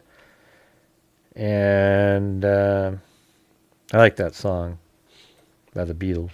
Then Wild Bill Wassman, Let It Be, Haley, Honeybee Fly, Whaley Awesome, Phyllis Watson, and then Lanky Tour.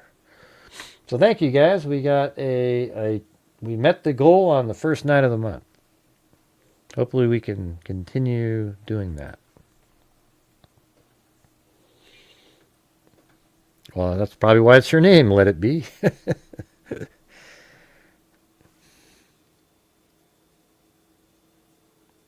Where did I just hear that?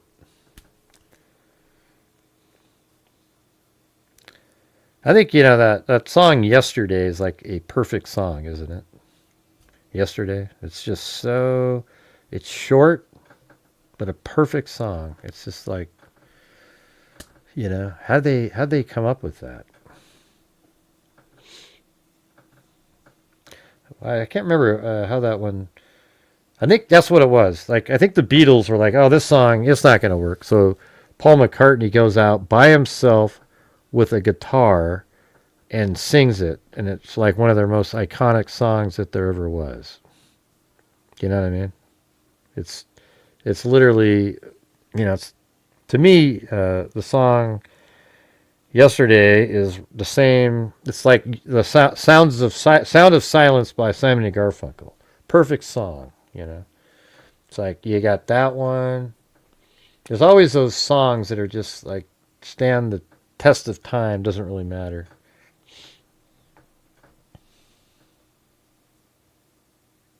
I love Simon and Garfunkel, man. I mean, they're so good. Ah, shit.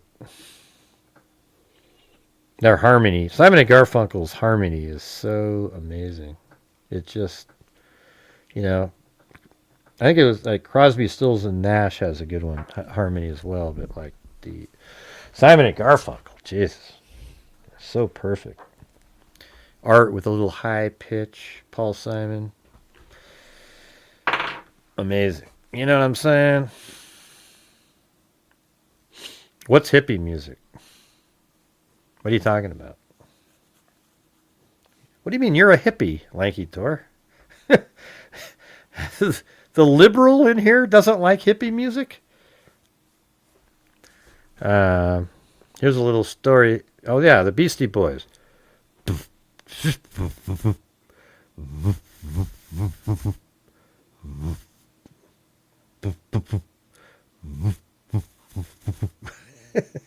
Here's a little story that I got to tell. Yeah, that's right. We could do it. The brew was in my hand, and he was on my tip. His voice was hoarse. His voice was hoarse. His throat was dry. He asked me for a sip. He said, "Can I get some?" I said, "You can't get none." He had a chance to run. He pulled a shotgun. Yes, Lanky Tor. I know that one. What did we used to do that one with? Was that crazy? I think it was like...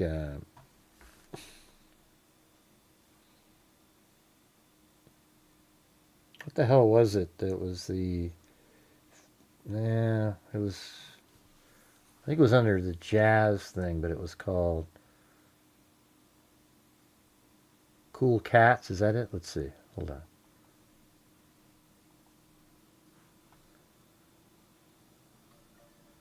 I think that was it, right? That's the one we used for it. Yeah, no, I did this one. Here's a little story that I got to tell about three bad brothers you know so well. Started way back in history with that Rock MCA and me, Mike D. Had a little horse, his name was Paul Revere. Me and my horsey had a quart of beer. Riding across the land, kicking up sand. Sheriff posses on my tail cause I'm in demand. One lonely beastie I be, all by myself without no party. The sun was beating down on my baseball hat. Air was getting hot, beer was getting flat. Looking for a girl, I ran into a guy. His name was MCA, I said howdy, he said hi.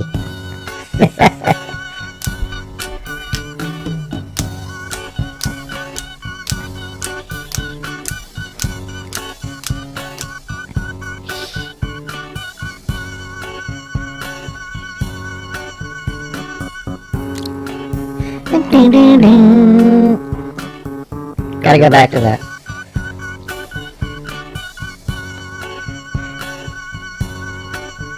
He told a little story that sounded well rehearsed. 4 days on the run and that he's dying of thirst. The brew was on my hand and he was on my tip. His horse was always rose, dying as before a sip. He said, "Can I get some?" I said, "You can't get none." Had a chance to run, pulled a shotgun. Quick along the draw, I thought it'd be dead. He put the gun to my head and this is what he said. "My name is MCA, I got a license to kill. I hope you know what time it is, it's time to get ill. Now what do we have here? An outlaw in his beard. I understand, you understand, I'll make myself clear." He stepped into the wind, he had a gun, he had a grin. You think the story's over, but it's ready to begin. Do do do do do do do do. I got the gun, you got the brew. You got two choices of what you can do. It's not a decision as you can see. I can blow you away or you can ride with me. I said I'll ride with you if you can get me to the border. Sheriff's at me for what I did to his daughter. Did it like this, did it like that. Did it with a wiffle ball bat. So I'm on the run, the cop got my gun. Right about now it's time to have some fun. King and Rock is my name and I know the fly spot where they got the champagne. So we rode for 6 hours and we hit the spot. Well, was a girl and that girl was hot. Dude was staring like he knows who we are. We took the empty spot next to him at the bar. Yippee yo, you know this kid? I said I did, but I know he did. Kid said get ready, this ain't funny. My name's Mike D and I'm about to get money. Pulled out the jammy, aimed it at the sky, and let two fly. Hands went up, people hit the floor. We the two kids that ran for the door. I'm Mike T and I get respect. The cash in the jewelry is what I expect. MCA was with it, he's my ace, so I grabbed a piano player and I punched him in the face. Piano player's out, music stopped, boy had 8, he got dropped. Mikey grabbed the money, MCA snatched the gold, grabbed 2 girlies on a beer that's cold. Do do do do do.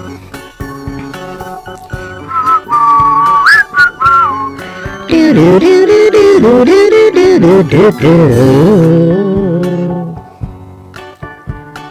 you mean car sales? What are you talking about, you wacko?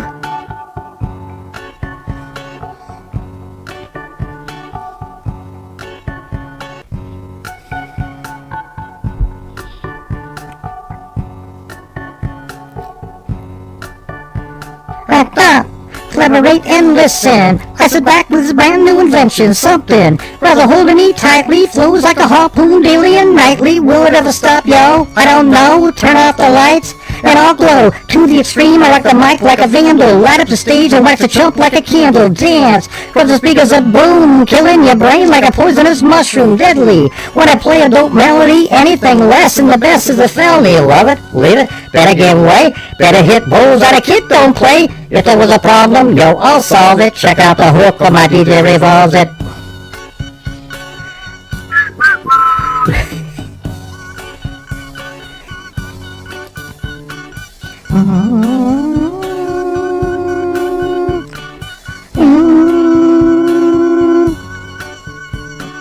Told a little story that sounded well rehearsed. 4 days on my run and then he's dying of thirst. The brew was in my hand and he was on my tip. His horse is always right. He asked me for a sip. He sang, "Can I get some?" I said, "You can't get none." I had a chance to run, pulled out a shotgun, quick one to draw. I thought I'd be dead. He put the gun to my head and this is what he said. "My name is MC, yeah, I got a license to kill. Well, hope you know what time it is. It's time to get ill."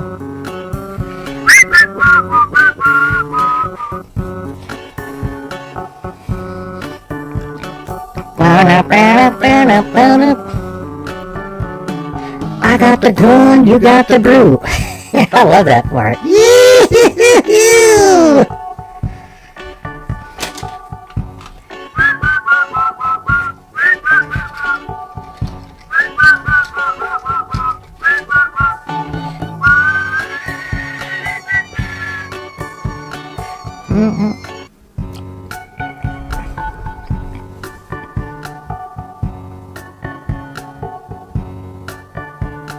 Now that the party is jumping, with the bass kicked in and the Vegas are pumping, quick to the point, cause the point no faking, cooking MCs like a pound of bacon, burning them, yeah, quick and nimble. I go crazy when I hear the cymbal with a hi-hat, with a souped up tempo. I'm on a roll, time to go solo, rolling in my 5.0 with my rag top down so my hair can blow. The girl is on standby, waiting just to say hi. Did she stop? Oh, just drove on, grip on, pursuing to the next stop. I'm on the left, I'm headed to the next block. The block is dead, y'all, so I continue to A1A. Detroit Avenue. Girls wear hot, wear masks and bikinis, rock band lovers, driving Lamborghinis, jealous, cause I'm out in mine, shade with a gauge and middle of the 9. Gunshots ranged out like a bell. I got a 9 on the her with shells falling on the concrete real fast up in my car, slammed on the gas, bumper to bumper, avenues packed. Time to get away from the jack is jack. Police were on the scene, you know what I mean?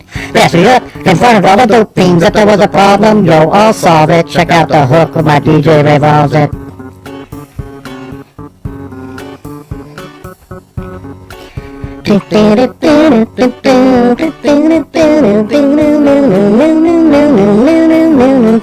Pinky, cause I'm a lyrical poet. Miami's on the scene, just in case you didn't know it. My town decorated all the bass sound. Another shake kick cold in the ground. Scribble sounds like a chemical spill. These are rhymes you can vision and feel. Conducted and form, it's a hell of a concept. You make a height, and then he wants to print this. Shape plays in the fade, slice like a ninja, cut like a razor blade so fast. But did you just say, damn, if a rhymes were a drug, I'd sell about a gram. Keep my composure while it's kind of get loose. By the thighs by the lake, rather kick my juice. If there was a problem, yo, I'll solve it. Check out the hook of my DJ revolves it.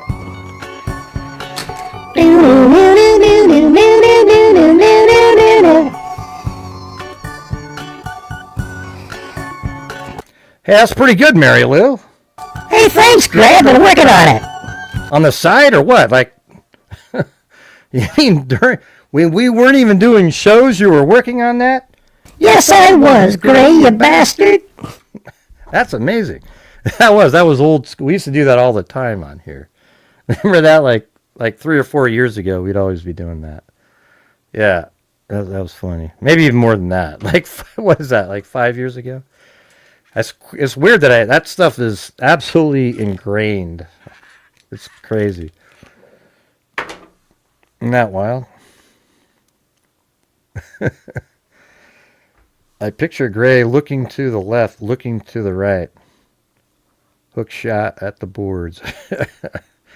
Yeah. Anyways, that's pretty funny, though. Right? Freaking awesome, Gray, too. Hey, thanks, Let It Be. I know it wasn't your song, but hey, you know, what the hell, right?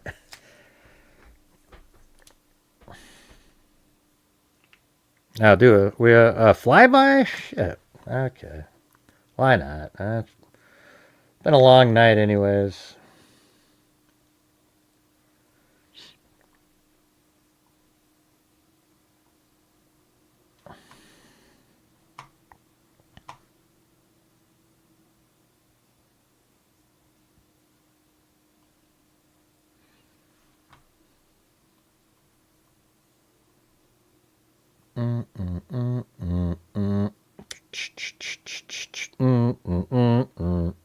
Anybody know that song?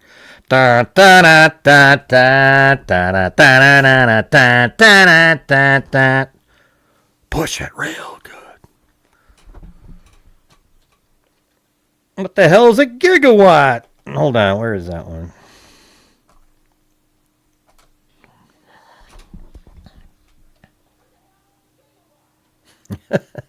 Yeah, what the hell is a gigawatt?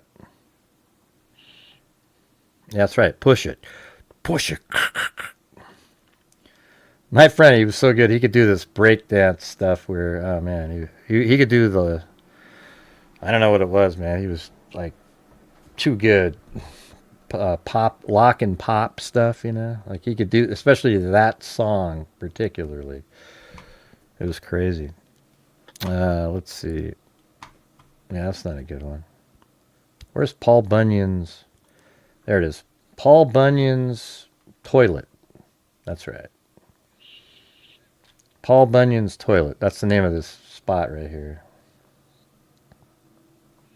That right there is apparently Paul Bunyan's Toilet. Yep, see right there? Or it says Paul Bunyan's Potty. Okay, all right. All right, let's see. So what was it called? Furious Freaks, right? Furious Freaks. It gets back here.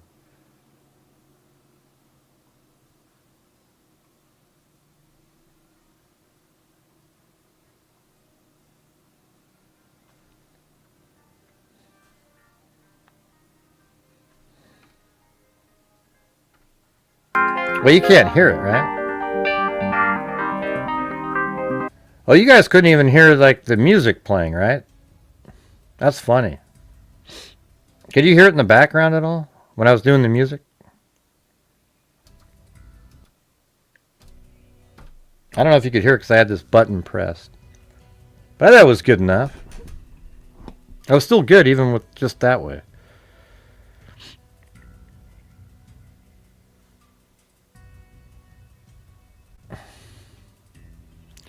You guys weren't even able, you weren't able to hear that though. Like this one right here, watch. Hold on a second.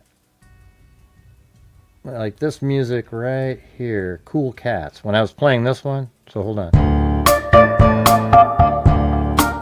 Could you hear that or was it like really faint?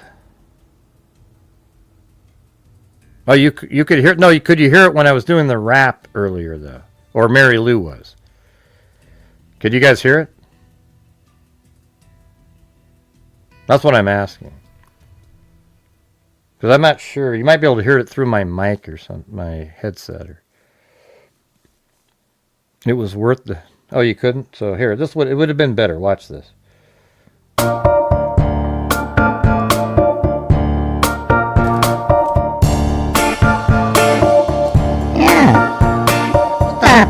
Collaborate and listen. I sit back with a brand new invention, something.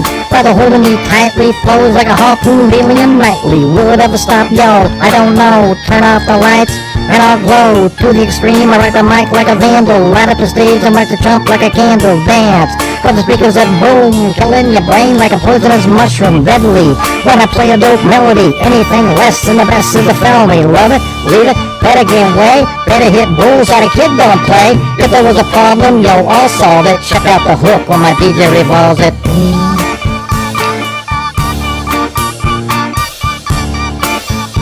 Alright, we'll do it again and then we'll fly by.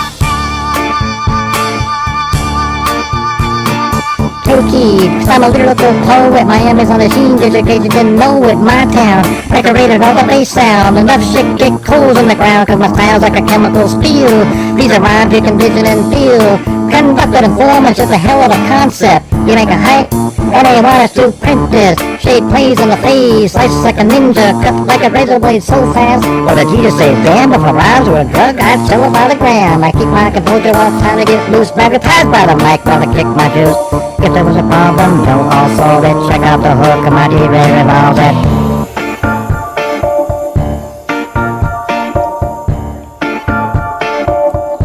Gonna be out of order.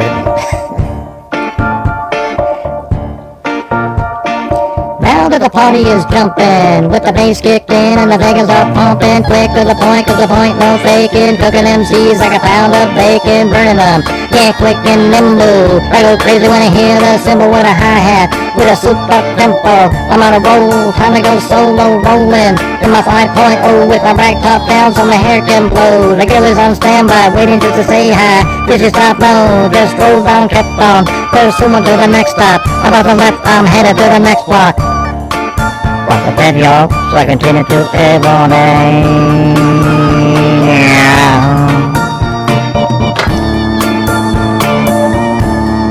Anyways. That's what it would have sounded like if there was music.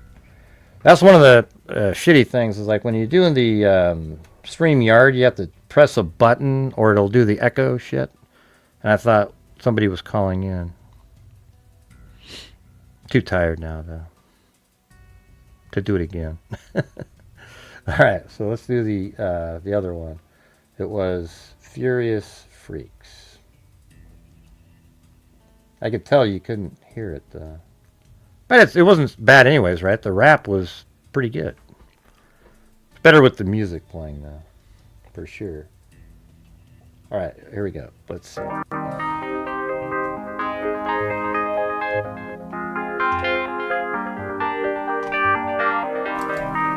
Hey Gray, where's Paul Bunyan's toilet?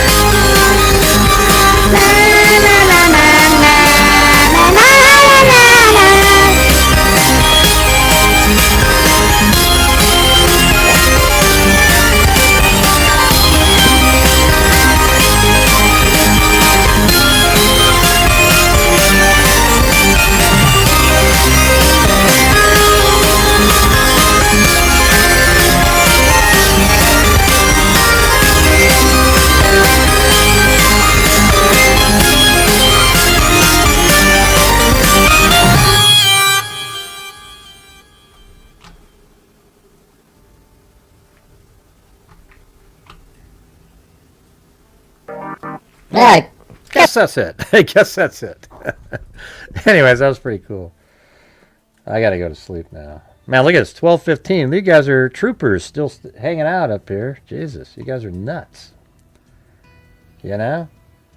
Isn't that cool how good Google Earth does on this stuff, though?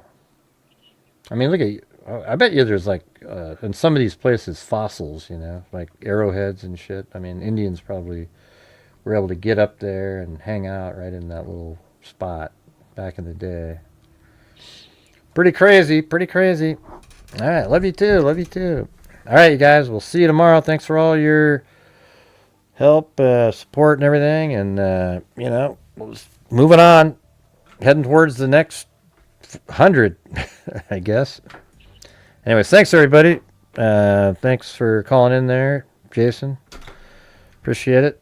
But we're back on the right track. The one that made the most sense is the kidnapping for ransom that went wrong in the Nancy Guthrie case.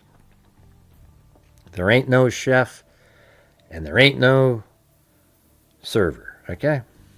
There's no waiter. All right. Thanks, everybody. We'll see you guys later. And thanks for... have you been a member for a while? Are you a channel member? Let it be. You should make yourself available to be a channel member and get one gifted to you. You seem like you at least thought it was fun here, which is cool. A lot of people just sort of, you know, they're like hypercritical of anything if I don't sound perfect every 5 seconds. You should make yourself available. Let it be. Maybe one of these days, like Jason Bourne, who still doesn't have one, will get a free membership. But anyways, thanks everybody. Really appreciate it. Thank you. Special thanks out there to Phyllis Watson, who did 3 different challenges basically, and really got us, you know, made up a good percentage of the tonight's thing, and also Wild Bill Wassman for sure. Oh, cool. Yeah, it seems like I've seen you before. Very cool. All right. Yeah, I know she's a Beatles fan. That's why her name is Let It Be, you know. So. All right, thanks everybody. We'll see you guys later. And as I always say, until next time, be safe out there. Don't forget, location is evidence.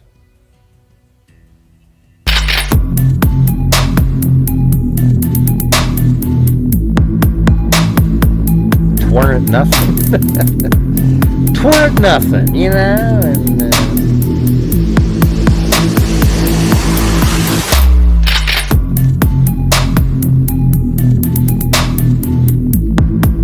the truth is, they're as dumb as they come. Dude! Huh? You're an absolute moron. Have you lost the last 3 brain cells, or do you just have cabbage for brains?